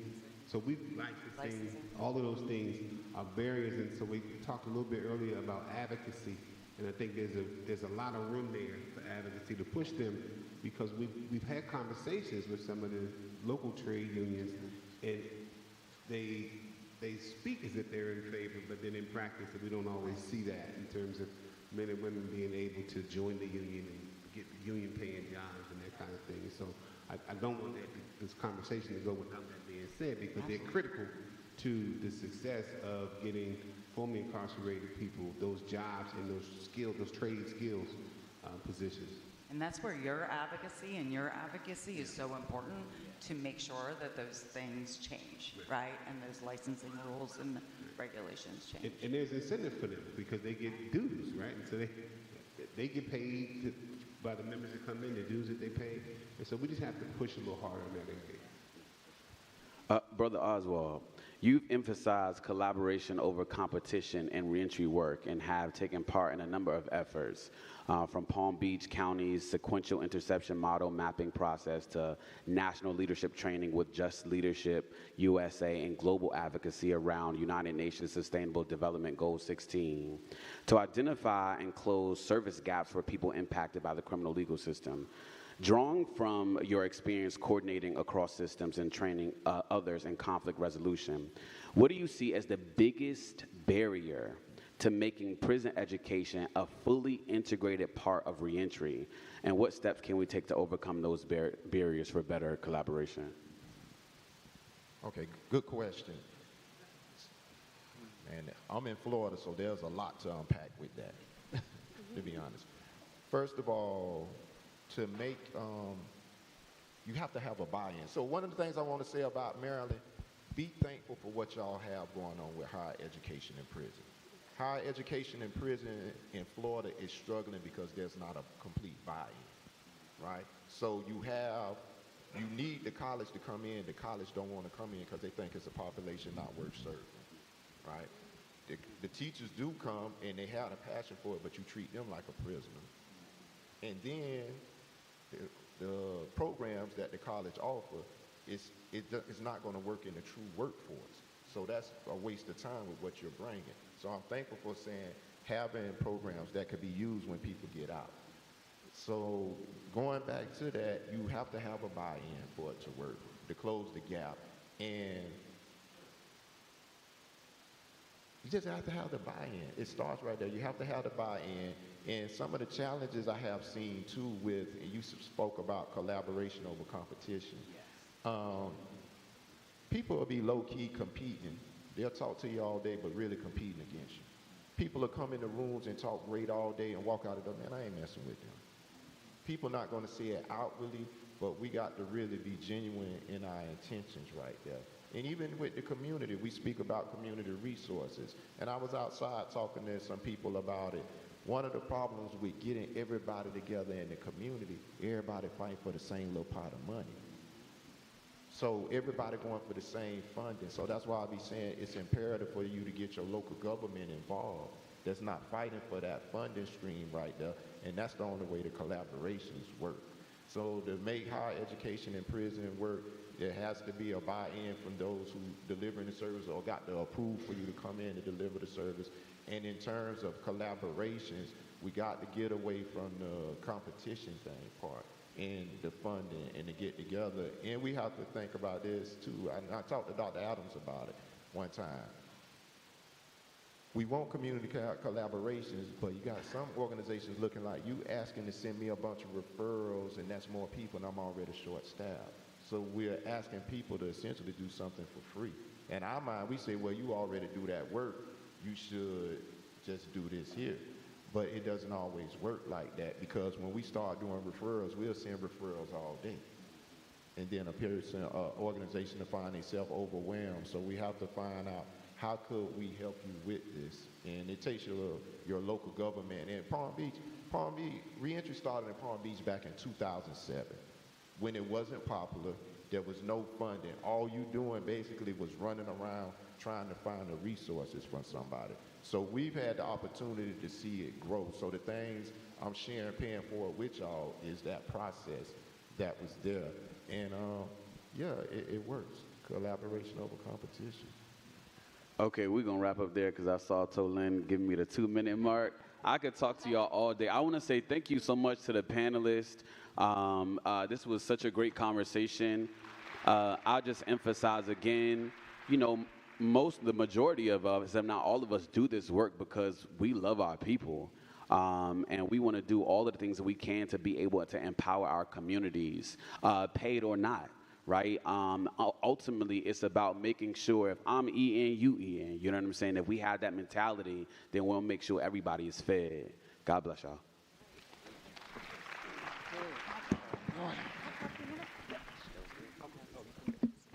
And speaking of everybody eating, there you go. You're welcome. We're going to go ahead and break for lunch. And to just kind of recoup some of our time. Again, thank you to our panelists. Give them a round of applause once again. We're going to come back here at 1:45. 1:45. Okay, it says 50 minutes. Ignore the 50 minutes, 1:45. And if you're still eating your food, you can actually bring your food here and eat here, right? So you don't have to just eat out there. You can also eat in here as well. Let's be back at 1:45. Thank you.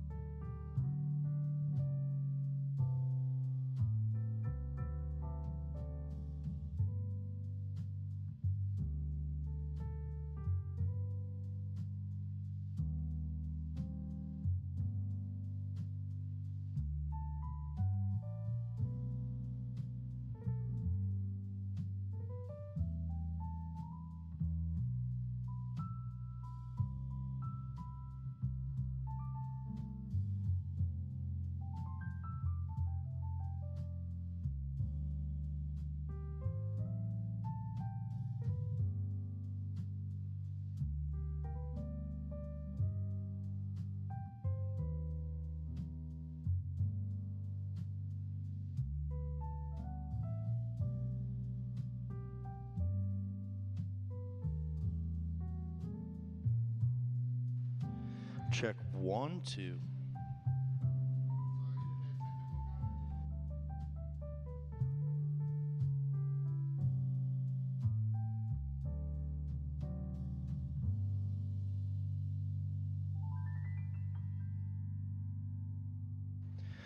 One, two, check, check.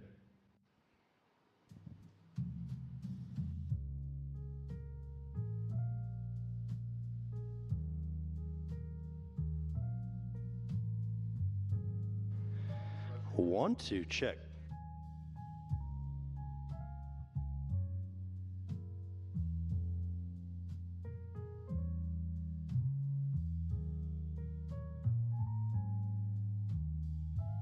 Check 1, 2.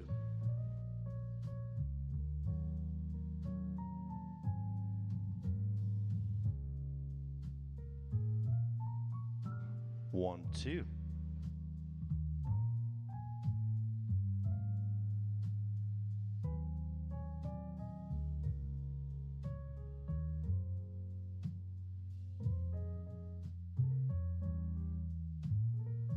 Check 1, 2. Check, check, 1, 2.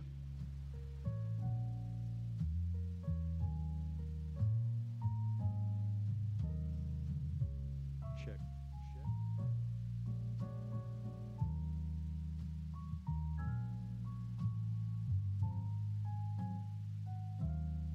check. Check. Check, 1.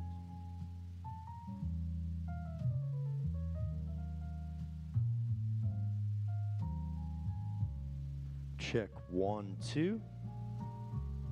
Check, check. 1, 2.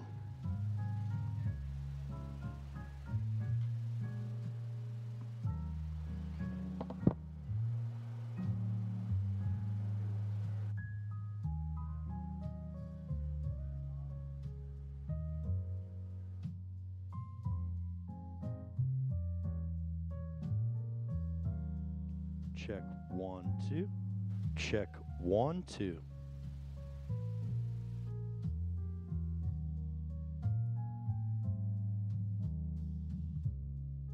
Check.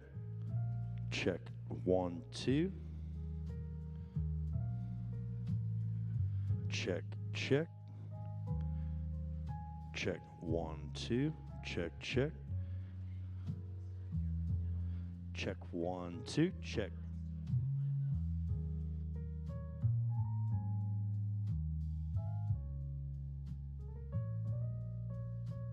Check 1, 2. Check, check. 1, 2. Check 1, 2.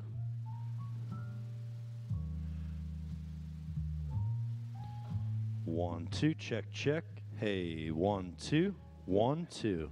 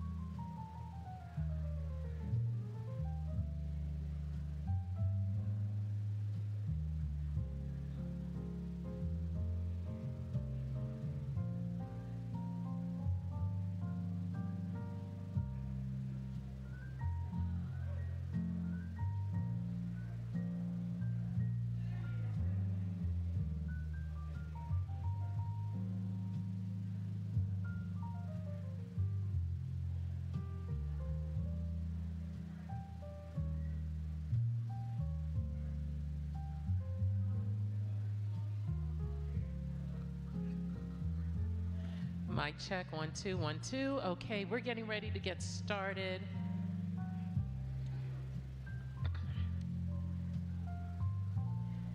And so if we could have everyone come back into the auditorium that is in the lobby.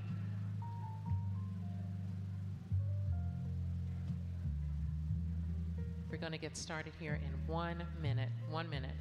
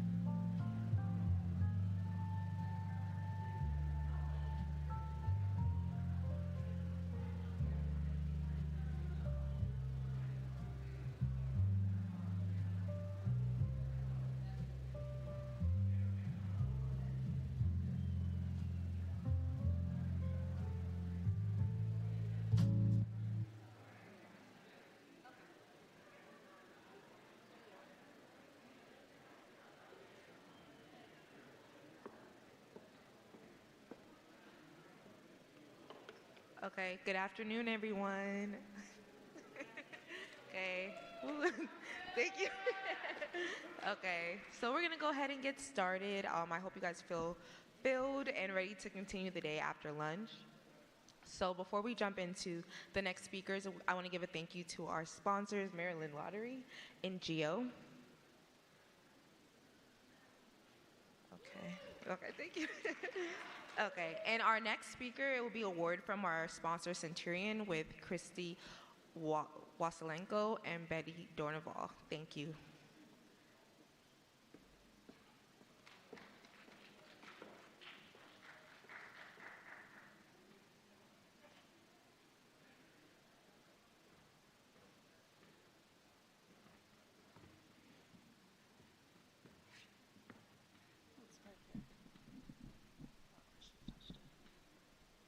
Good afternoon, everyone, and thank you for staying after lunch to the second half of the presentation.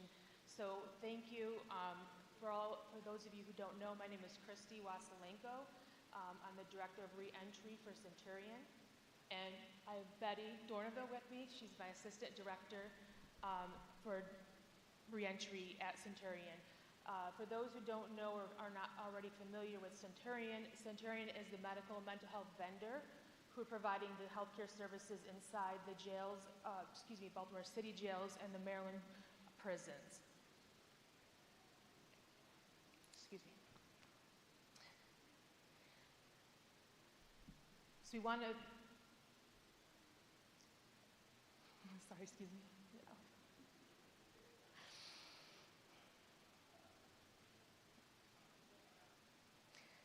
So I did want to go over a little bit about our new contract. As of August, we are able to add additional staff to support the reentry services for upwards of 50 individuals across the state. These additional positions were able to be added to support individuals specifically leaving with substance use disorders and needing to be linked to community providers. So our reentry is focused on medical and mental health and substance use disorder treatment to get people who are with a significant chronic mental illness or chronic illness, medical illness, and substance use disorder to have a specific, we have nursing for medical, and we have social workers for the mental health individuals, and then we also have newly the SUD reentry coordinators. So we want to make sure, in general, that we're making sure that everybody gets, for plan releases, their medication to continue into the community, as well as making a first appointment, and being able to make sure individuals are getting the opportunity to be enrolled in Medicaid, so when they leave the facility, they're able to go to their medical appointments. So I thank everybody for coming out here today. I'm glad that we got to meet again this year, had the opportunity to sponsor. I know I've seen a lot of people here today that I've seen over the years, so I'm glad to see all of you who are here today and are dedicated to working with reentry. Thank you.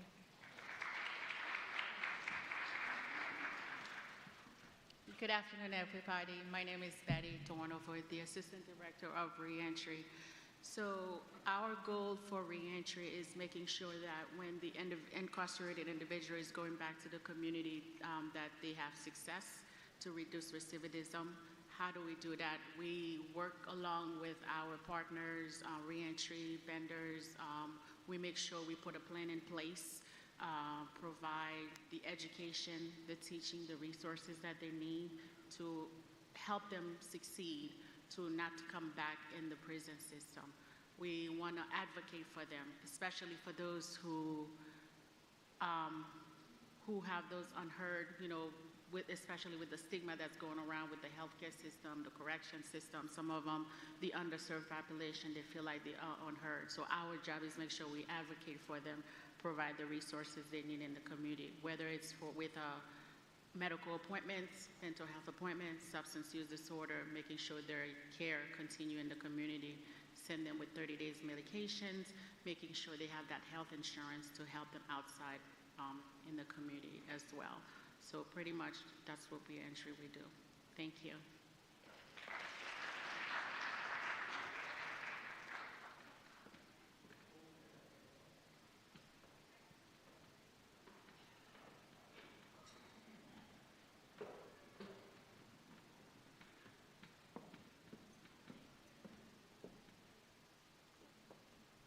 Okay, thank you to them both. Okay, so before we jump into our next panel, I want to speak on the DPSCS Baltimore City Reentry Simulation. This event is taking place on July 31st. This is an opportunity for anyone really to get an experience of what it's like to be a citizen returning back home. There will be different stations and experiences to just really generate that reentry experience.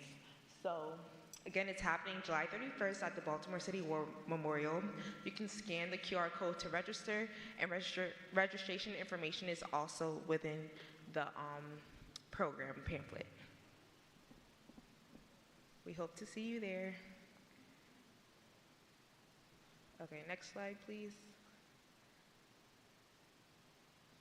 Okay, and so now moving on to our fourth panel, Health and Wellness Inside and Out. This panel is focused on the intersection of physical, mental, and emotional wellness within the justice system and beyond.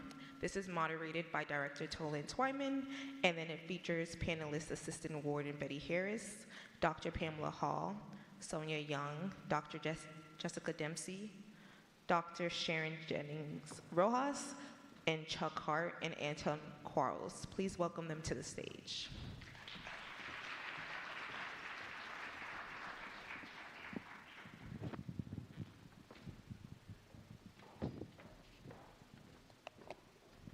Okay, and while our wonderful panelists are coming onto the stage, where is Rocky? All right, Rocky is right over here. Listen, everyone. This is one of the hardest working men in DPSCS, and I'm going to tell you why. You see all this video footage, like 98% of it today, Rocky has either filmed and or edited. And so it looks seamless. 3 minutes worth of viewing can take sometimes 8+ hours worth of work. So Rocky, otherwise Rakeem Morris, thank you so much for all of your hard work and effort that you put into this conference, but also serving DPSCS. Thank you. Okay, so before we get started with the panel, we also have another video to show.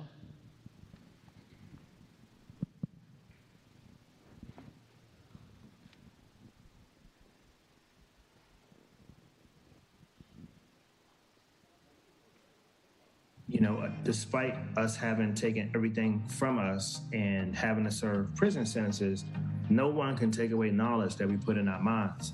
And he says, this is how we'll be free, and this is how we'll do some good in the world. And so we should always be striving to be the best versions of ourselves. And a lot of that comes from education and from therapy and, you know, soaking up wisdom from people, because like we won't live long enough to recover from all the mistakes that we'll make in life. And so we have to actively seek out, you know, amazing people and study and learn. And that's what I'm on a quest to do. I take a lot of things I learned from trauma and healing or from other groups that I find useful. A lot of people don't even understand what trauma is, the different degrees of trauma, or the process of healing. And everything I learned from class, I take and I share, and it helps. Like even when you do exercises such as focusing on your breathing, the box breathing exercise, that's a good way to calm yourself down. We're in an environment where de-escalation isn't the first choice. So if you could self-regulate how you show up, you'll win. Trauma and healing has helped me to be able to take a look at myself and not be ashamed, you know, of the things I went through. Helped me to understand that some of the things wasn't my fault. It helped me to understand that, you know, the people that I was holding resentment and I had unforgiveness for people that held titles in my life that I thought was supposed to protect me, and, you know, they just did not have the capacity to hold the weight that I was carrying. So I was able to release them. I was able to forgive people. I was able to repair relationships. Their potential is unlimited, that they can become leaders in their community. They can be leaders in this prison. They can help transform this prison and their lives and their families' lives and their communities' lives. They've done some terrible things. We cannot deny that, but terrible things were done to them. Our data shows that after one of our workshops, 100% of the participants experience some kind of transformation. By the end of the session, they report discarding shame, feeling trust among fellow incarcerated individuals, They want to take accountability for their crimes and demonstrate forgiveness. These are some of the first and crucial steps towards healing. How do you want them coming home? Trauma aware, knowing what their triggers are, knowing how to calm their nervous system, or do you want them to be reactive and back in the same patterns that they came in with? People in prison are returning to us, and 95% of the people in prison are returning home. Absolutely. And if they're in great shape, guess what's going to happen to their communities? Those communities are going to benefit from their arrival. So the other thing is that nobody will want to do anything because people are spending so much money on ineffective programs that you need to do the research. And once you treat 100 prisoners and the ones who got neurofeedback don't go back and aren't violent anymore and are able to get a job, and the ones who didn't do neurofeedback are in the same treadmill, you can take that to the Department of Education or the Department of Corrections, etc., and say, look, it works. But the final common pathway is politics. If you don't get the support for it and the social structure for it and the money for it, nothing will change.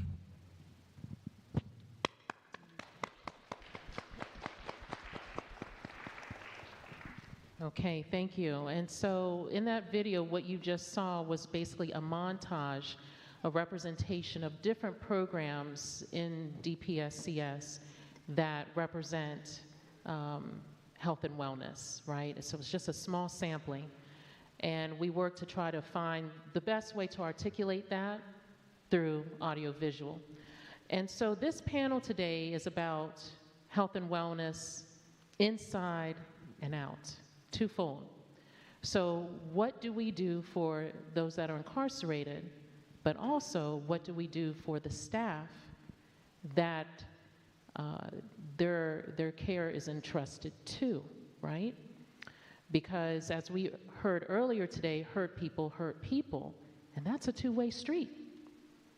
And so it's important that we continue to have very transparent conversations, not only with how incarceration impacts the incarcerated, but also how it impacts the staff members, law enforcement, public safety, emergency care workers, chaplains, okay, et cetera, et cetera, et cetera. So today on the stage, and you might have noticed in the video as well, again, there was a representation of different aspects of health and wellness, including art. And so we have here behind us a representation from program at MCIW. So Maryland Correctional Institute for Women, for those of you who do not know, of some art projects that the women have done there, okay? And Warden Holland, where are you? All right, if you could please stand up. Everyone, could you please clap it up for Warden Holland? Warden Holland is the leader in charge of the only women's prison here in the state of Maryland. And so I have the pleasure of being able to work with her and bring a program called Trauma and Healing to her institute, and to work with over a dozen group of women in this thing called addressing grief, adverse childhood experiences, but also box breathing, which was mentioned, yoga, meditation. And so just bringing about that holistic approach as much as possible. And that was something that was extremely important to me as a childhood survivor of domestic abuse. And so, yes, I work for DPSCS, and I'm also a survivor as well. And I make no apologies about that. So let's go ahead and get underway with the panel. And I'll start with Assistant Warden Betty Harris. So tell us, introduce yourself to the audience and talk to us about why health and wellness is important to you. Good afternoon, everyone. My name is, as she said, Betty Harris. And I've been with the department for almost 30 years now. I have to say, I have had trauma. I am a retired military veteran from the Air Force. So what I know about stressors, it's not so much the stressors, but how you deal with them. So I like to say currently I'm assigned to MTC, but I've worked every security level there is in the department, from pre-release to maximum security. And I love what I do because I see so much growth with our eyes incarcerated individuals, and we bring so much to them, and they have the opportunity to grow and be better men and women once they leave us. Thank you. Okay, and next I'd like to pass the mic to Dr. Pamela Hall. So Dr. Hall is with Geo Group. Oh, okay, I apologize in any event. Counted to my head, not to my heart. I already made that disclaimer. Anywho, go ahead, Dr. Hall. Peace, everyone. I'm Dr. Pamela Hall. I'm the president and CEO of Pamela Hall Incorporated, which subcontracts with Geo Group. I know we're coming off of lunch, and I know I'm feeling that pasta kind of settling down. So let's kind of get a little icebreaker or something. 3 questions. Raise your hand. I think everybody should be able to answer yes to all 3 of these questions. Raise your hand if you are alive. Now, look beside you. If somebody's not raising their hand, I don't know, we might need to call somebody. Okay, second question. Raise your hand if you have a body. Okay. Third question. Raise your hand if you've ever experienced any level of trauma, stress, dis-ease, or discomfort in that body. Then you need my services. I'm Dr. Pamela Hall. I'm a doctor of Chinese medicine. What does that mean? That means I stab people for a living. I treat people with acupuncture and Chinese medical herbs. A little bit about me, because I am a newbie in this environment. I've been subcontracting with Geo Group, providing auricular acupuncture drug detox services at MTC since August 2nd of 2022. So I think as far as this goes, I'm the baby in the room. So a little bit about me. I've been practicing since 2015. I am the first student in the history of Maryland University of Integrative Health to graduate with a Master's of Acupuncture, Master's of Chinese Medicine, and Doctorate of Chinese Medicine in 3 years instead of 8, and that included, thank you, that included treating patients in 3 separate clinics. I'm a published poet, a 3-time published author. I'm also published in the medical community. I published a case study proving the efficacy of acupuncture as a viable treatment for mild depressive episodes. 2023, I was voted by Top Doctor as top acupuncturist for the state of Maryland and top Chinese medical herbal specialist for the state of Maryland.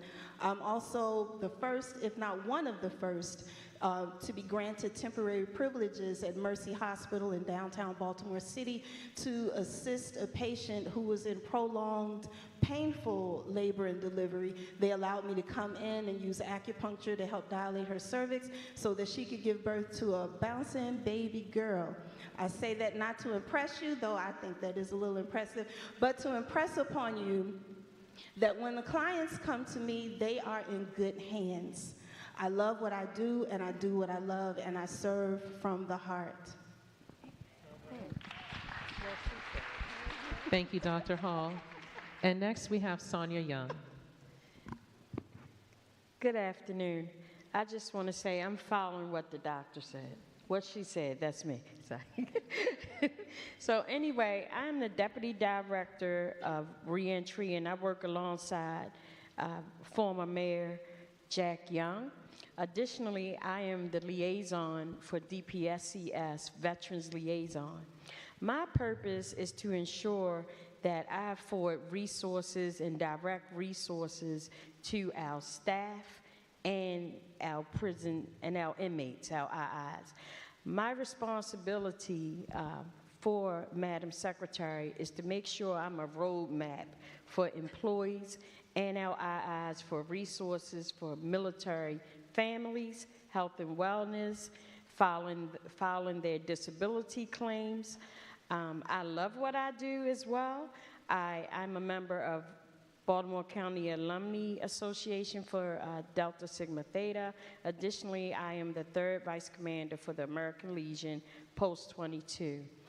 I am the roadmap for all your resources for veterans. Thank you. Now we have Dr. Jessica Dempsey. Hi, my name is Jessica, and I have been with DPSCS for 10 years.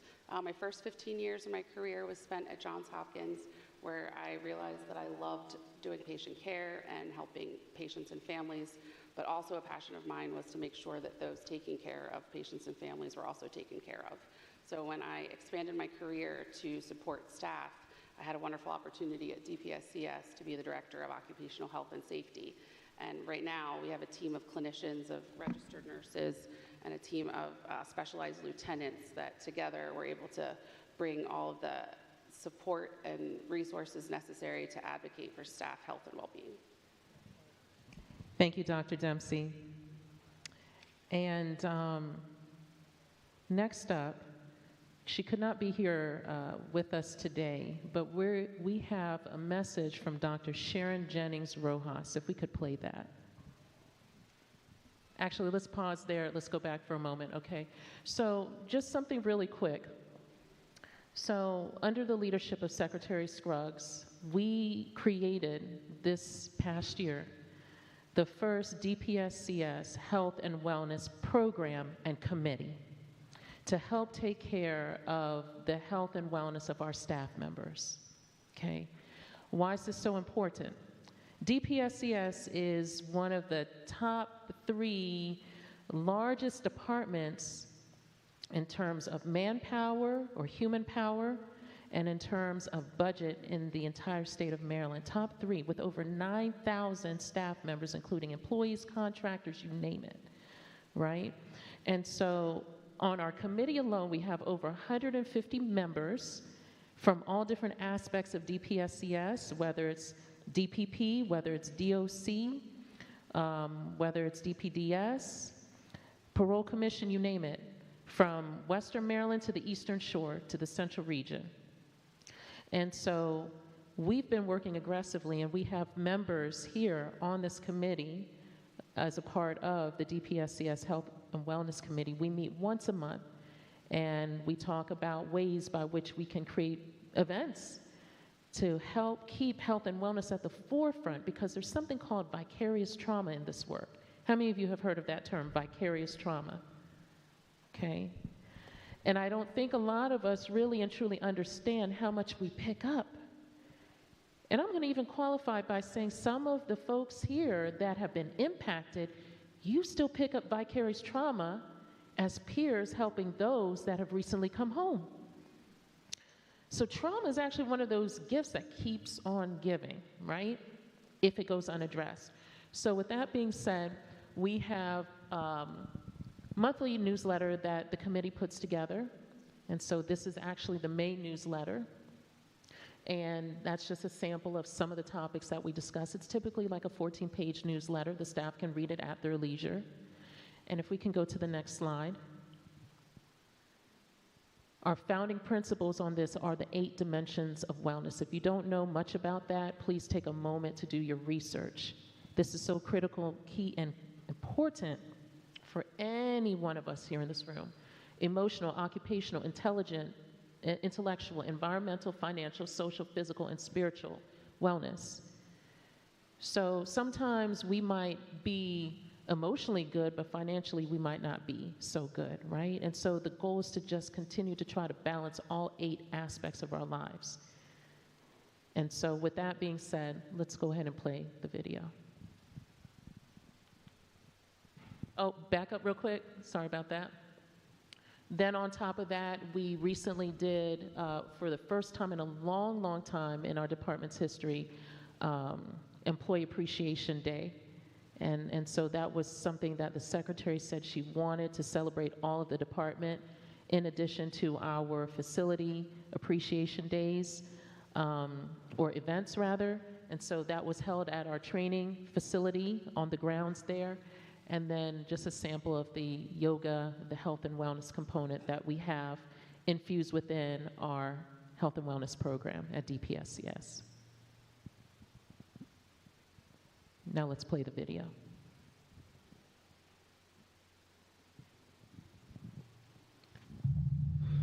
Greetings, I'm Dr. Sharon Jennings Rojas, an acupuncturist and herbalist, and I have been providing care for correctional facilities for over 3 decades. I'm currently at the Howard County Detention Center, where we have provided wellness programming for incarcerated individuals, our correctional officers, and our administration for the last 18 years. And I want to share something with you about how important it is to have wellness services for the people that help to take care of the people. It always strikes me as hugely important that when we see wounds for people that are visible, that's one thing, but what about the wounds that people can't see? Post-traumatic stress is an issue, and it's an issue that has our society well unhinged right now. For our correctional facilities, it's hugely important to provide spaces that can be co-created, safe spaces for healing. And so acupuncture and herbal medicine provides that possibility, so that while we have detainees or folks who are going to be in for a good portion of time, that there's a way to smooth over, sedate their nervous systems so that they can make better choices within the walls as well as outside of the walls. Ultimately, we want community reunification, family reunification, and folks to not come back. We also want employees to feel as if they are in their better selves before they come to work, while knowing that many of them are also facing various lived experiences that make it difficult to come to work and to be present. So you have things that are happening within the correctional facility, you have things that are happening outside of the correctional facility. And what wellness services help to do is to co-create spaces where healing can happen no matter what the circumstances. And so I am here to just implore you to consider that, consider the humanity of making sure that everyone has a rehabilitative space to not just work in and to not just live in, but to be in, and reduce the incidence of either violence or more harm taking place in facilities that are really meant to cure, to help heal, and to better people. So I want to applaud the people that are doing the work. Thank you. It is an honor to work alongside you, to work with you. Thank you for your trust. And we should be doing more of this more often, and we can. Thank you all. Enjoy the conference.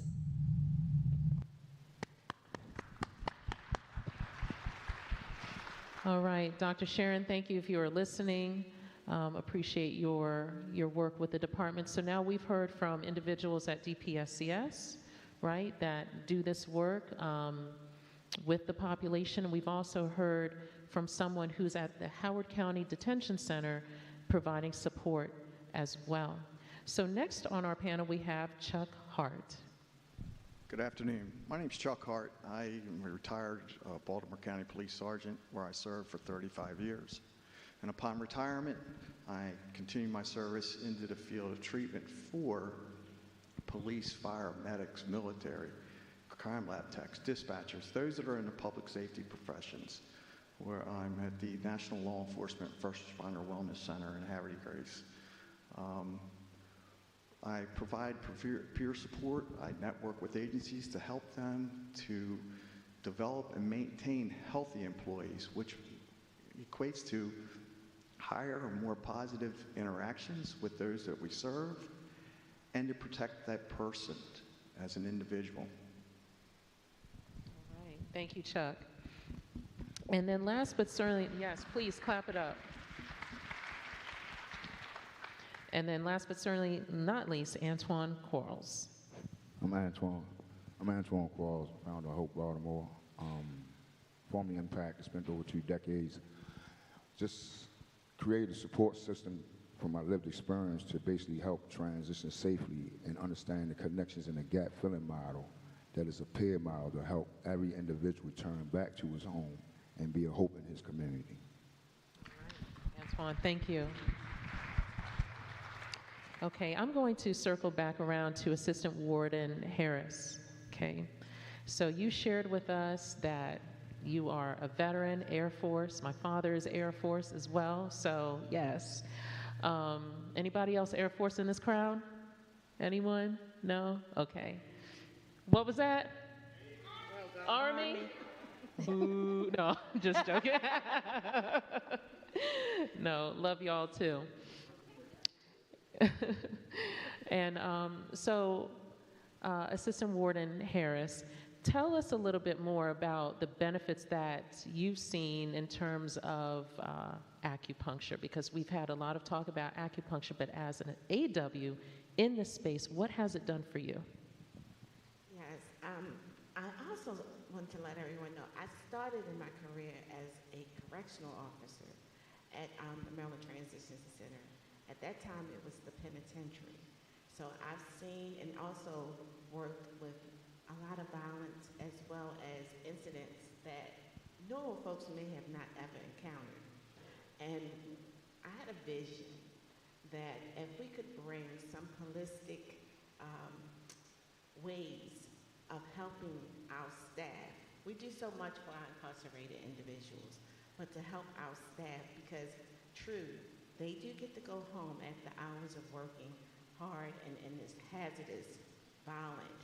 At any time they could just encounter anything that might happen and they get to go home. Our eyes don't get to go home at the end of the day, but we have to come back. So what I said to myself, what can we do to help them with their stressors, their triggers, a way that they can come to work and be healthier, not just at work, but also for their families, to find a balance. So years ago, I found out that, acupuncture is a great way to release stress, to help with pain, management, things of that sort.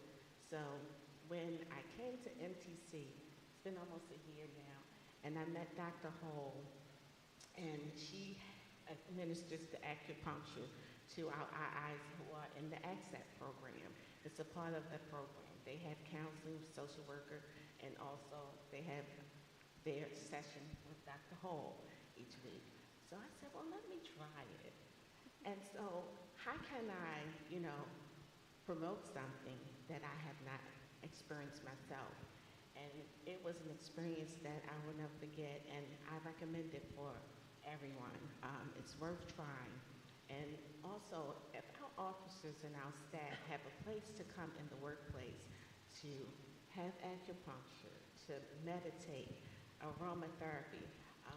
Dr. Sharon, we had the pleasure of touring Howard County Detention Center, and you could just see an officer who was coming for his session, the look on his face as he was coming.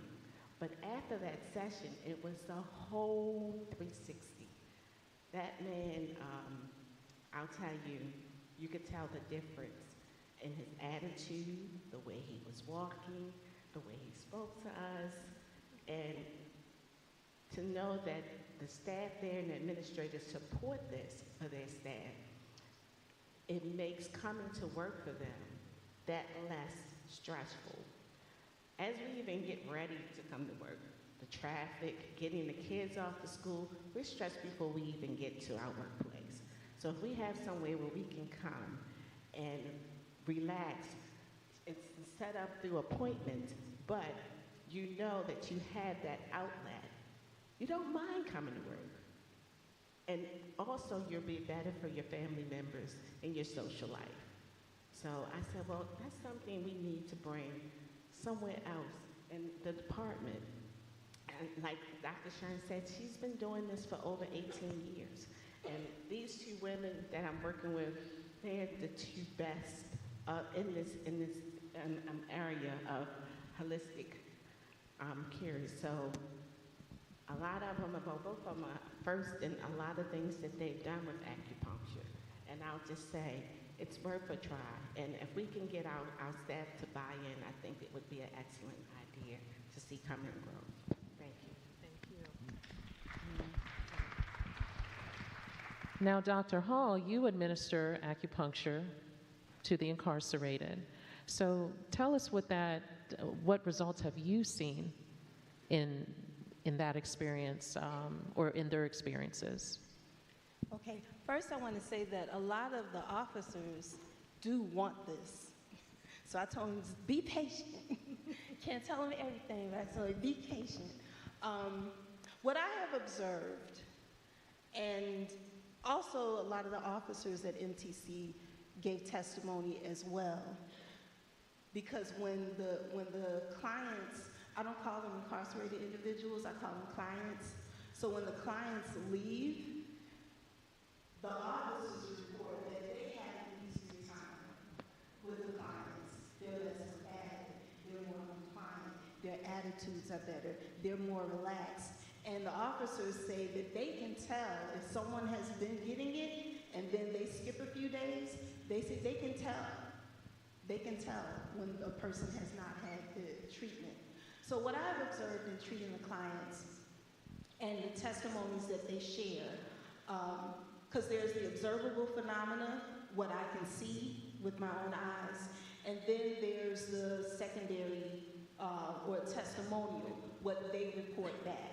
What I observe, as soon as the needles are in, because the first point of entry deals with the sympathetic nervous system, which is, you all know, is our fight, flight, fright, or freeze response.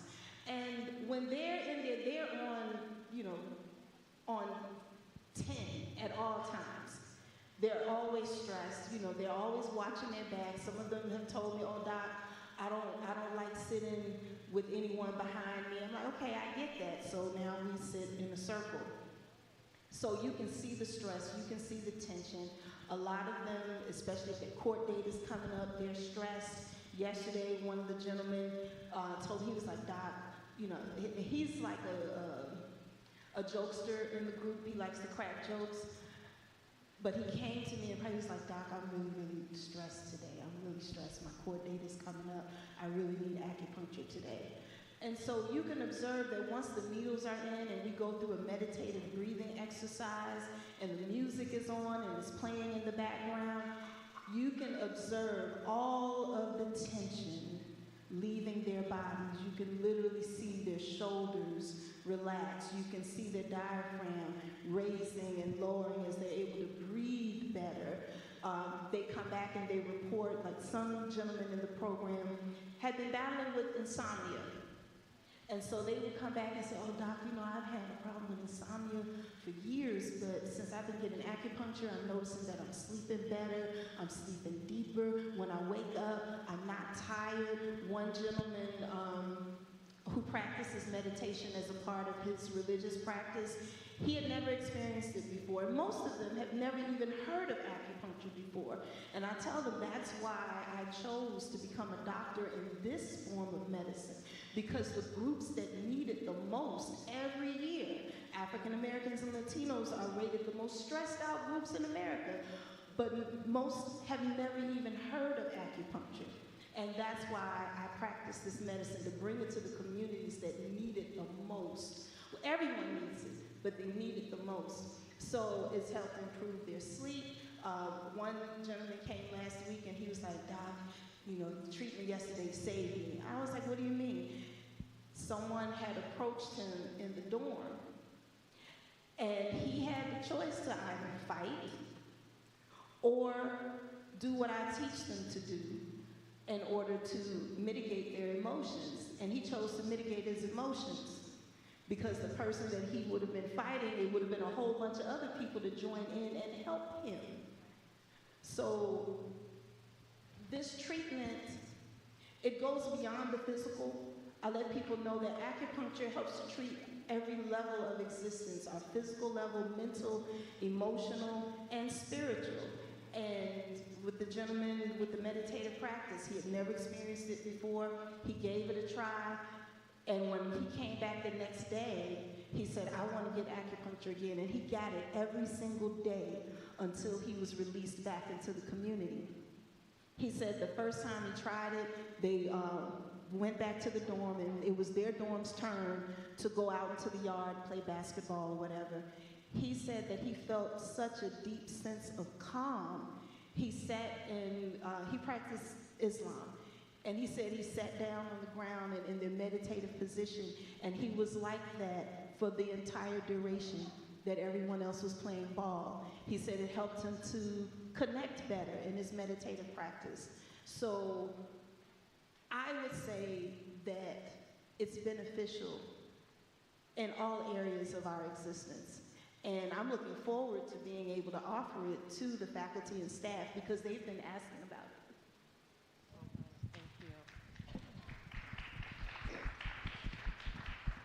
Now, Anton, I'll pivot to you for a moment. As a formerly incarcerated individual, right? You've been home in the community now for how long? 10 years, okay. First time since the age of 12. Yes, all right. 10 years home. Let's clap it up, everyone. So you're the executive director of Hope Baltimore, and you work with a lot of men and women that come home. Talk to us about the contrast with their mindset, right? So coming home, what does that mindset look like versus once you've had the opportunity, you and your team, to work with them, get them connected to different resources? How does their health and wellness transition and turn around? Some are good,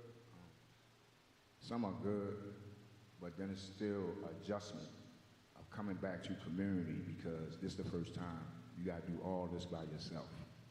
You know, and that's a scary tactic when you really want to do right, but then, like, in certain communities that we return to and all we know, everybody is broken.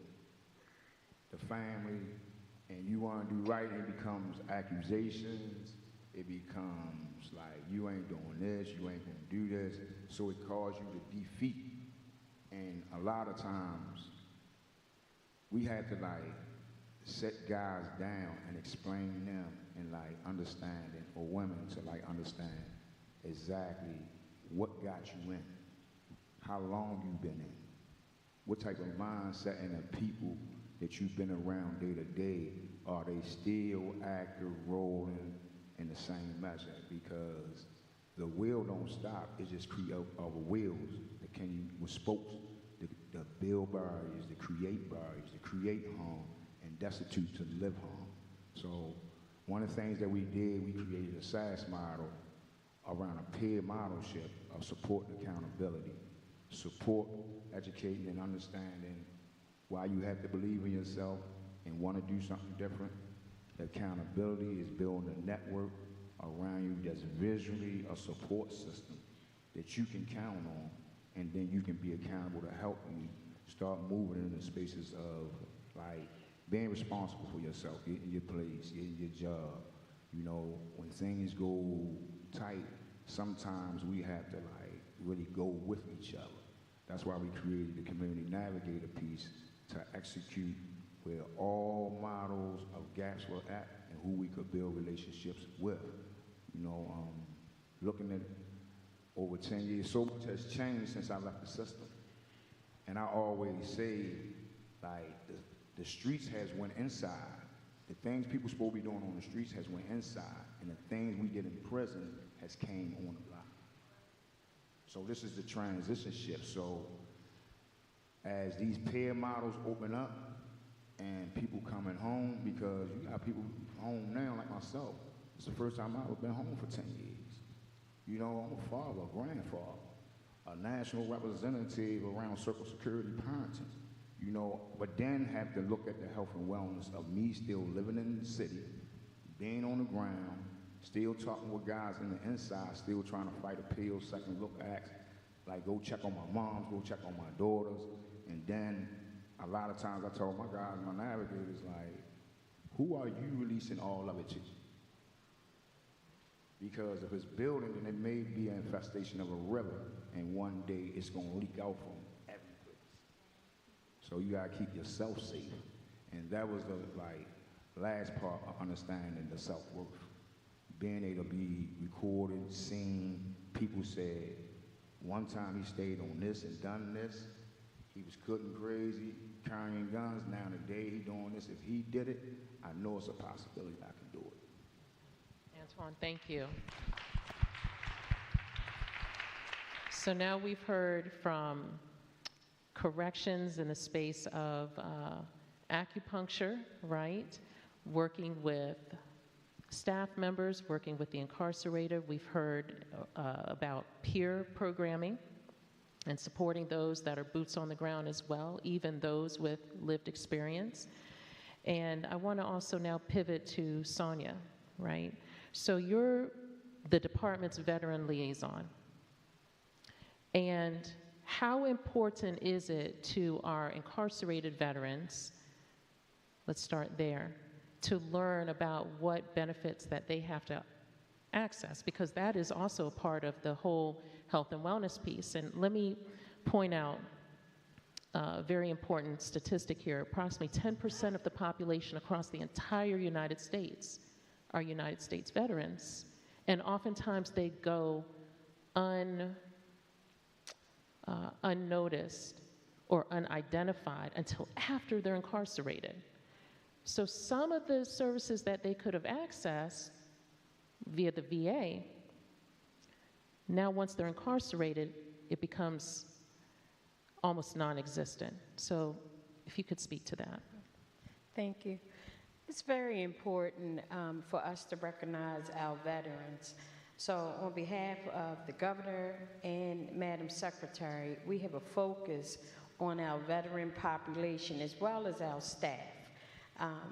So when the incarcerated individual is getting prepared to re-enter society, we are partnering, myself and former Mayor Jack Young, we are partnering with our partners outside, McVets, Baltimore Station, and several other veteran resources.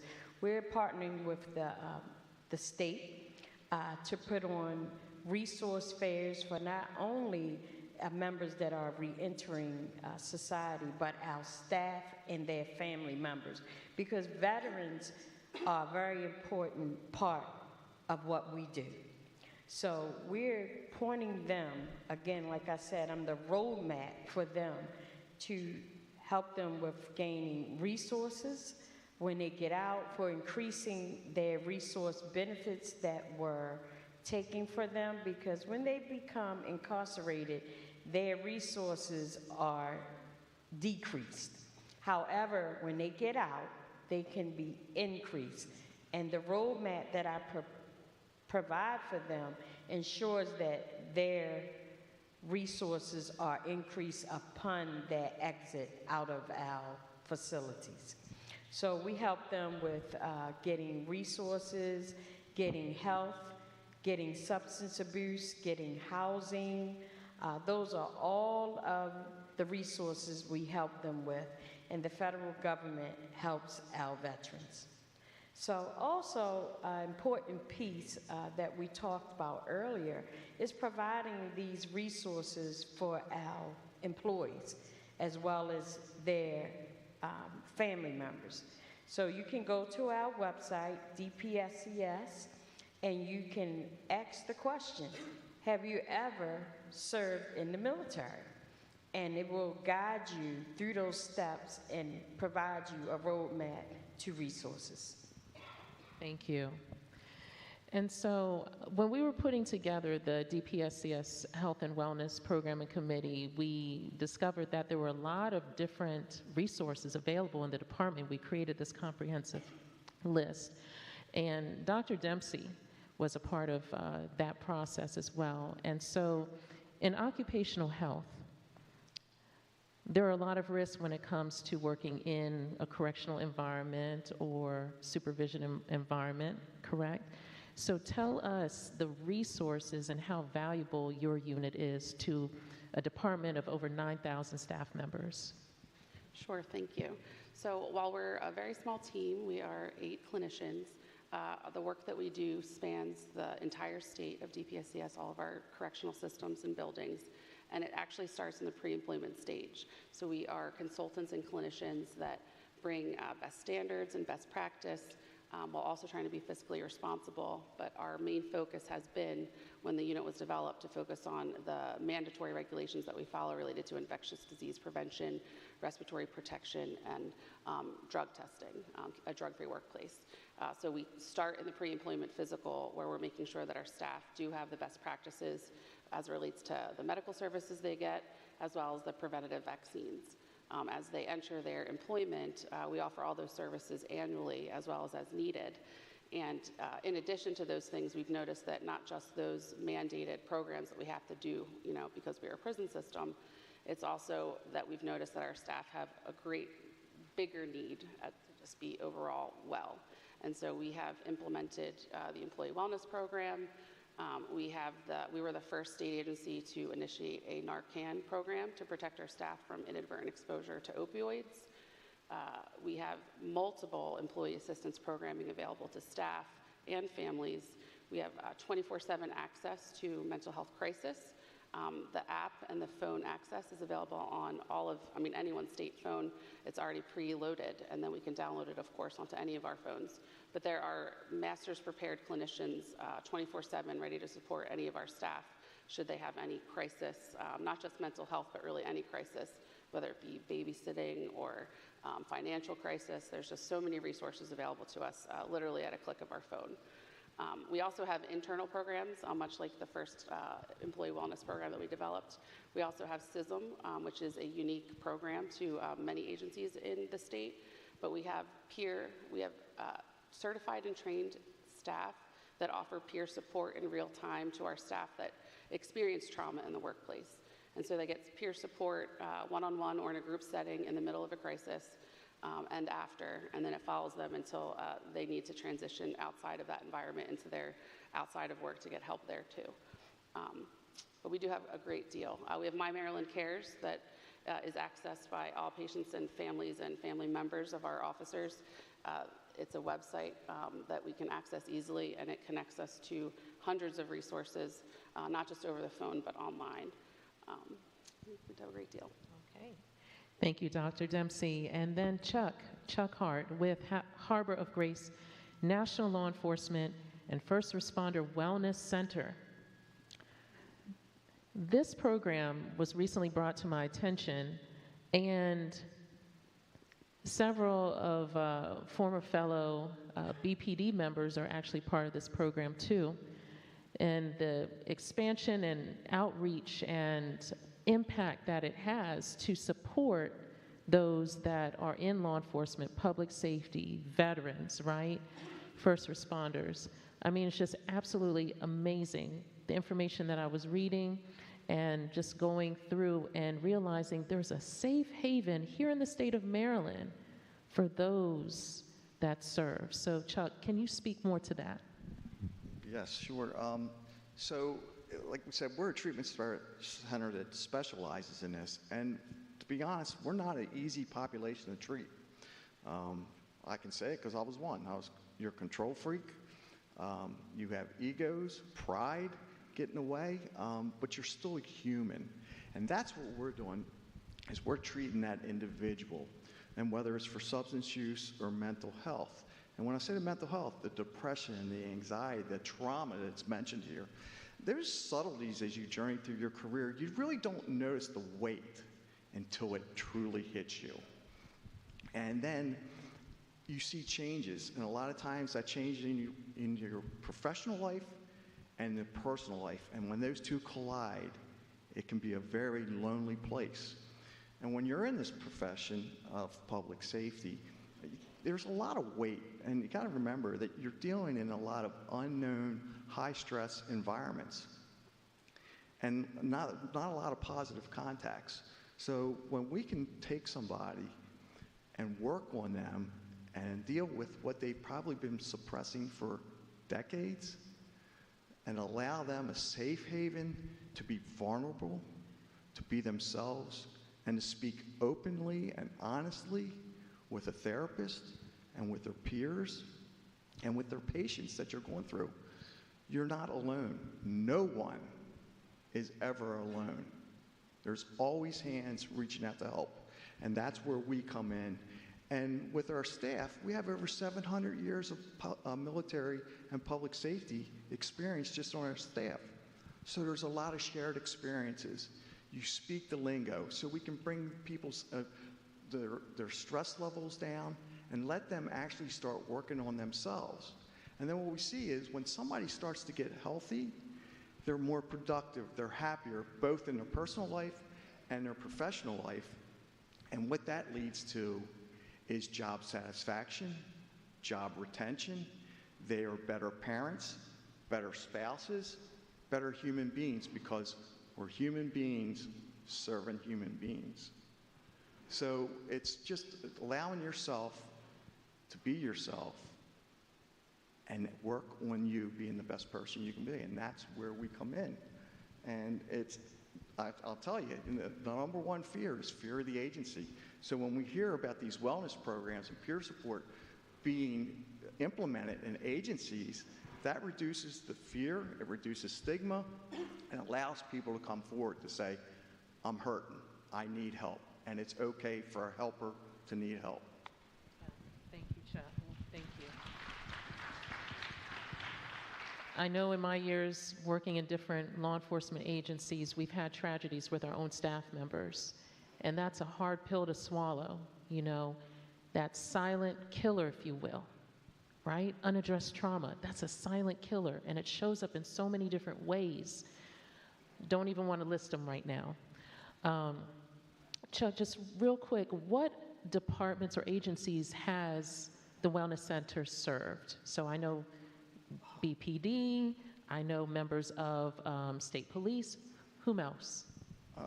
Well, just about all the alphabets in the federal government, FBI, ATF, Secret Service, Custom Border, but then state and local agencies, New York State Police, Maryland State Police, Pennsylvania State Police, Virginia State Police. We could be here for hours of going through the agencies, but I'll sum it up in this really quickly. We serve over 750 law enforcement agencies in all 50 states. So we've had patients as far as Hawaii and Alaska. And if you go from California and just come across the east, we've had patients in there.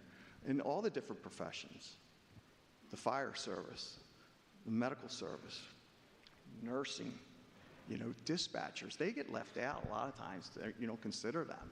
COs, parole and probation officers. Every job carries different stressors, and it's, can you understand the stressors of that job? And can we deal with it? Absolutely. It's just releasing and getting the clinical support that you need. We're a reset.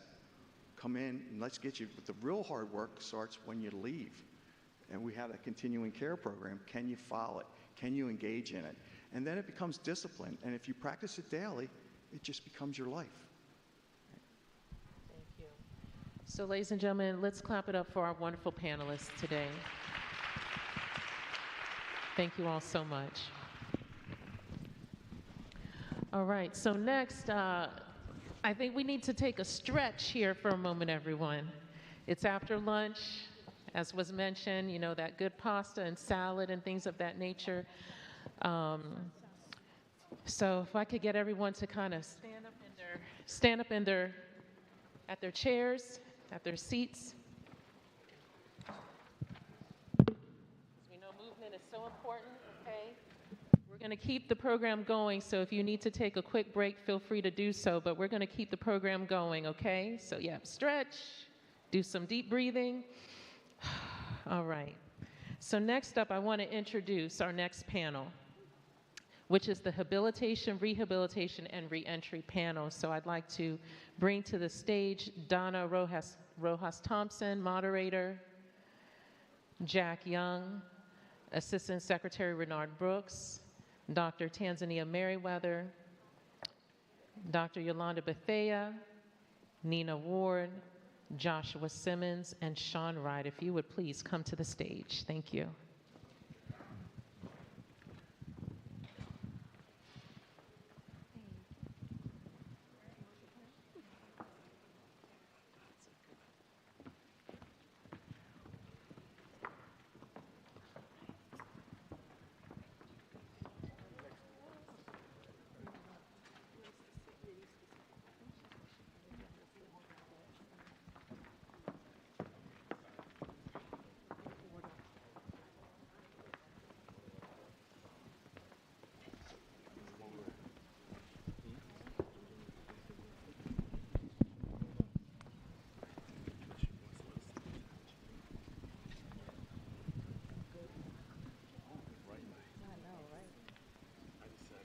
Hello, everyone. It sounds just as bad as this morning. I mean, there are less people in the room, but let's make it seem like there are more. Good afternoon, everyone. All right, there we go. We're getting ready to talk about habilitation, rehabilitation, and reentry.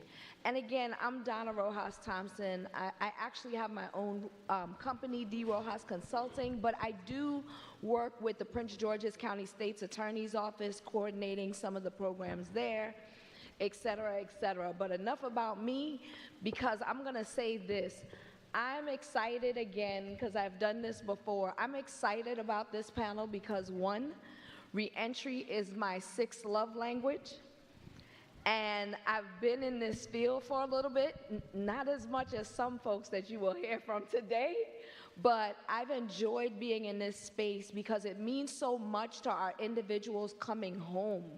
It's about them habilitating, it's about them rehabilitating, and it's about them reintegrating back into society, but not just going into society, but being successful. You know, I'm gonna say this. We're always asking people, why are you here, when they're behind the walls? Well, why are you here today? Why are you back? Why are you this? Why are you that? But you know what? Reentry is about asking, how did you get here? And then working the plan to help them. Correct? Can I get an amen? All right. So I'm going to ask each person to introduce themselves. And then the question I want you to answer as you're introducing yourself is, you tell about yourself, your role, and what drives your passion for reentry work. So I'm going to start with Mr. Brooks. Good afternoon, everyone. I promised myself the next panel I spoke on, if I had bright lights blinding me, I was going to put on some sunglasses, so that's why I have these glasses on. I'm Renard Brooks, Assistant Secretary for Programs, Treatment, and Reentry for the Department of Public Safety and Correctional Services. I have been involved with reentry services in some aspect, especially from 2007 up to today. What drives me is having started in the women's prison in 1988, working in maximum security prisons after that, the Baltimore City Detention Center, going into every prison and jail in Maryland as the Executive Director of the Standards Commission, and the multiple jobs that I've had, Baltimore County, you name it, I see the same thing over and over again, that people need help and need to be connected to treatment so that they stop returning to prison. So that's what drives my passion for reentry. Thank you. Next, Ms. Merriweather. Good afternoon, everyone. Dr. Tanzania Merriweather. I'm the Chief Administrator with the Maryland Parole Commission. I began my career 28 years ago, and what drives me is I was made for it. I was born into this. But literally, what drives me is the ideal of redemption, the gift of empathy, which I call it a gift because we don't all have it. The gift of being able to put yourself in another person's shoes and realize their struggles, their trauma, their nightmares, their joys, it's a gift. So this is what drives me to continue to do what I do every day. I believe redemption is so very important. Thank you. Dr. Bethea. Good afternoon. I am Reverend Dr. Yolanda Bethea. I am the Director of Parole and Probation here in the state of Maryland. Very excited to be here. What drives my passion, I actually started in this work as an intern, as a college intern, and absolutely love the work. I have worked in community corrections for over 30 years. Started as a case manager at the Anne Arundel County Detention Center as a home detention and work release case manager, and worked my way, started with parole and probation in 2003, worked my way through from an agent to regional administrator, left and went to the Court Services and Offender Supervision Agency in Washington, D.C., and now I'm back as the agency director. But what drives my passion really is when I think about my own life I know that there have been people who have been instrumental in helping me get to where I needed to be.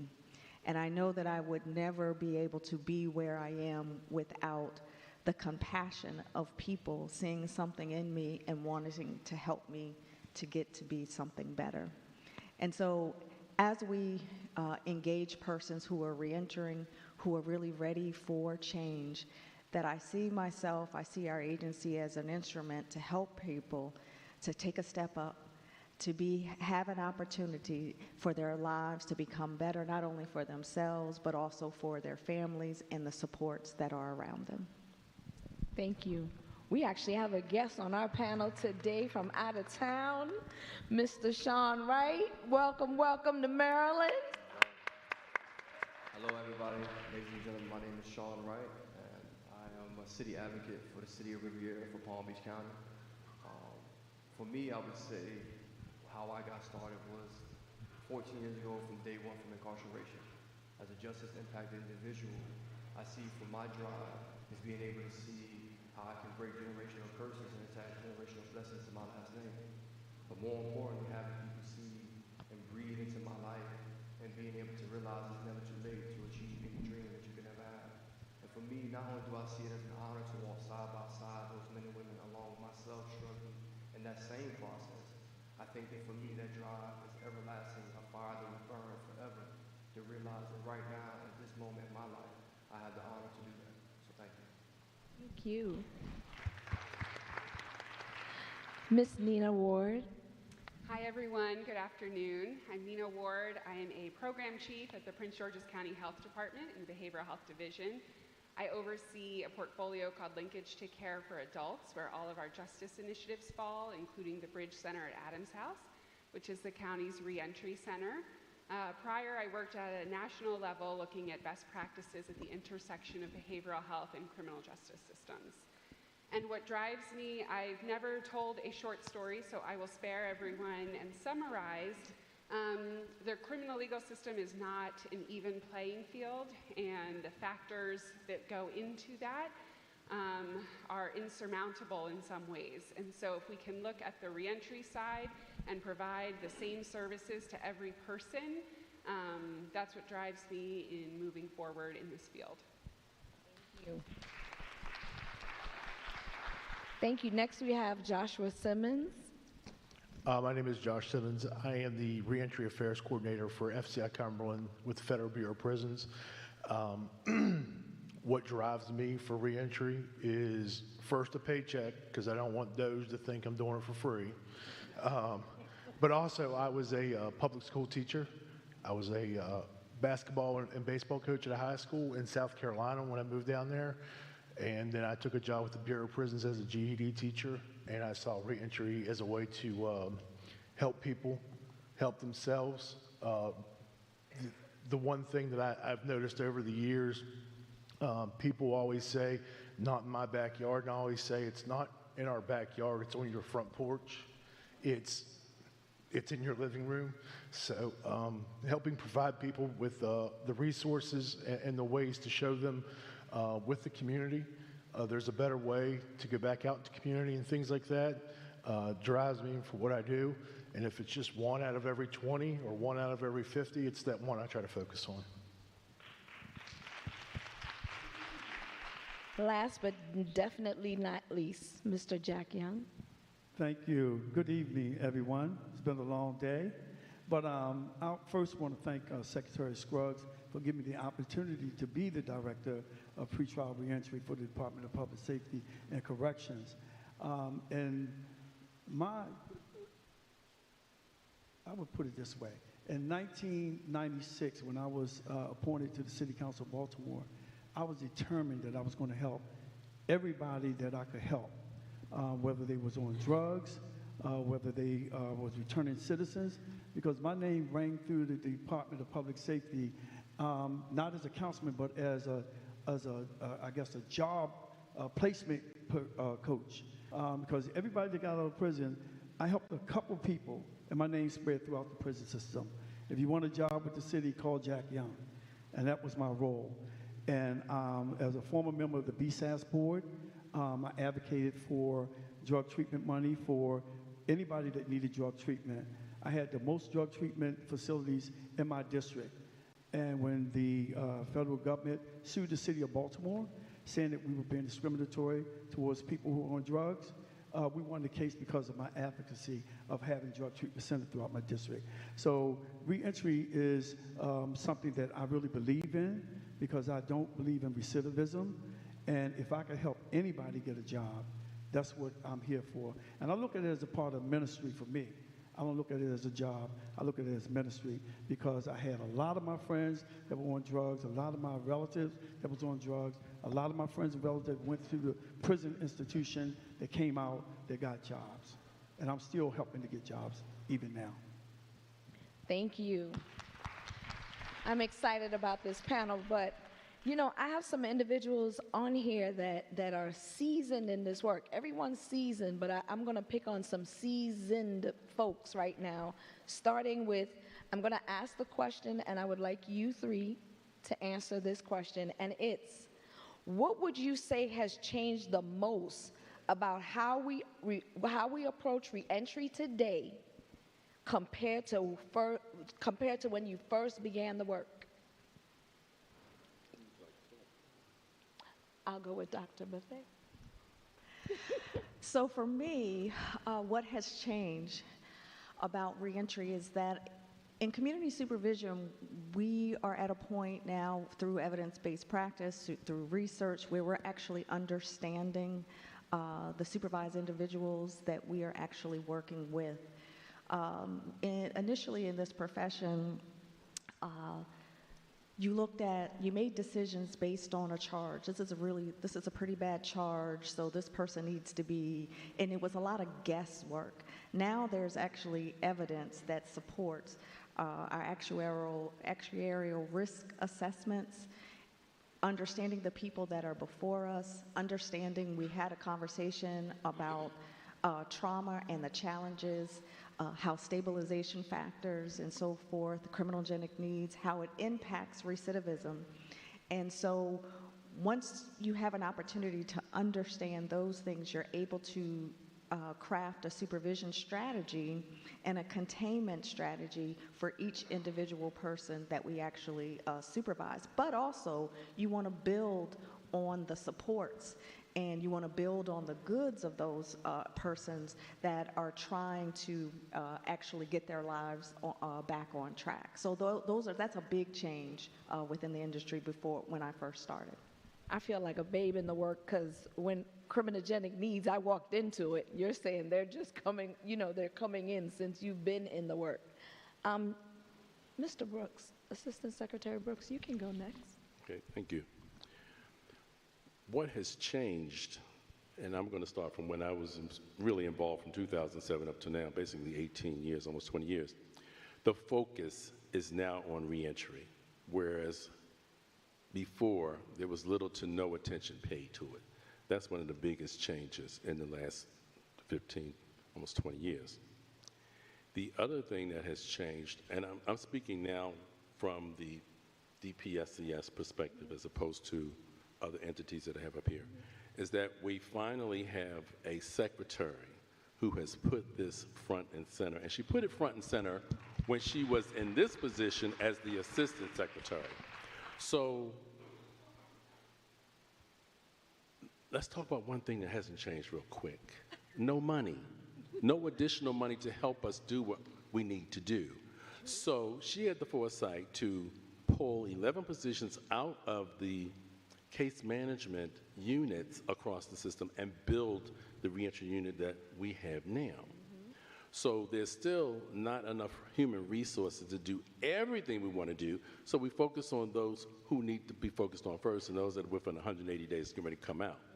But another important thing that has changed, and we're going to see how this plays out, is the passage of 1037, the reentry task force that the legislature passed to look at everything that we're doing.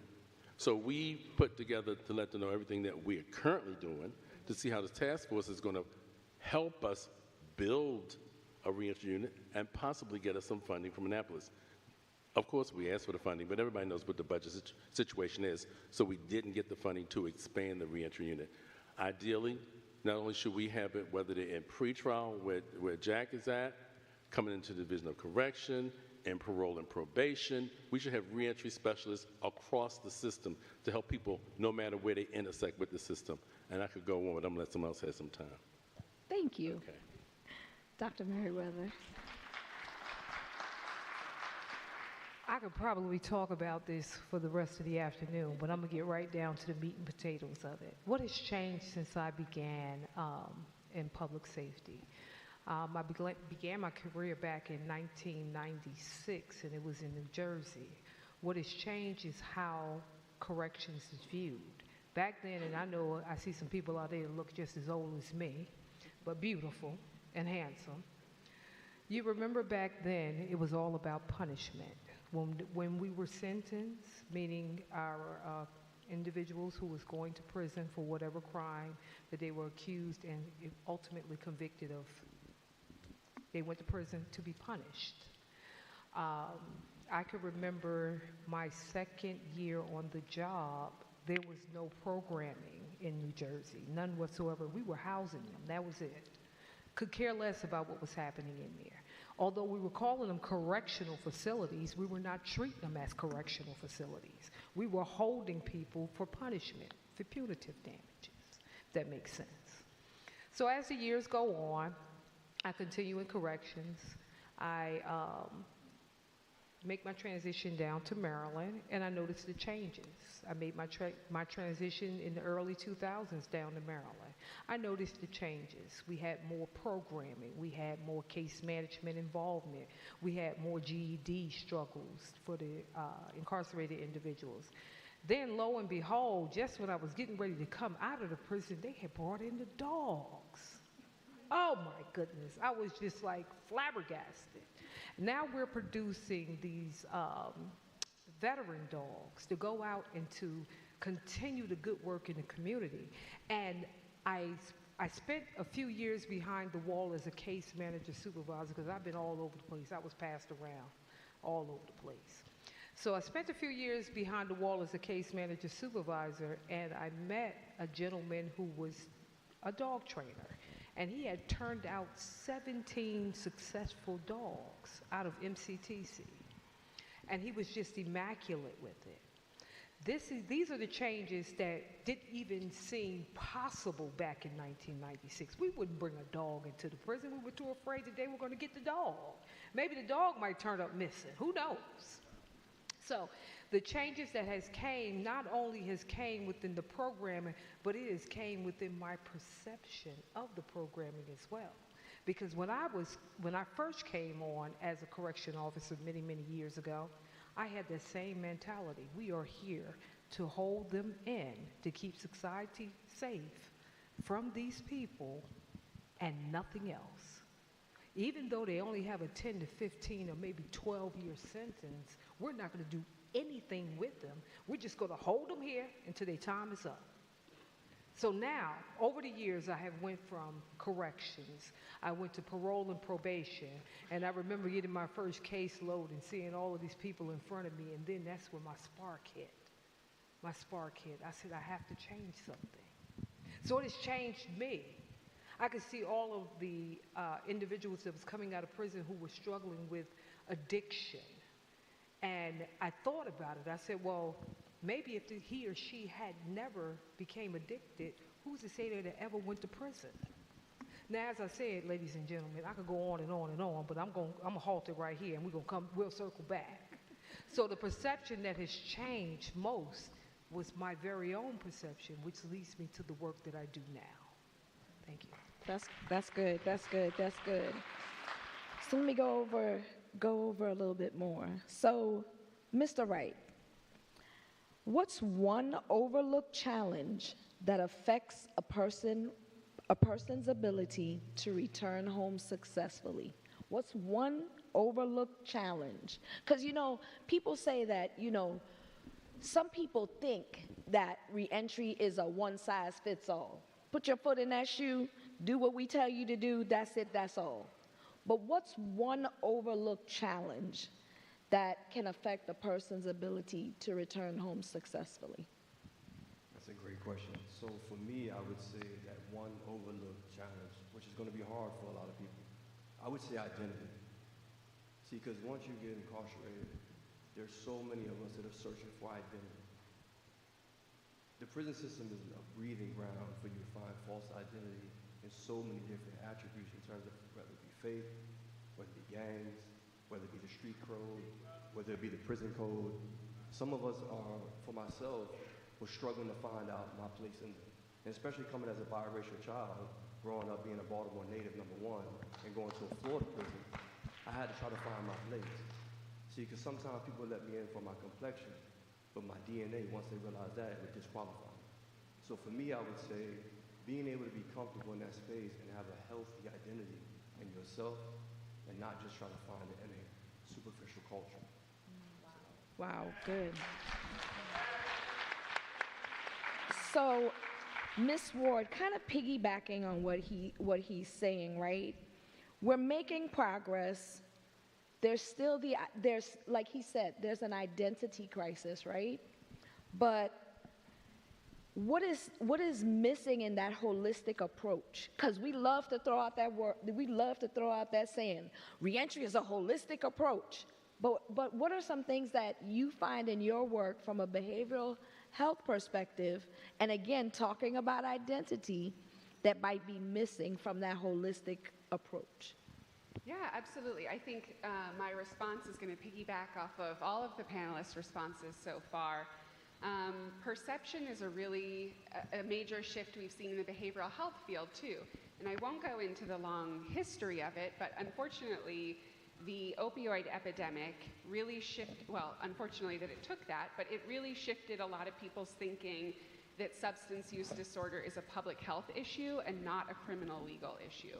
So we've seen that shift amongst our providers. We've seen that shift internally about the perception.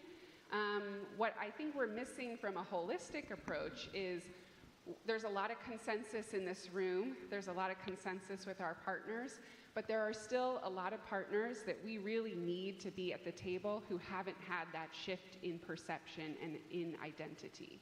So I think about housing is always the first service provider that we need to be with us at the table. But a lot of private apartment companies are not willing to rent to returning citizens. So we have a lot of work to do outside of our own circles in changing that perception and getting everybody on board with a new way of thinking about reentry and about substance use disorder and about the intersection of the two. Thank you.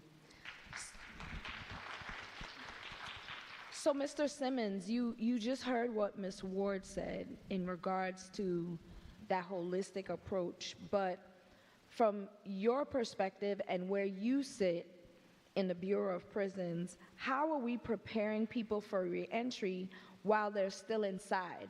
Because sometimes we get on the local levels, there seems to be so much more programming, there seems to be so much more happening, but then we look at the federal side sometimes and it's not as, and I don't want to say this in a bad way, but may not be as proactive, right? So how are you all preparing people for reentry, and what do you think needs to change to make it more effective so that our federal partners are kind of like lining up with our locals, with our state level folks? Well, first of all, when I came into the Bureau of Prisons in 2010, the idea of reentry was new. And when I took this job, people were like, what, have you lost your mind? You're going to have to get a different job. The Bureau is not going to keep going with reentry. I remember when Director Samuels came to Cumberland, I was there in this job for less than a year, and the only thing he wanted to talk about was reentry. He didn't want to talk about safety and security, any of that. He figured we already had that handled. He wanted to talk about reentry. The First Step Act has come through. We now have what's called evidence-based recidivism reduction programs that guys are offered in male and female facilities. And these are national programs that are offered in every federal facility. A lot of times it was GED and a couple other things were nationally, but the rest of the facilities, it was kind of on a local basis. They've gone to making sure national parenting, anger management, Walk with Ease, just simple things like that for physical health, things like that. They are national programs, and they have to be taught by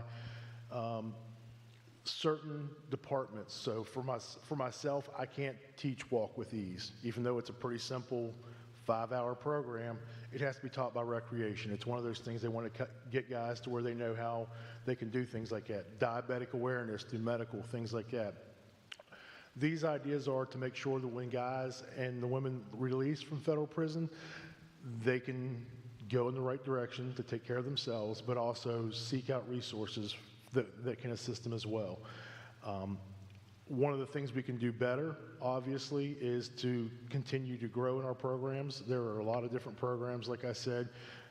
It used to, like I said, be just education in certain departments like that would offer programs.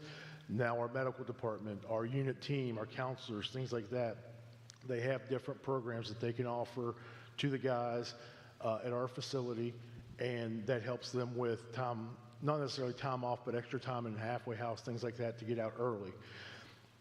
The biggest resource we have of all these things that staff can do, and I'll be the first to say the Bureau of Prisons has its faults, just like anything else, but our staff at Cumberland are very supportive.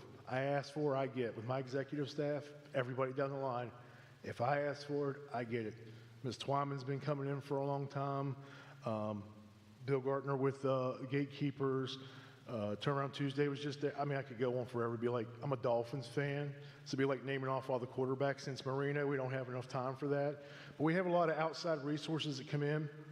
That's one of the biggest things that we can do, is bring more resources in, and we're trying to do that. The other thing would be to provide mentorship programs. We are working on that right now, at least on a local level with Cumberland, but it's kind of a national initiative. People that have been incarcerated that want to do better, not just for themselves, but for the people that are in there with them, to serve a purpose. So I think that's one of the biggest things with reentry. I take a lot of credit for a lot of other people's work. I mean, it's just the way it is. I have no problem ever saying that to my warden or whoever. But it's true. The people in the community, the people that are sitting in here right now, they're the resources that are going to change somebody's mind or point them in the right direction or give them guidance on how to do things. No matter how many times I say things or do things, some people are always going to look at me as I'm the police or I'm just a CEO or whatever. Not all the guys, but some of them. And I can tell them 2 + 2 = 4, and it's not 4. But when somebody from the outside comes in, somebody that they can see as basically a mentor or a resource, that helps provide them hope and a sense of direction that they can look forward to when they release here. And with that, I'm going to do a shameless plug, 2 of them real quick.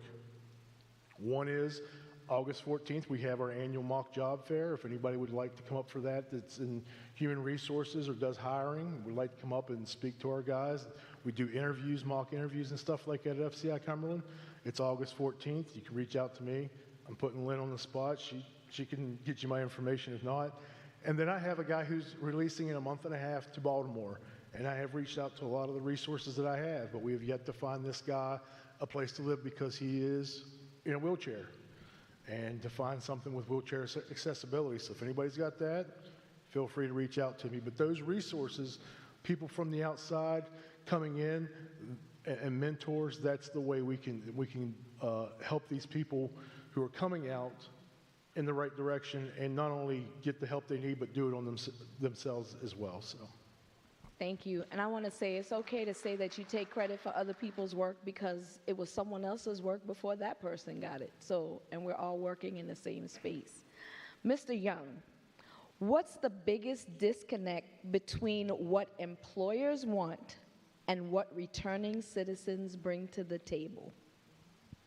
Wow. Well, what I would say is that employers don't really understand that a lot of the individuals are coming out of long sentences in prison, and they need to be a little more understanding because they might not have the skills that they're really looking for, but they have training that they could give to these individuals so they could get jobs I've been working with a lot of employers, trying to get them to understand that, people need a second chance and a third chance. And after they get hired, they can work 30 to 60 days. As soon as their records come back, they tell them they can't be employed there. And sometimes they are model employees. They knew from the start that they were coming out of prison, that they had a record. So our employees need to be a little more understanding and a little more cooperative with our returning citizens, because if we're going to stop recidivism, most of our employees have to understand that in order to stop that, they have to be a little more understanding and cooperative in making sure that they maintain these jobs for these folks. That's the biggest thing that I've seen. And if I can just go back on something that Assistant Secretary Brooks said about the funding piece. When they had the lawsuit, which I was a plaintiff in it, speaking on behalf of the city of Baltimore, because most of it happened during my tenure there, that opioid money, funding, we should be getting some of that money because the opioids are the cause of most of the people that's in our prison system. And no one thought of saying, hey, we're going to designate some of this money to the Department of Public Safety and Correction and all the subsidiaries within that department to have funding there for them to be able to, bring in other partners who are looking for funding to make sure that our inmates are integrated back into the community. Because I think some of that opioid money should be directed to the public safety and correction. That's a resource for us. I agree. Now, let's see if it'll happen. Most of the money already been allocated, and we have not been included. Well, all righty then. So coming back around this way, Assistant Secretary Brooks, what structural or policy shift do we need to make to finally stop treating reentry as a program and start treating it as a core part of public safety and community health? Would you repeat the question, please? It is, but some people still treat it as just a program, right? But how do we start to treat it as a core part of public safety and community health? I thought you said something about a cultural shift, but okay. I did, but keep it moving. I just wanted to make sure I understood. The way to do that, in my opinion, is to get everybody to accept the fact that it's important, it's needed, and it's necessary. And I mean that from top to bottom. We already have a governor that believes that. We have a secretary that believes that. You have an assistant secretary that believes that. But not everybody believes it because it goes across the spectrum. Reentry, as everybody knows, is a lot of things. So if I rattle off some of the top ones, for those who are incarcerated with us, mental health, substance abuse, education, job training. If they're older, it could be somatic health. These are the core skills that we have to work, and services we have to work to get them to so that they're better and ready to re-enter. Most people wouldn't even believe that one of the biggest challenges is getting those individuals to accept the fact that you need an ID when you get out. So let us help you get a birth certificate, a social security card, and a valid ID. Oh, no, I'm good, I'm good. No, you're not good. We just had some of the folks who were in here today and our Lived Experience Committee put together an infomercial video so that it can be played on their tablets to get them to understand some of the things that they're going to need when they get out to be successful. The shift has to be across the spectrum, from the community providers to the employers to those who have people under their care, whether they're incarcerated in a prison, a county detention center, or the Baltimore City Detention Center. And it's changing the old cultural mind shifts of what this good doctor right here talked about, the lock them up, that's all we're supposed to do. We're slowly getting that cultural change, allowing more providers to come into our facilities, whether it's providing a specific service, whether it's mentoring, it's peers, it's those entities that can come in and connect them to the stuff and the treatment and the resources that they're going to need when they come back to that community is the shift that we're working on. And it's finally happening. It's slow. It's hard to turn a big ship around, but I always use the analogy, how do you eat an elephant? One bite at a time, and that's what we're doing. Do either of you would either of you like to add to that? Oh, absolutely. I would have to absolutely agree with Assistant Secretary Brooks here. Basically, what he's saying is that we have to, it's already there. Mm-hmm. It's already important. We already know it's important, but we still have some people that are not even paying attention. You ever been in a crowded room and there's just one person that's off on his own looking at the ceiling? You know, it is our responsibility, our job, all of us, every one of us, to go grab that guy or that girl and bring them into the fold. And I think that this is the right mindset that Assistant Secretary Brooks has led us on here. So what I'm saying to everyone here is that not everyone is educated on the reentry services who isn't directly involved with it, or they don't think they're directly involved with it. Because guess who's driving your Ubers? Guess who's serving your dinner? Guess who might be dropping off some dry cleaning for you? Maybe you've seen your dry cleaning out. These are all returning citizens, which means that we all have to play our part. Now, a lot of our citizens in the community doesn't know that they play a part at all. It doesn't affect me, so what do I care?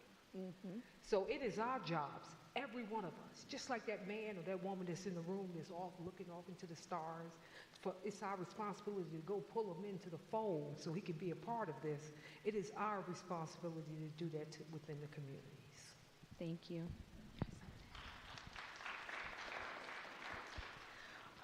Very briefly, I'll just add to the education piece in the broader community. So in the community at large, still operates under this lock 'em up and throw away the key, where that really isn't the reality. And it's been stated here many times that over half of the persons who are incarcerated are released.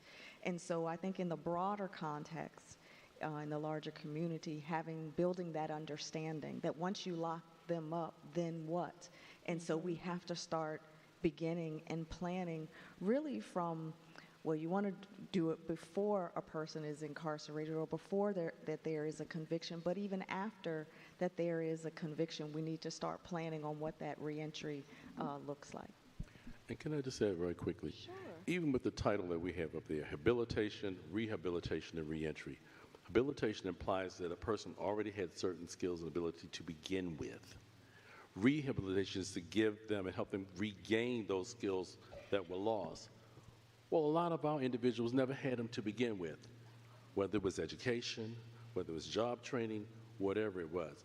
So to get to the reentry piece, you start from the beginning and figure out what their needs are, what their ideas are. And I always say this, and all the people I've worked with, if they're not ready up here and right here, if the head and heart is not connected, it doesn't matter what we try to do for them. They're not going to do it until they're ready to do it. So we have to convince them that they need to do it, why they should do it, and make them ready to do it. Leave it to Mr. Brooks. So, Sean, I want to ask you a question before we wrap up with one final question for everybody. You lived it. You lived it. What's one thing you wish policy leaders and system players understood about the emotional and mental load of reentry? This is a great one right here. Before I start, if I may, can I give a few shout outs? Sure. Okay, so first, I'd like to give a shout out to my coworker, my brother Willie Cooks, another warrior in the fight, best battle of reentry. Number two, my beautiful sister, who I just seen after 14 years in incarceration for the first time, Jessica Grushland, is here today. Answered every phone call I ever had in prison. And also the reentry department in Riviera, Palm Beach County, that gave me the hope, but more importantly, that breathed life into me. See, I hear a lot about returning citizens, but right now, I'm a county employee with local government and approved by the Parole Commission on active supervision right now to be here in this space. Get it. Recreating the narrative. You said one thing that I wanted. If you could repeat the question one more time. What's one thing you wish policy leaders and system players understood about the emotional and mental load of reentry? Okay, I would see the biggest thing for me was being able to have, somebody said it earlier, saying that people from the outside were trying to create something for the people inside. So I would say one of the biggest emotional things is to be able to arm yourself with people who have the lived experience with the education and be able to bridge those gaps. See, sometimes as a returning citizen, it's okay if you're the worker. But the reality is, who in your agency would be the first to hire somebody who has been just as impacted to get past certain barriers so you could actually be the change that you say that you are? And so for me, I would say that emotional disconnect is that I say I'm for reentry, but really who's standing side by side with me as my coworker? And so for me, that emotional disconnect and being able to say the issues that people are going through, yes, we can't do both without the other. In this room and on this panel, I can't go where she can go, but she can't go where I can go. We can go there together. Mm-hmm. And I would say for that, to continue to being able to align ourselves with people making policies, people in office, and people with lived experiences, that disconnect, and if you bring that emotion together, we could really be the change that we seek in each individual, and we will be able to understand each emotional barrier that someone's going through. Thank you so much for that perspective, because it opens our eyes to understanding that reentry, those of us that work in this field know it. Those of us that have lived it know it, that it's emotional. It's not just you come out and you're free. There's still challenges. There's still things that you have to go through. There's some people that you can't go back home to. They don't want you on their couch. That's emotional, right? So it just brings us to a space where we all come together to address the emotional side of reentry, because all the things are being worked on from a programmatic perspective behind the walls, or we try to. But when we come out, it's still that emotional piece that's happening on the outside. I like that. So for all of you, we're going to start from Mr. Young and come all the way around. So you know we like to work in silos, right? Like the feds are doing this, the state's doing this, the community-based organizations are doing this. How do we break that silo, and not just by communicating, but how do we stop? Because I was talking to someone outside, and they said, I don't know if you would be willing to share what it is you're doing. And I was like, why not? Right? What am I holding on to it for? But we have folks within our agencies, within the community, that do that. They work in these little silos. Like I heard you say, the money is there, but we didn't get any of it. What do we need to do to get out of this whole silo concept? Well, what I have done is I have invited people into meetings to talk and collaborate on how we can better work together, because working together, we can get more accomplished. Instead of working in silos, I think having those real direct meetings and direct talks about how we can better serve our incarcerated individuals by working together with all the resources that we have together. Disney have that thing about working together works, I think it is, one of their words that they used. Melvin Stooks used to say it all the time, working together works. If we all work together for the common good of that individual, whether they are incarcerated, whether they have been incarcerated and are out, to help connect them with the resources that they need. We all need to be sharing resources together. Like I said, with the opioid money, we should be getting some of that money. And we shouldn't have to ask for it, because we know that the opioid directly affected our prison system. And no one thought about, hey, how we can get some of this money into our prison system. And I think just working together, collaborating, and being honest with each other, that this is not just about me and my program, it's about all of our programs together, working together for the individuals that need the help. Thank you. Mr. Simmons. I don't see that anymore with my job. Okay. I'm very fortunate with that. We just had a reentry fair for Maryland residents not too long ago, and I had somebody from MBCI come over. And it's like, nobody said, well, why is somebody coming over from MBCI? What does that have to do with federal prison? She came over, she shared resources she had. You know, when I started this position in 2014, I was tasked by my supervisor at the time, Bill Semino, with starting the first Maryland Reentry Task Force, and it was very duct taped together. It's not as organized as things are now that other people are taking it over, but I saw a lot of that, hey, we don't want to share, we don't want to process. This money, if that goes to you, it's not coming to us, things like that. I don't see that anymore, at least from my standpoint. If I ask somebody to come in, they come in. Doesn't matter if it's state, county, doesn't matter what area they fall under. So I can say that I know it's still out there, but from my perspective here, at least in the state of Maryland, the resources I ask to come in or talk to people or provide things, I get no pushback. And that's, once again, I take all the credit for that. But I don't deserve, you know, realistically, it's people just finally realizing that there's enough for everybody out there, and the more important thing is what are we trying to do? And, you know, one thing I'll add on to that kind of goes off from that is you're talking about walking hand in hand as far as you've been somewhere where I haven't, and I've been somewhere you haven't. To me, that is one of the biggest resources we have from the outside going in and the inside going out is people that have walked in those shoes, but also those people who provide resources showing the people that are currently incarcerated or that are coming out that there is hope and that there is people out there that care about them. And there are people that are successful, no matter how long they've been incarcerated or how many times they've been incarcerated. I've seen a guy 5 times he came back to Cumberland. 5 times. I was only there for 2. And the last time, it was something, his mother was sick, and he wanted to change his life.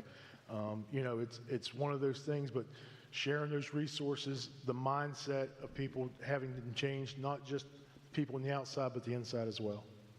Thank you. Ms. Ward, I know, you know, you're with Bridges at Adams House, so sometimes that might be a little tricky in Prince George's County with everybody trying to do the same work. So what would you say? Yeah, absolutely. I think with breaking down silos, it has to be very intentional. It's not one meeting and one conversation and okay, we're going to keep it up. It's my entire job, and it's the Bridge Center's entire job. When someone comes into the Bridge Center, they have 5 different appointments they have to keep. And then that doesn't include all of the services that they need. So they come in and we have one person work with them to do all of that. So they don't have to communicate with 10 different people. We're helping, we're supporting, we're doing that. We are breaking down the silos as our job. So it is very intentional. You can't expect it to just happen. That's what I am doing every single day. And that's what the Bridge Center team does every day. And you've heard from Alonzo a couple times today. We have a peer reentry specialist team that on the other side brings people in based on their lived experience. So we're every day collaborating with partners. We talk with Mike Williams and Sherry Cox every couple of weeks to make sure we're coordinated. I talk to our opioid abatement funding manager to make sure the funding is getting where I'm going to advocate where I think it should go. So it's got to be something that's invested in. It's not something that's just going to happen. I'm grateful to Prince George's County that they created this position so that I can do that they support Bridge Center, that GoCap supports it, Behavioral Health Administration. So there are people, agencies, and entities supporting the work. And it's working. At Bridge Center, we have a recidivism rate of less than 1% for active clients. So it shows, it demonstrates that when you wrap around someone and you help them get all of these services and you don't expect them to know all the people to call themselves, that you fund experts to do that within government or within partnerships, that it works, it happens. So, thank you. This is an amazing question.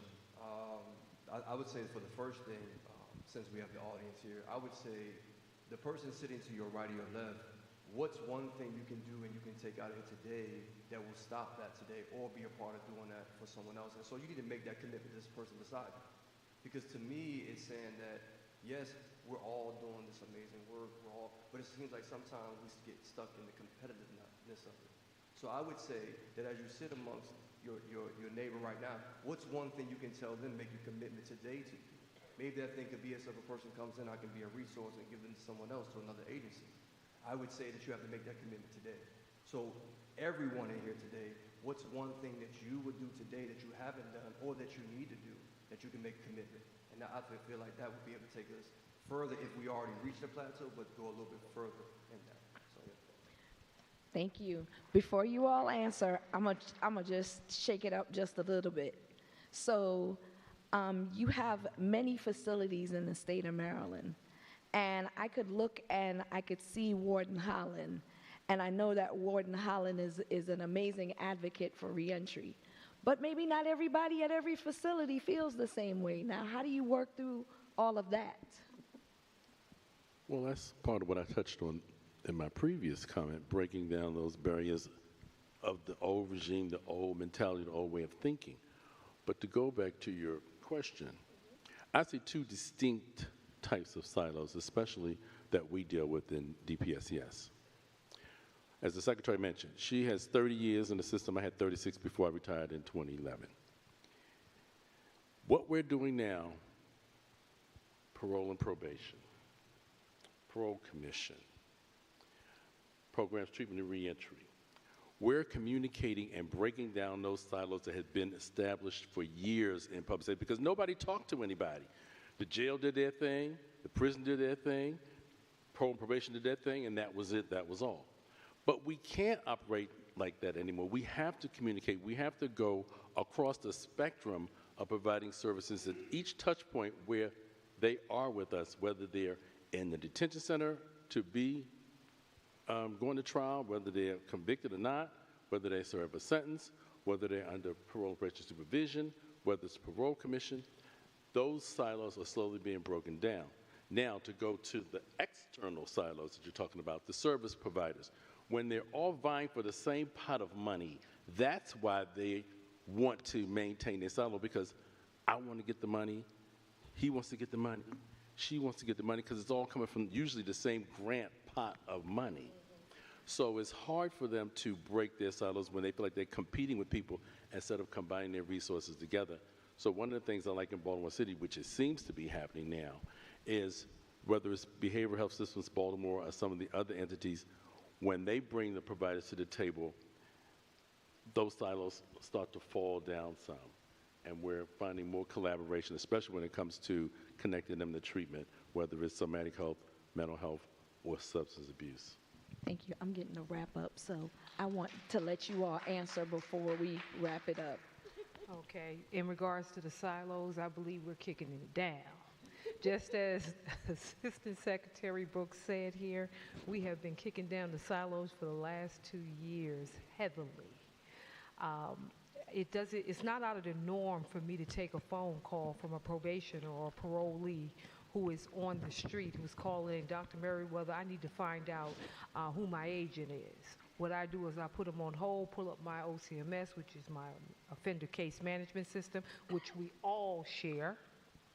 That's another piece of the silo that has been chipped away.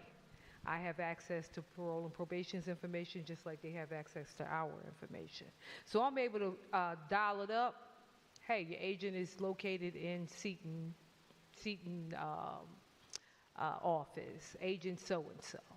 So I'm breaking down the walls by being able to communicate with DPP, reentry, social work, case management.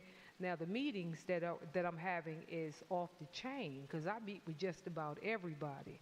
And I'll throw together a meeting in a hot second. I'll get off this stage and get on a Zoom call and hook it right up. Additionally, the Parole Commission also invites out outside entities, community partners to come in to sit and speak and present at our commission hearings every 2 weeks. Now, as I was walking down the hall today, I was picking up cards, and we may have a few vendors that's in here now, and I can remember asking a few of them, what do you do? Well, I get close. Okay, well, give me your card. I'm sure I can use you for something, or you can use me. This is how we're breaking down the silos. We are out there with our boots on the ground. We ain't got no fans, but we got our boots on the ground. And we are getting out there and we are getting into the communities. That's why I'm here today, and I'll show up at any other event to get as much resources and to kick down those walls so we can make this completely across the board. Everybody's helping everyone. Thank you. Very quickly, I'll just say, as a leader, you have to be able to demonstrate the behavior that you want. And so I've been very intentional about having an interdisciplinary approach to community supervision. I foster and cherish diversity of thought.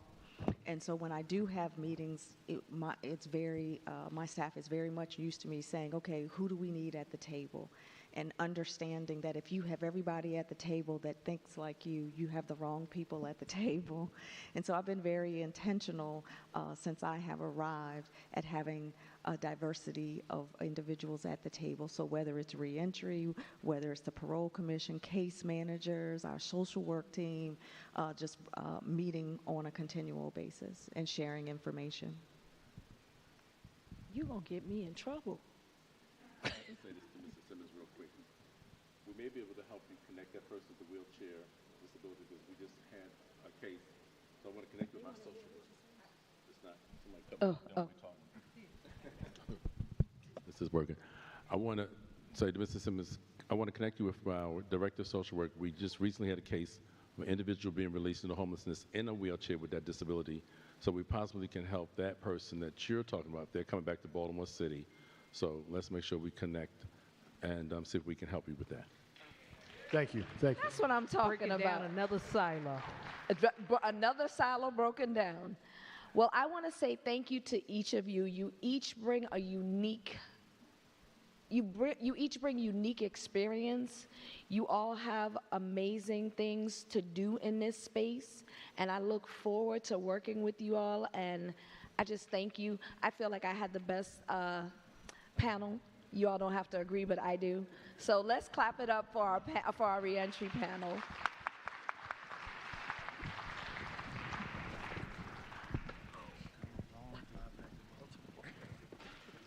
I'm telling you, I'm trade.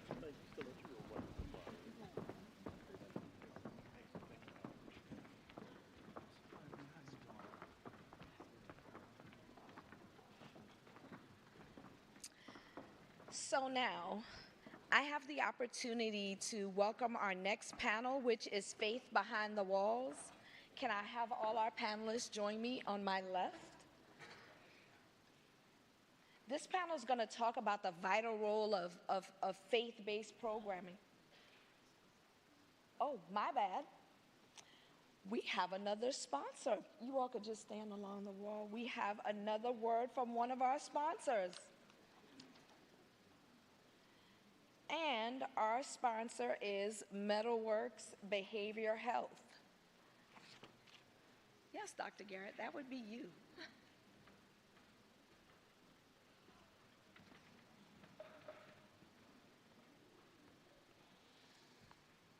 Thank you.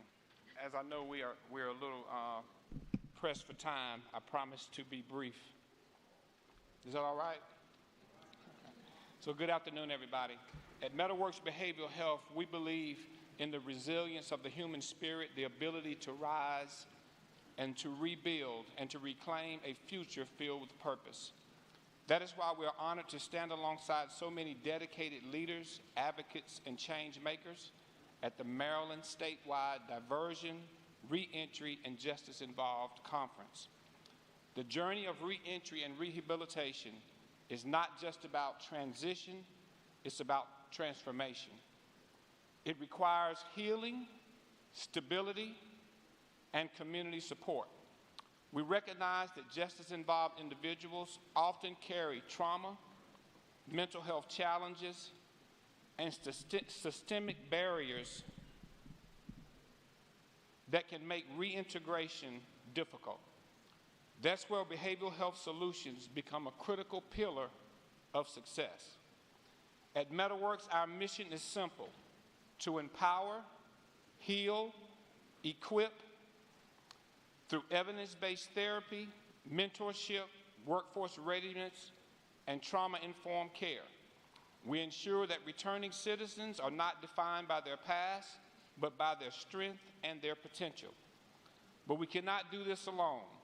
It takes all of us. It takes policymakers, service providers, grassroots leaders, challenging outdated systems and prioritizing rehabilitation over punishment. It takes us building trust, offering mental health support, and ensuring that every individual returning home has access to the care they need to thrive. We are proud to be one of the sponsors for this conference because we believe in solutions, not cycles, in stability and not stigma, and most of all, in the power of community to uplift, restore, and transform lives. So today, as we listen, learn, and collaborate, let us remind ourselves justice is not just about a legal process, it's about a human process. When we invest in behavioral health, we invest in safer communities, stronger families, and a brighter future. Thank you for your passion, your commitment, and your work to ensure that justice-involved individuals receive the support they deserve. Together, we're not just changing lives, we're changing the narrative. Thank you.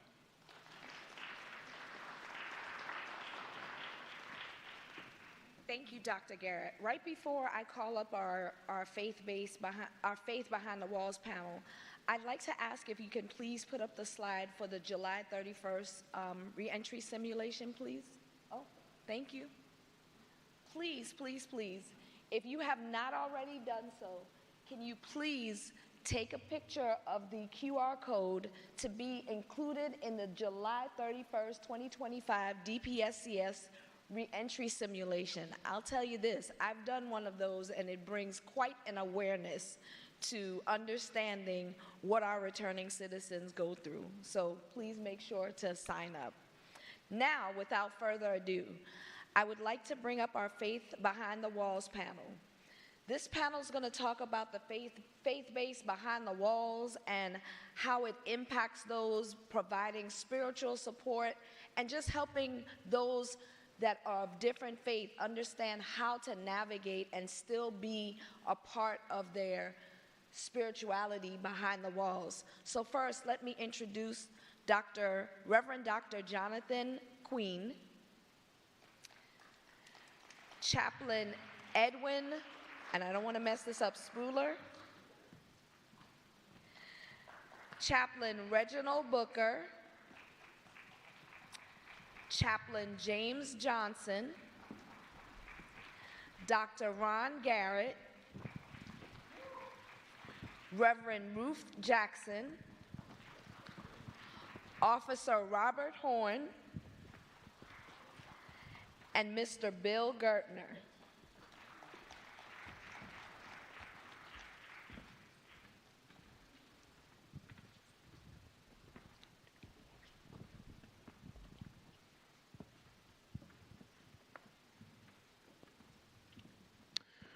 Okay, y'all were okay. Y'all did like an applause as if this was the last panel and y'all already ate good and you're ready to go home. So we're going to try that one more time. Can y'all please make some noise for the Faith Behind Walls panel? If you stayed here this long, you might as well get your money's worth, right? Okay, all right, let's see. Family, y'all go ahead. Do we got enough chairs now? I thought we had 8. And we got, that's when you know you got faith. We done multiply. Amen. Won't he do it? Okay, all right. And we got to cut our time. So for those of you who are still sitting in the balcony, if y'all don't mind, just by way of exercise, I'm going to ask the people up front, too, to just stand up for a second, and y'all make y'all way. Go ahead, come on down here to the middle. I know you're comfortable, but this way you get to stretch, and you won't stay asleep. You'll go ahead and finish out strong. For those of you, okay, you're not going to do it. That's all right. Everybody else, y'all just stand up and, stretch out for a second. Yeah, I was serious. Y'all just looking at me like I'm crazy. Yeah, stretch. Go. Yeah, I got to teach y'all. Reach up, grab the blessing, pull it down. Okay, do it again. Reach up, grab the blessing, pull it down. Oh, y'all so obedient. I love that. All right, listen, we're going to go ahead and get started. Look at this amazing panel. Listen, Dr. Twyman, you done gave me this. I ain't going to know how to act. I'm taking all y'all with me. We going on the road. Get ready. We're going to call it diesel therapy. My name is Reverend Dr. Jonathan Queen, as said, and I want to open our panel with just a brief testimony about somebody I know. This young man was in the SHU, the Segregated Housing Unit of a federal prison, and he was under investigation. He was gambling, doing some things he shouldn't have been doing, and because he was under investigation, he only got a phone call every 30 days. So when he got that first phone call, he called home, and the only person there that he could talk to was his daughter, and she was 7 years old at the time. She was getting ready for a Christmas recital. She was going to be singing a solo, so she's saying, "Dad, I get to sing, I get to sing." So he said, "Well, let me hear how you're going to sing." And she sang to him over the phone, and the song was "Joy to the World." Anybody know that song? Joy to the, I wish I knew I could sing, but anyway, sang "Joy to the World," and the young man was started coaching. He's like, "Okay, you know, go ahead and sing it faster. You sound like Whitney Houston now. Sing it slower." And he's coaching her in her singing. And eventually, even before it got to the 2 minutes remaining, she said, "Well, Dad, I gotta go," and hung up the phone. And the young man just started crying. Now, he had lost his father while he was in prison, lost his grandmother while he was in prison, and he never cried. But in that moment, he cried. And it was because his daughter had hung up the phone, not because she didn't say, "I love you," before she hung up, but because she didn't expect him to be there. The year before, she had begged him, "Daddy, please, tell him to let you out just for 2 hours. We'll bring you back. I want you to be at my recital." And this time, she just expected it. She accepted that he was going to be absent for the most important parts of her life. That was December 12, 2001. And the only book in his cell was a Bible. And he got on his knees, and he prayed. And he asked God to come into his life. Now, I had argued with the chaplain over and over again. I had known the Romans road back and forth because of how much I went against the different religions. But in that moment, I said yes. And it changed my whole life. You're standing and you're seeing someone who's now Dr. Jonathan Queen instead of inmate Queen. And that same daughter that I had, she's a lot older now. I got to perform her marriage wedding ceremony and got 2 grandbabies out of her. Yeah, she's doing great. Now, I share that because that's my story, and you know, that same transformation can happen whether it's accepting Christ or whether it's taking your Shahada or whether it's becoming a Buddhist. But this panel, even though it's last, for someone to have transformation, faith is the first thing that has to happen. Y'all can say amen right there. Okay. So for my amazing panelists, I'm going to ask y'all our first question, and I want you to introduce yourself by way of saying your name, where you serve at. You can go ahead and like give me your favorite breakfast cereal too, just by way of me making sure you're in my top 5. And then answer this first question. How important is faith to an individual who is behind the walls? You got that? You're up first. So, yes. Name, where you serve at, favorite breakfast cereal, and why is faith important? Obviously, it's true. It's very true that they save the good wine for last. And that's what we are doing here. And save the real stuff for last. We are the dessert. So my name is Bill Gertner. I'm a reentry coordinator and founder of Gatekeepers organization in Hagerstown, Maryland. I served 8.5 years in our prison system as an inmate, and I've been running a reentry program since then in Hagerstown. And quick, we're all here at the end of the day, and before I get too started, it started too soon. I just wanted to say one thing. Having been locked up for 8.5 years and had been a theology student prior to going to incarceration, a college basketball coach, a college professor, college athlete, a business owner, and a father and a husband. I imploded and was standing in Route 83 in Towson, Maryland, 2005, trying to get run over by trailer trucks. And my life was over, and prior, as I said, I had been a theology student after college and certainly knew what the Lord was all about. And it was not me, and thank God that I'm here today with some great people able to disseminate what this is all about. And quite frankly, I learned it all in prison as an inmate at the Department of Corrections under the guise of some of the people that you heard today. So, thank you. Favorite breakfast cereal? That's okay. Go ahead, sir. Thank you, Bill. All right. Ron Garrett, serve as, among a few other things, but I serve as the president of the Jail Prison Reentry Reintegration Ministry for Alpha Street Baptist Church. And my, at the core, I talk a lot about education and the role that education has played in my rehabilitation process, but at the foundation of who I am is my faith in my Lord and Savior, Jesus Christ. Had it not been for my faith early on in my incarceration experience, I know that not only would I not be standing now, I wouldn't have made it through the process. Y'all really just gonna keep ignoring my breakfast cereal? Like Favorite breakfast cereal, cornflakes. Okay, I'm just trying to get y'all to see people's personalities. This man said he likes cornflakes without sugar, no frosted flakes. Like that just tells you something about frosted flakes. To be honest, All I right, can be honest. Okay, just making sure. All right, I gotta get y'all wicked here. All right, I'm sorry, Chap. Go ahead. Thank you.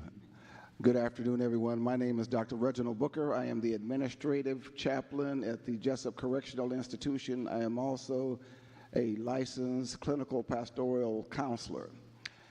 And faith is extremely important in the institution. It can be the life and death to the incarcerated person. It may be the difference between committing suicide and deciding to go on.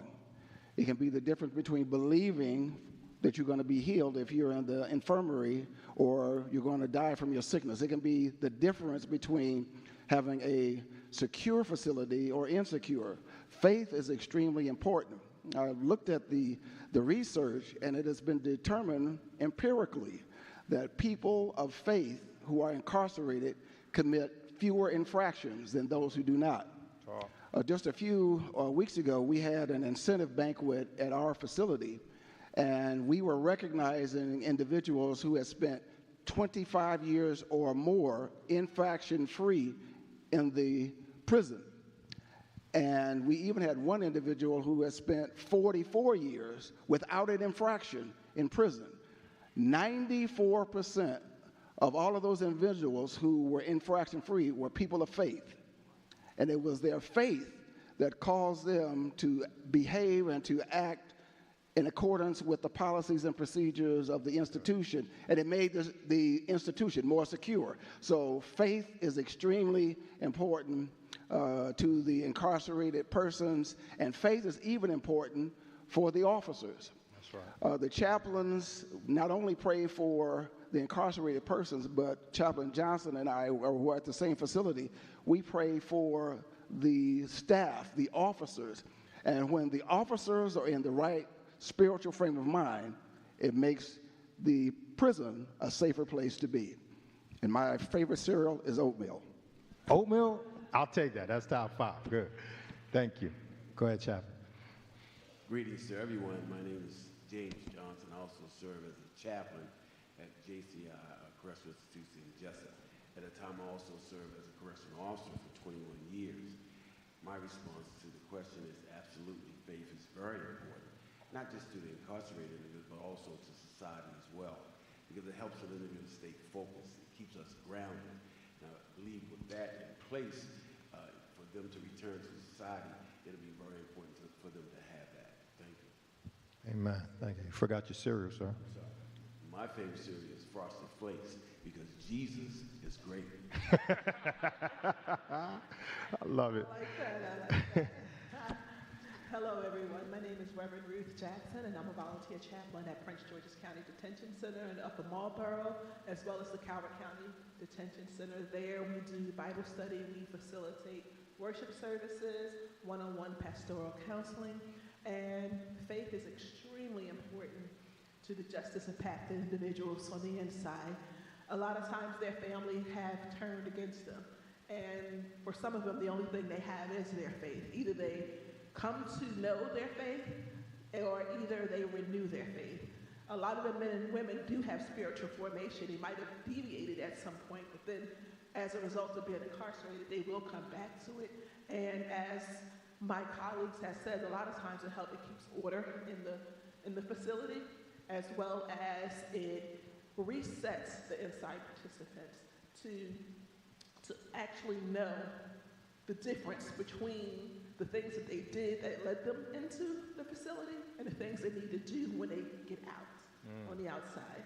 And my favorite cereal is Cinnamon Toast Crunch. Top 5. Come on now. Y'all gonna act like y'all ain't gonna clap for Cinnamon Toast Crunch like y'all don't? Okay, that's great job, Reverend. Ooh. Good afternoon.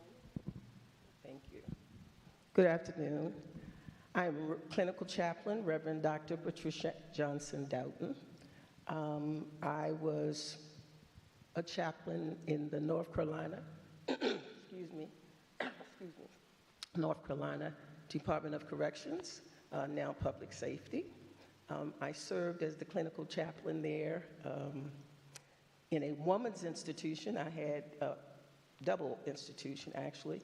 I had over 525 maximum security females, and I had minimum security of about 250 men up at the Hill. And I served there. And then I went to the Craven County Prison, where 4,000 men processed through that prison every year. It was a processing center. And I served in the military for 26 years. Excuse me. From the time I was a child, at 16 years old, I heard Dr. King preach his sermon, his eulogy at his funeral when his wife allowed him to preach his own funeral. And I was sitting up in the room by myself. And when I heard that man preach his funeral, I was like, oh my God. I mean, tears were streaming down my face as I sit there and I watched her and her babies as he lay in the casket. And when I realized the kind of man that he was and what he stood for, I decided, oh wow, I want to be like him. And so even though I came up in what is considered the ghetto, I was the third child of 6 children, single parent, public assistance, seeing my neighbors get shot down on the street, seeing brothers getting shot down on the street. I ended up being who I am today because of Christ, because of my faith.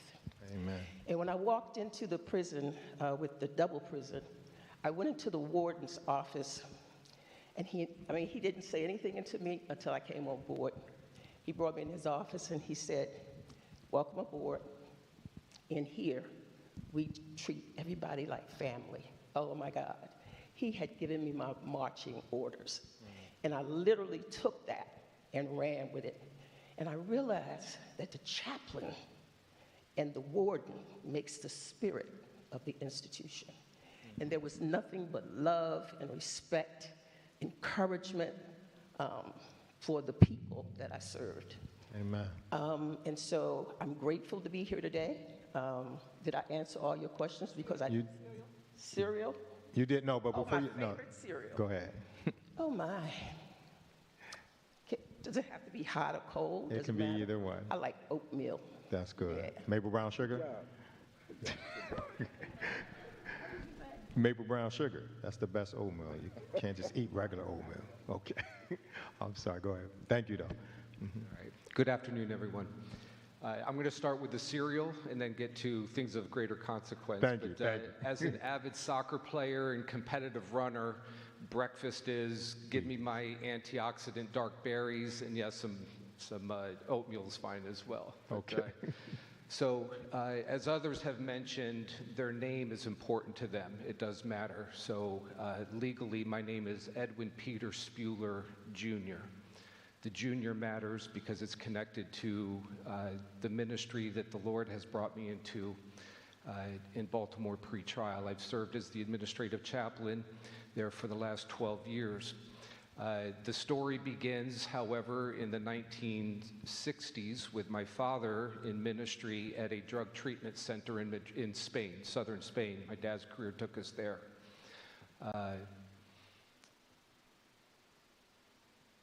Throughout the day today, we have heard lived experience, shared experience. We've talked about concepts of redemption and forgiveness and hope.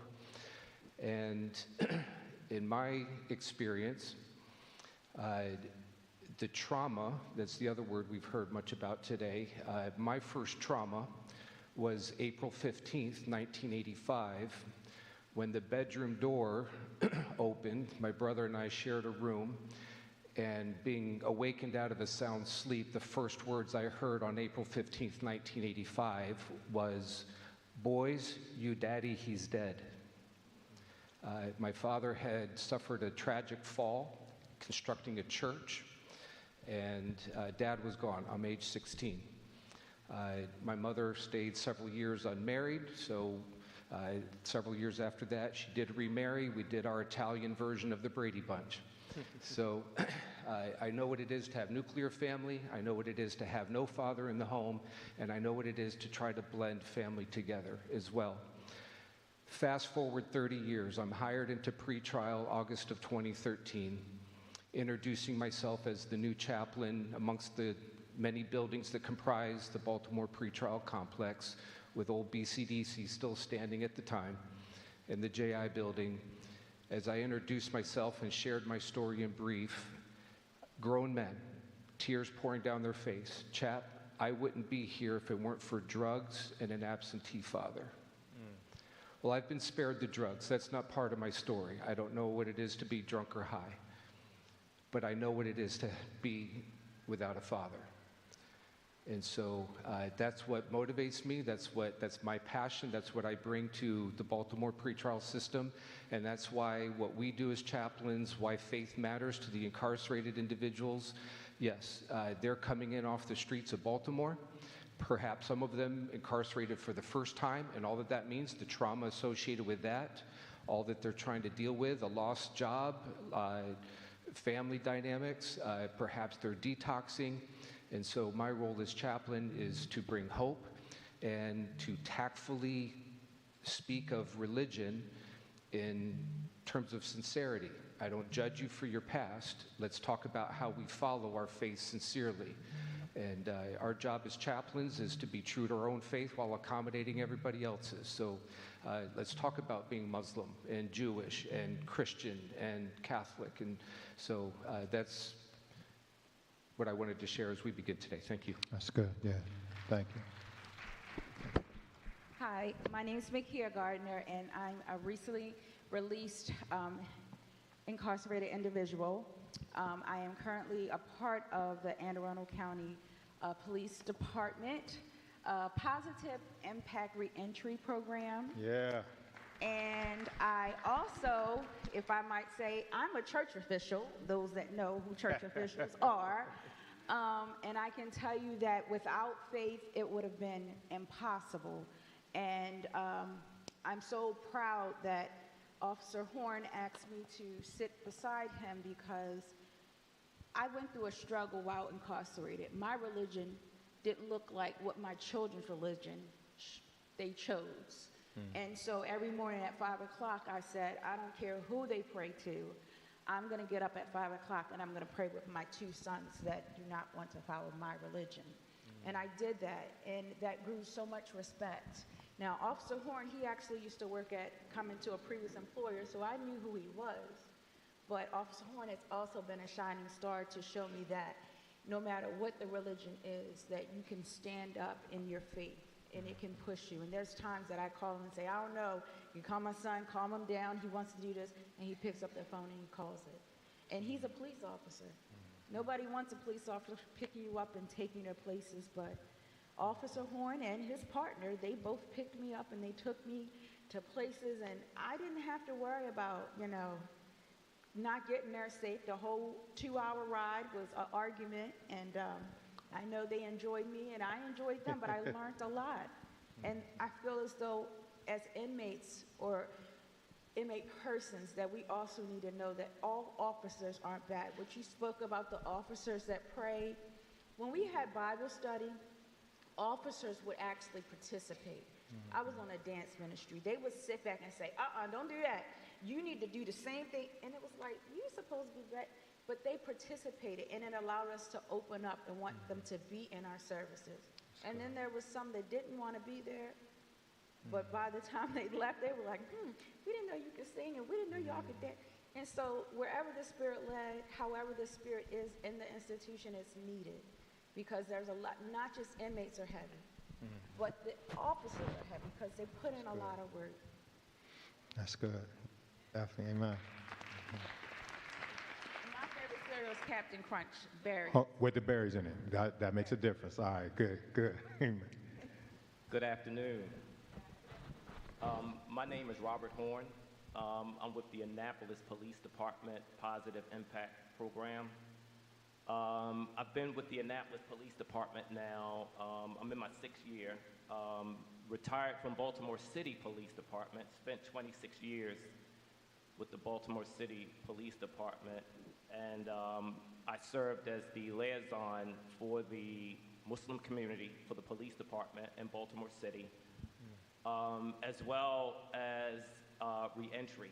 Our Reentry program started under Commissioner Ham back in 2005. It was a diversion program initially starting to address social problems in the city of Baltimore. So Commissioner Ham at that time wanted to take a different approach to how things were being done in the city, this mass incarceration. And so he wanted to put a team of officers that he felt had credibility in the community. And our job was to establish relationships, build partnerships with nonprofits, employers, Department of Public Safety and Corrections. And so we were to build out this team in the Baltimore City Police Department. The officers that were chosen would be the router to connect the at-risk population to these services. I became a chaplain, a volunteer at the Baltimore City Jail in 1998. So I started as a volunteer. I was asked to assist the full-time paid chaplain as there was a shortage in Muslim chaplains. And so I became a volunteer. I really enjoyed it. Started at Baltimore City Jail, went to the JI building, then the regional institutions downtown, and then started working under Chaplain Spurler when he came on board. So I was there from 1998 until the closing of the facility and my retirement from Baltimore City Police Department and transitioning to the Annapolis City Police Department. And so faith is very important. Faith is very important. And I like to use analogies because it really brings it closer to one's understanding. Because faith is like the vaccine. It's the vaccine for the heart. Yeah, that's good. And so the heart is of two types.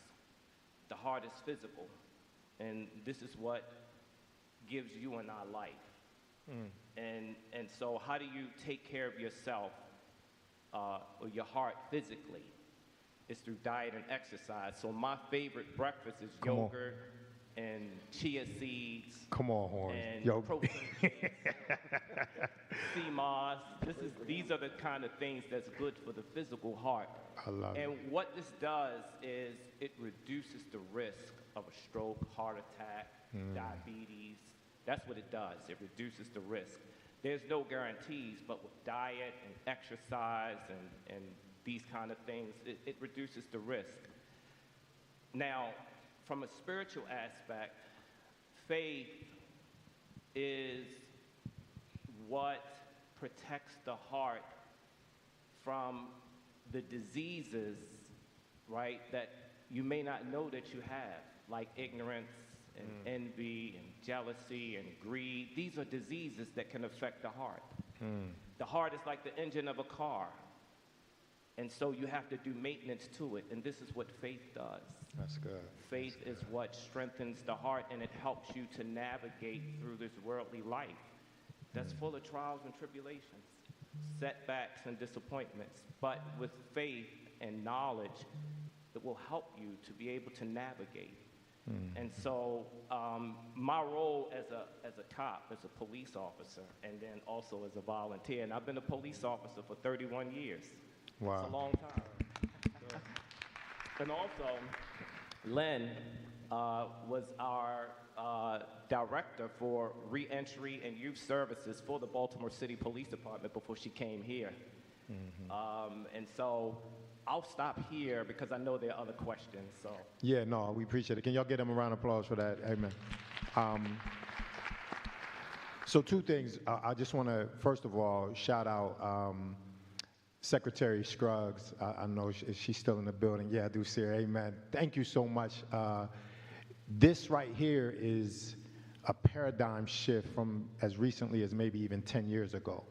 You wouldn't have justice-involved individuals coming to the same space with those who work in law enforcement and justice. And so this is something that we should celebrate and honor. The second thing is, and this is my shout out to Secretary Twyman as she creeps off. Secretary Lynn, this is year 3 for this amazing conference, and we were blessed to host the conference the first year at the First Baptist Church of Glen Arden, where I'm an associate pastor at.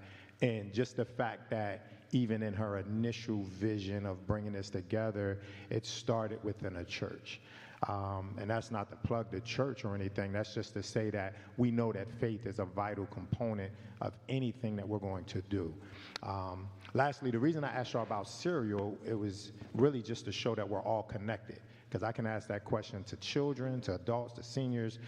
They're going to have an answer, even if it's not a cereal. They might say yogurt with chia seeds, which I do enjoy as well. They may say oatmeal, but there is a connection, and I need y'all to see that even this panel is to represent that there is a connection even within the faith, which leads us to our second and more than likely our last question. And whoever put the bet that a panel of preachers would only get through 3 questions, you lost. It's 2 actually, so we're only going to get through 2 questions because, yeah, we can talk, including myself. But here's what I've recognized, and that is my role at the church. I used to be the youth pastor. I'm now the department head for children and youth ministries. But I'm also the leader of our reentry program that falls underneath of our prison ministry, which falls under our missions department. Shout out to them. I believe some of them are here as well. But I noticed that there was always, we talked earlier about the failure of collaborations, and that even within, sometimes even within the same entities, there's a failure to collaborate. And so my question is kind of geared towards, when we do our reentry group, we're taking people who have come home from prison and working with them. But of course, there was a time when there was a complete separation to those who worked with the people in the prison versus the people who could get them out the prison. How many of y'all remember the rule? If you a prison volunteer and you go into prison, you can't have no contact with someone outside of the prison. That was a policy. That was it. You might go to jail. You just try and help out. They're going to lock you up for hanging out with the people. But there's a connection being made, and you want to help them. So what I've learned, though, is now that things have shifted and I can go into the prison. I see Reverend Roof in there. We be in there together at Prince George's County, and even with Dr. Garrett going up to some of the state institutions as well. I can still work with them people when they come out. My question for y'all is, do you see a gap between what is happening within the prison from a faith context to what is happening with the faith-based organizations that are supposed to support the individuals that are coming home? And the question is geared towards, where is the gap? Is it on the inside of the prison with the programs there, or with the programs outside waiting for them? Or is it working well? So I will I believe, well, Chaplain, you look like you're ready. Go ahead. You can answer first. Go ahead, Chaplain Booker. Well, just because I grabbed my mic doesn't mean I was ready to answer the question, but I will say this. There's a gap in several areas. First of all, as you alluded to, people who are on the outside are not supposed to be in direct contact with incarcerated persons. So even though each faith group may have a sponsor organization on the outside, since they can't directly contact the incarcerated persons, they may not be able to make that connection when they are leaving prison. So that can create a gap. And then some of the organizations that are on the outside are not directly connected to reentry programs. So I want to commend Ms. Twyman for this faith panel, because faith needs to be included in the reentry. Most of the individuals, when they get out and they're challenged, even if they're faith connected, if they don't have an organization to go to and they can't come back to the chaplain to talk to him, then they have no one, they throw their hands up in the air, and they have no one that they can go to. So I have talked recently to an individual who was on the segregation unit who was connected to faith, but when he left, he lost that connection and he wound up incarcerated again. So it is very critically important for there to be a connection between the faith groups and reentry into society so that they can successfully navigate that. So what I propose is that just like you have a missions department that has the prison ministry, that has reentry, that we make sure that there's a collaboration between the chaplain's office and the other reentry efforts so that we can connect those individuals to organizations on the outside. And I'll just use this example. When I worked once with a Billy Graham crusade, when they did the crusade, they went out and fought all of the churches in the area and made them a part of it. And then when people came to faith, they channeled those people to those churches that were in closest proximity to where they lived. So we ought to be able to do the very same thing. We ought to be able to point the individual to the closest organization of faith to where you're going to live so that you have that connection and you have that support when you leave the institution. That's perfect. I'm glad, yeah, y'all can celebrate that. And I believe there are certain models in place that may be doing something like that. Mr. Bill, you wanted to speak to that as well. May I say something, please? That's exactly what we do in Hagerstown with gatekeepers. We have a great connection with the prisons in Hagerstown. We do reentry work inside the walls, and when those men and women, basically men, get out, if they're coming to Hagerstown, they come right to our program out in the city. Every Saturday morning at the Trinity Lutheran Church in Hagerstown, we have 100 ex-inmates and addicts and townspeople together. We don't miss a Saturday. We have faith-based people. We have different faiths there. Some of the people who are here today come and see it. And Ms. Scruggs has been up there, and she's aware of what goes on. And it's a continuation of, because the state allows us to go inside and work with these men while they're incarcerated, they're used to going to a faith-based program when they get out. And so we're very fortunate to do that. We started that 6 years ago every Saturday in my office. Again, now every Saturday, and we don't miss a Saturday, we have 90 people. And it's a continuation of the reentry program we have inside the walls called the Business of Living. It's a four-tiered program. It's based on education, occupation, personal, and spiritual. It's the only program that has a spiritual component to it. 5,000 inmates around the country has read it. It's out in workbooks, and we get letters all the time. Why? It's based on spirituality and the spiritual component to a reentry program. You cannot have the other four without it. I'm a proof of that. Amen. Reverend Doctor, you were going to say something. Thank you. Like I said, I served in the military for 26 years. And I really, when I went in, I didn't even have a degree. And you need a master's to become a chaplain. So by the time I got the education, the credentials, then the Army said, well, no, because you're too old. And it broke my heart. I was so broke. But that's not where God wanted me anyway. God wanted me in the prison. When I went into the military, I was a military policewoman. Then I became a contract specialist. And then I became an equal opportunity sergeant. I learned that, and throughout my studies with history, for us as a people, the church has always been where we've gone for power, strength, love. It was our community. That was our community. And so for us to be in this space, and these prisons, thousands, hundreds and thousands of prisons are being built every day, and they're always pushed back where nobody can see them. God wanted me to see the number of people that are incarcerated, and the majority of them are minorities. For me to, I'm in the AM, African Methodist Episcopal Zion Church. And I was born as a Catholic growing up. My mom took us there. And then I got ordained with the Christian Church Disciple of Christ. I went to North Carolina, became a chaplain, couldn't find a church there. My mother said, why don't you go to the church down the street? Because she had gone back home. I joined AME Zion Church because of the history that I read about that church. AME Zion has hundreds of thousands of churches all over the world.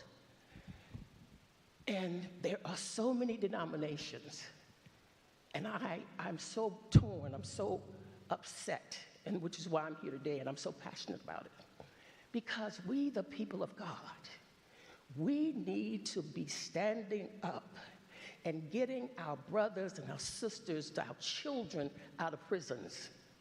And the house of God, we have enough churches. We have enough denominations. Even though I'm a Christian, I love the Muslims. I love the Indian faith Wiccan. I love atheists. It didn't matter, and it doesn't matter. These are all people.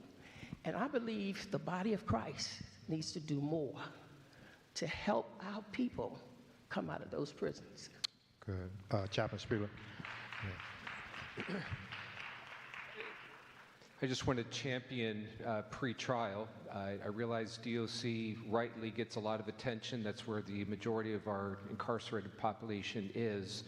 But again, my 12 years in pre-trial, reentry has been going on long before I was hired and before we were actually calling it reentry. For us, it's almost a daily thing, and it looks very pragmatic.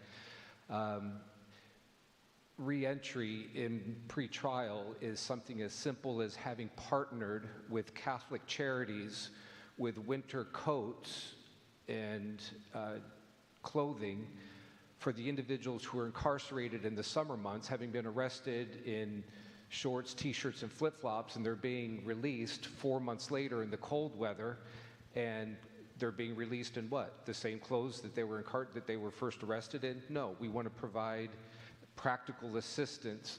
So reentry starts there, right at the release area in central booking.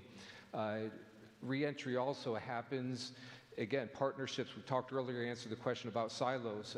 Officer Horn, Rob, you know, how many times reentry starts inside the walls with a simple phone call. Chap, can you get me a phone call to this individual, or a family's asking me to visit a certain incarcerated individual.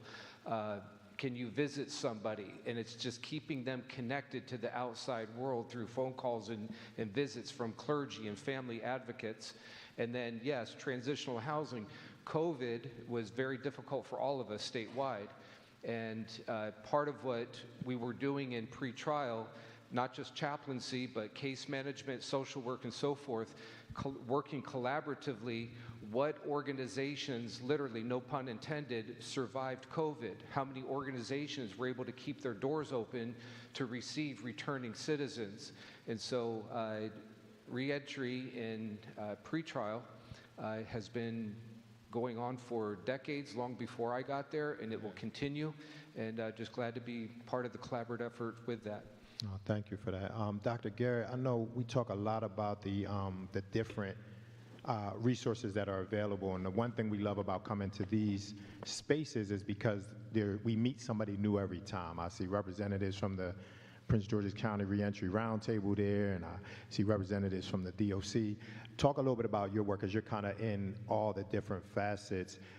Is there a gap, or do you see success happening with the reentry collaborations from inside to out?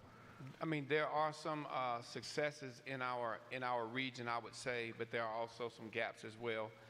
The main thing has already been alluded to by the chaplain is that many of the faith-based organizations that are inside of the facilities who gain the trust of the men, work with the men and women, nurture their faith while on the inside, when they're released to the community, the big letdown is that the same faith-based organizations that were there for Bible study, for communion, for prayer, for all of those things while a person was incarcerated, they seem to disappear when people are released to the community. You're being too nice about it. They will choke the Jesus, Muhammad out of you when you come home after they talked all that great. Go ahead. I'm sorry. Right. And so, and I think one of the greatest gaps in the reentry, the programming that takes place on the inside, reintegration, the services that are in the community, is the warm handoff between the two. When we can close that gap, I think we will go a long ways with reducing recidivism. Just to kind of piggyback on that, as chaplains, we're interfaith. So that means when we're inside the facility, we don't proselytize. That means I'm not trying to convert someone over to my faith tradition. But there is a gap between once they're on the inside and we're working with them, and that handoff, as my brother alluded to. And it would be great if we could form, justice impacted allies in the faith community. Just like how we have the 201 system, of resources, we need to identify those congregations that are friendly, because the stigma still exists. Just because it's the church does not mean once they are released, we welcome them back into the local church. I mean, we still clutch our purse, all these things. So I think we need to also work on combating stigma. And as women and men of faith, we need to preach that from our pulpit, just like we preach every other social justice issue that's out there about welcoming returning citizens back. That's perfect, Reverend Root. So as she alluded to as well, is that part of it is hearing from those who have lived experiences, who have also now embraced the faith, whether it was them serving them inside or they're getting connected outside. I'm going to let you share the last. I forgot your name, Makia Gardner. Makia Gardner. Go ahead. So actually, your church is actually a big pillar. I am so happy. But just an example. So first let me address the gap. The gap, I feel like, for inmates are that you build a connection with somebody, and they're coming every week, and you're in a class, and then they can't get in. And it's like they've been here, and I know that there has been a lady that has been coming to MCIW for, she is the guru. Like, even the officers is like, if she don't show up, they like, what's wrong with her? Oh my goodness, let me call. If something happens, the officers even call her. And one time they would not let her in. And the whole entire class was like, it was like we couldn't get through. We needed that Wednesday with her, and we couldn't get through because we was dependent on her. And so the next Wednesday when she came, she said, I have taught y'all enough that y'all don't need me every Wednesday. You have enough. And so that kind of like inspired us that, okay, now we're going to say, if she not here, we still have this hour and a half, let us do that. And so we were able to continue, and there was times that during COVID that I would call, because I have people that have a life sentence, they call me. We have Bible study on the phone. I know when I started this job, I'm like, I don't have no money, like send me this pic. I'm like, okay, I'm gonna send it to you. That's my child pastor, because that's all I have. But those are things that we learn. But there, if I can mention her name, Miss B, there is a cosmetic company for Baltimore called Star. And Star Cosmetic, Miss B was her mentor. And when she was released, she had someone to contact and say, hey, listen, how do I write my business plan? Because all I know how to do is glam up, that's it. And so Miss B actually like walked her through it. And I know when I was released, I was on the internet and I was like, you can start back at MCIW. No, and she was so excited because she said, I never thought that I would want to walk back through those doors. And that was a big ordeal. It's a big ordeal when you are doing things and you have people that are in your corner that can encourage you. I don't care what religion you are. I don't care who you pray to. The encouragement is needed because as a person that has numbers behind your name, I don't care where you are, who you work for. I'm surprised I work for Anne Arundel County. I never thought that, but prayer changes things. And I can say that one person and persons that have helped me is that while I was incarcerated, I tithed. I sent my tithes. Never thought that those tithes would be my income for the whole entire time that I was on home detention. Wow. But I just said, he comes to the church, I like the way he preached, so I'm gonna send my tithes. Wow. And I work for MCE. I made $2.75, but I did it because that's my obedience. That obedience paid off. Officer Horn, him and these smoothies things. But guess what? I got my Dunkin'. That's good. I got my Dunkin', and Dunkin' has some type of snack stuff that he get, I haven't got to the exercise thing, but he also teaches me how to calm down. Amen. How to just take it easy and accept things as they are. It will change. So the gap between, I guess, when you're leaving the prison system and actually being in the community, it all works together if the person wants it to work, because I will get on the phone and call everybody. I'll get all your names because I got pictures, and I'll be like, oh, PG, let me see, because that's how we have to do. We have to call people out. We get money. If you need a eviction notice paid, I'm coming to the church because the church is going to help me. Those are the people that are going to help me. But people that have been incarcerated, they don't know that. Amen. So that's the biggest gap. No, that's good. Can y'all celebrate them real quick? This is the hardest part of my job as the moderator, but I still got a table set up that I got to tear down, and Ms. Twyman gave me the look. So, and I can still fight with Jesus behind me. No, I'm just playing. So it's time for us to wrap up. I got to tell all of these giants who are doing great work that it's time to go. But if y'all want to get, some more questions answered, catch them on the way out. They can catch you on the way out. Just real quick, one question each. But let's hear from our amazing, the visionary, the director of community investment of DPC, all of them initials. Please show some love for Mr. Lynn Twyman. Stay up here for a moment. Just real quick, thank you, first of all, because I know we had some last-minute folks, and I have a hard time saying no when it's something that's good. Let me back up, something that's great, right? So with that being said, Officer Robert Horn, you wanted to say something real quick, right? Yeah. Okay, go ahead. Go ahead. I just wanted to really quick. We're already in overtime anyway, so y'all here might as well. Yeah, go ahead. I just want to really, real quick, talk about how the Annapolis Police Department is kind of able to close some of those gaps when it comes to reentry. We're partnered with JCI, MCIW, Ordnance Road Correctional Facility. So we work hand in hand with case management. We're partnered with so many different agencies and organizations, nonprofits, the community college, Turnaround Tuesday, Thursday, and within 5 years that the Annapolis PD has been running the reentry program, we've graduated 10 classes from trade schools, heating and air conditioning, CDL Class Bs, automotive. We have graduated 8 classes from the University of Maryland Medical Center, and 90% of our graduates and participants are coming out of MCIW, JCI, Ordnance Road, and without the partnerships, Chief Ed Jackson, he's the chief of the Annapolis Police Department.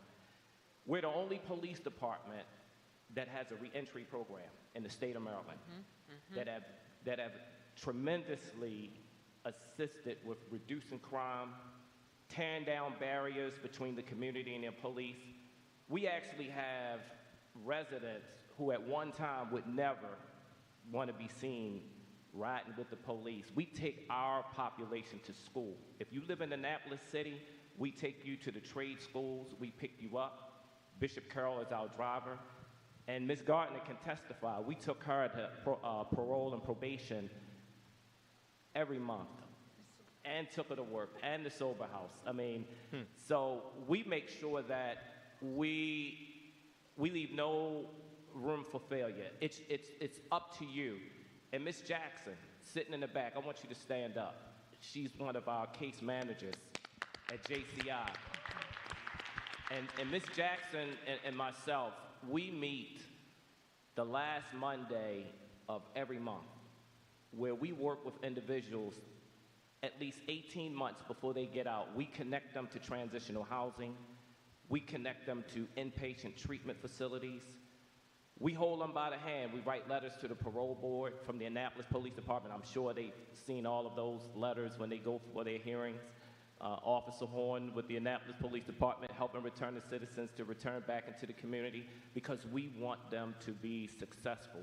We hold their hand from behind the prison walls all the way till they come back into the community. We opened up a space at the Annapolis Police Department for parole and probation so that their clients can report there to get reentry services. Some of our men have come out of JCI and are now working at the University of Maryland Medical Center in patient transport, environmental services.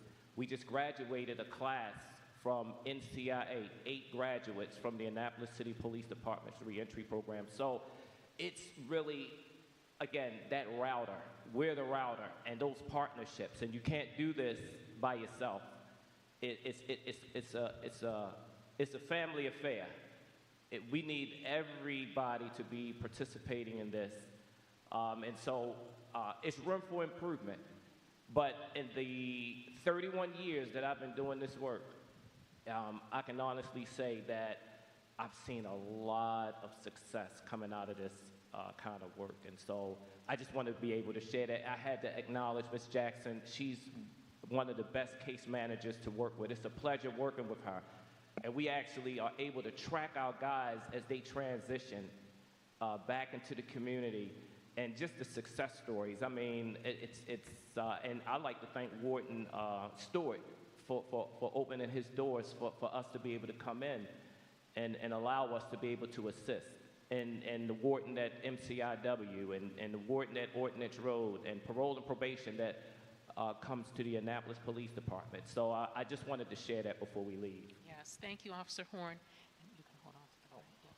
So just to tie it all in, right, a lot of times we don't really and truly understand what it takes to collaborate, to help serve over 17,000 incarcerated individuals, over 43,000 individuals on community supervision, and oftentimes it's connecting with social workers and case managers and the police department and chaplains, everyone working together to make something happen. Because we know that incarcerated individuals a lot of times lack trust. So they're looking for the person that they can trust and finally say, you know what, let me go ahead and start doing some things different because you've shown to me that I can trust you. So that's what faith does, religiously, spiritually, and socially and systematically when we create that trust. So with that being said, this now leads me to closing remarks. I want to thank all of you for hanging in there until almost 5 o'clock. We did go into overtime. I really and truly appreciate each and every one of you for being a part of the 3rd annual 2025 Maryland Statewide Diversion, Reentry, and Justice Involved Conference. And I want to thank all of our volunteers that supported this very day. Many didn't come in to really watch the entire conference live. They joined via live stream, or they, held everything down for us so that we could be here in this space. And I also want to bring up to the stage alongside with me as we close out, in no particular order, Donna Rojas, Rocky, and Safia. Please stand up and come to the stage. Thank you, guys. real quick. No, no, you're good. They're going to stand with me. Yeah. So a lot of hours, a lot of time went into this, and it was just a core group of people that worked behind the scenes alongside with me to make this happen, to paint the vision for the secretary for our entire department. And so I want to first of all thank Safia Baxter,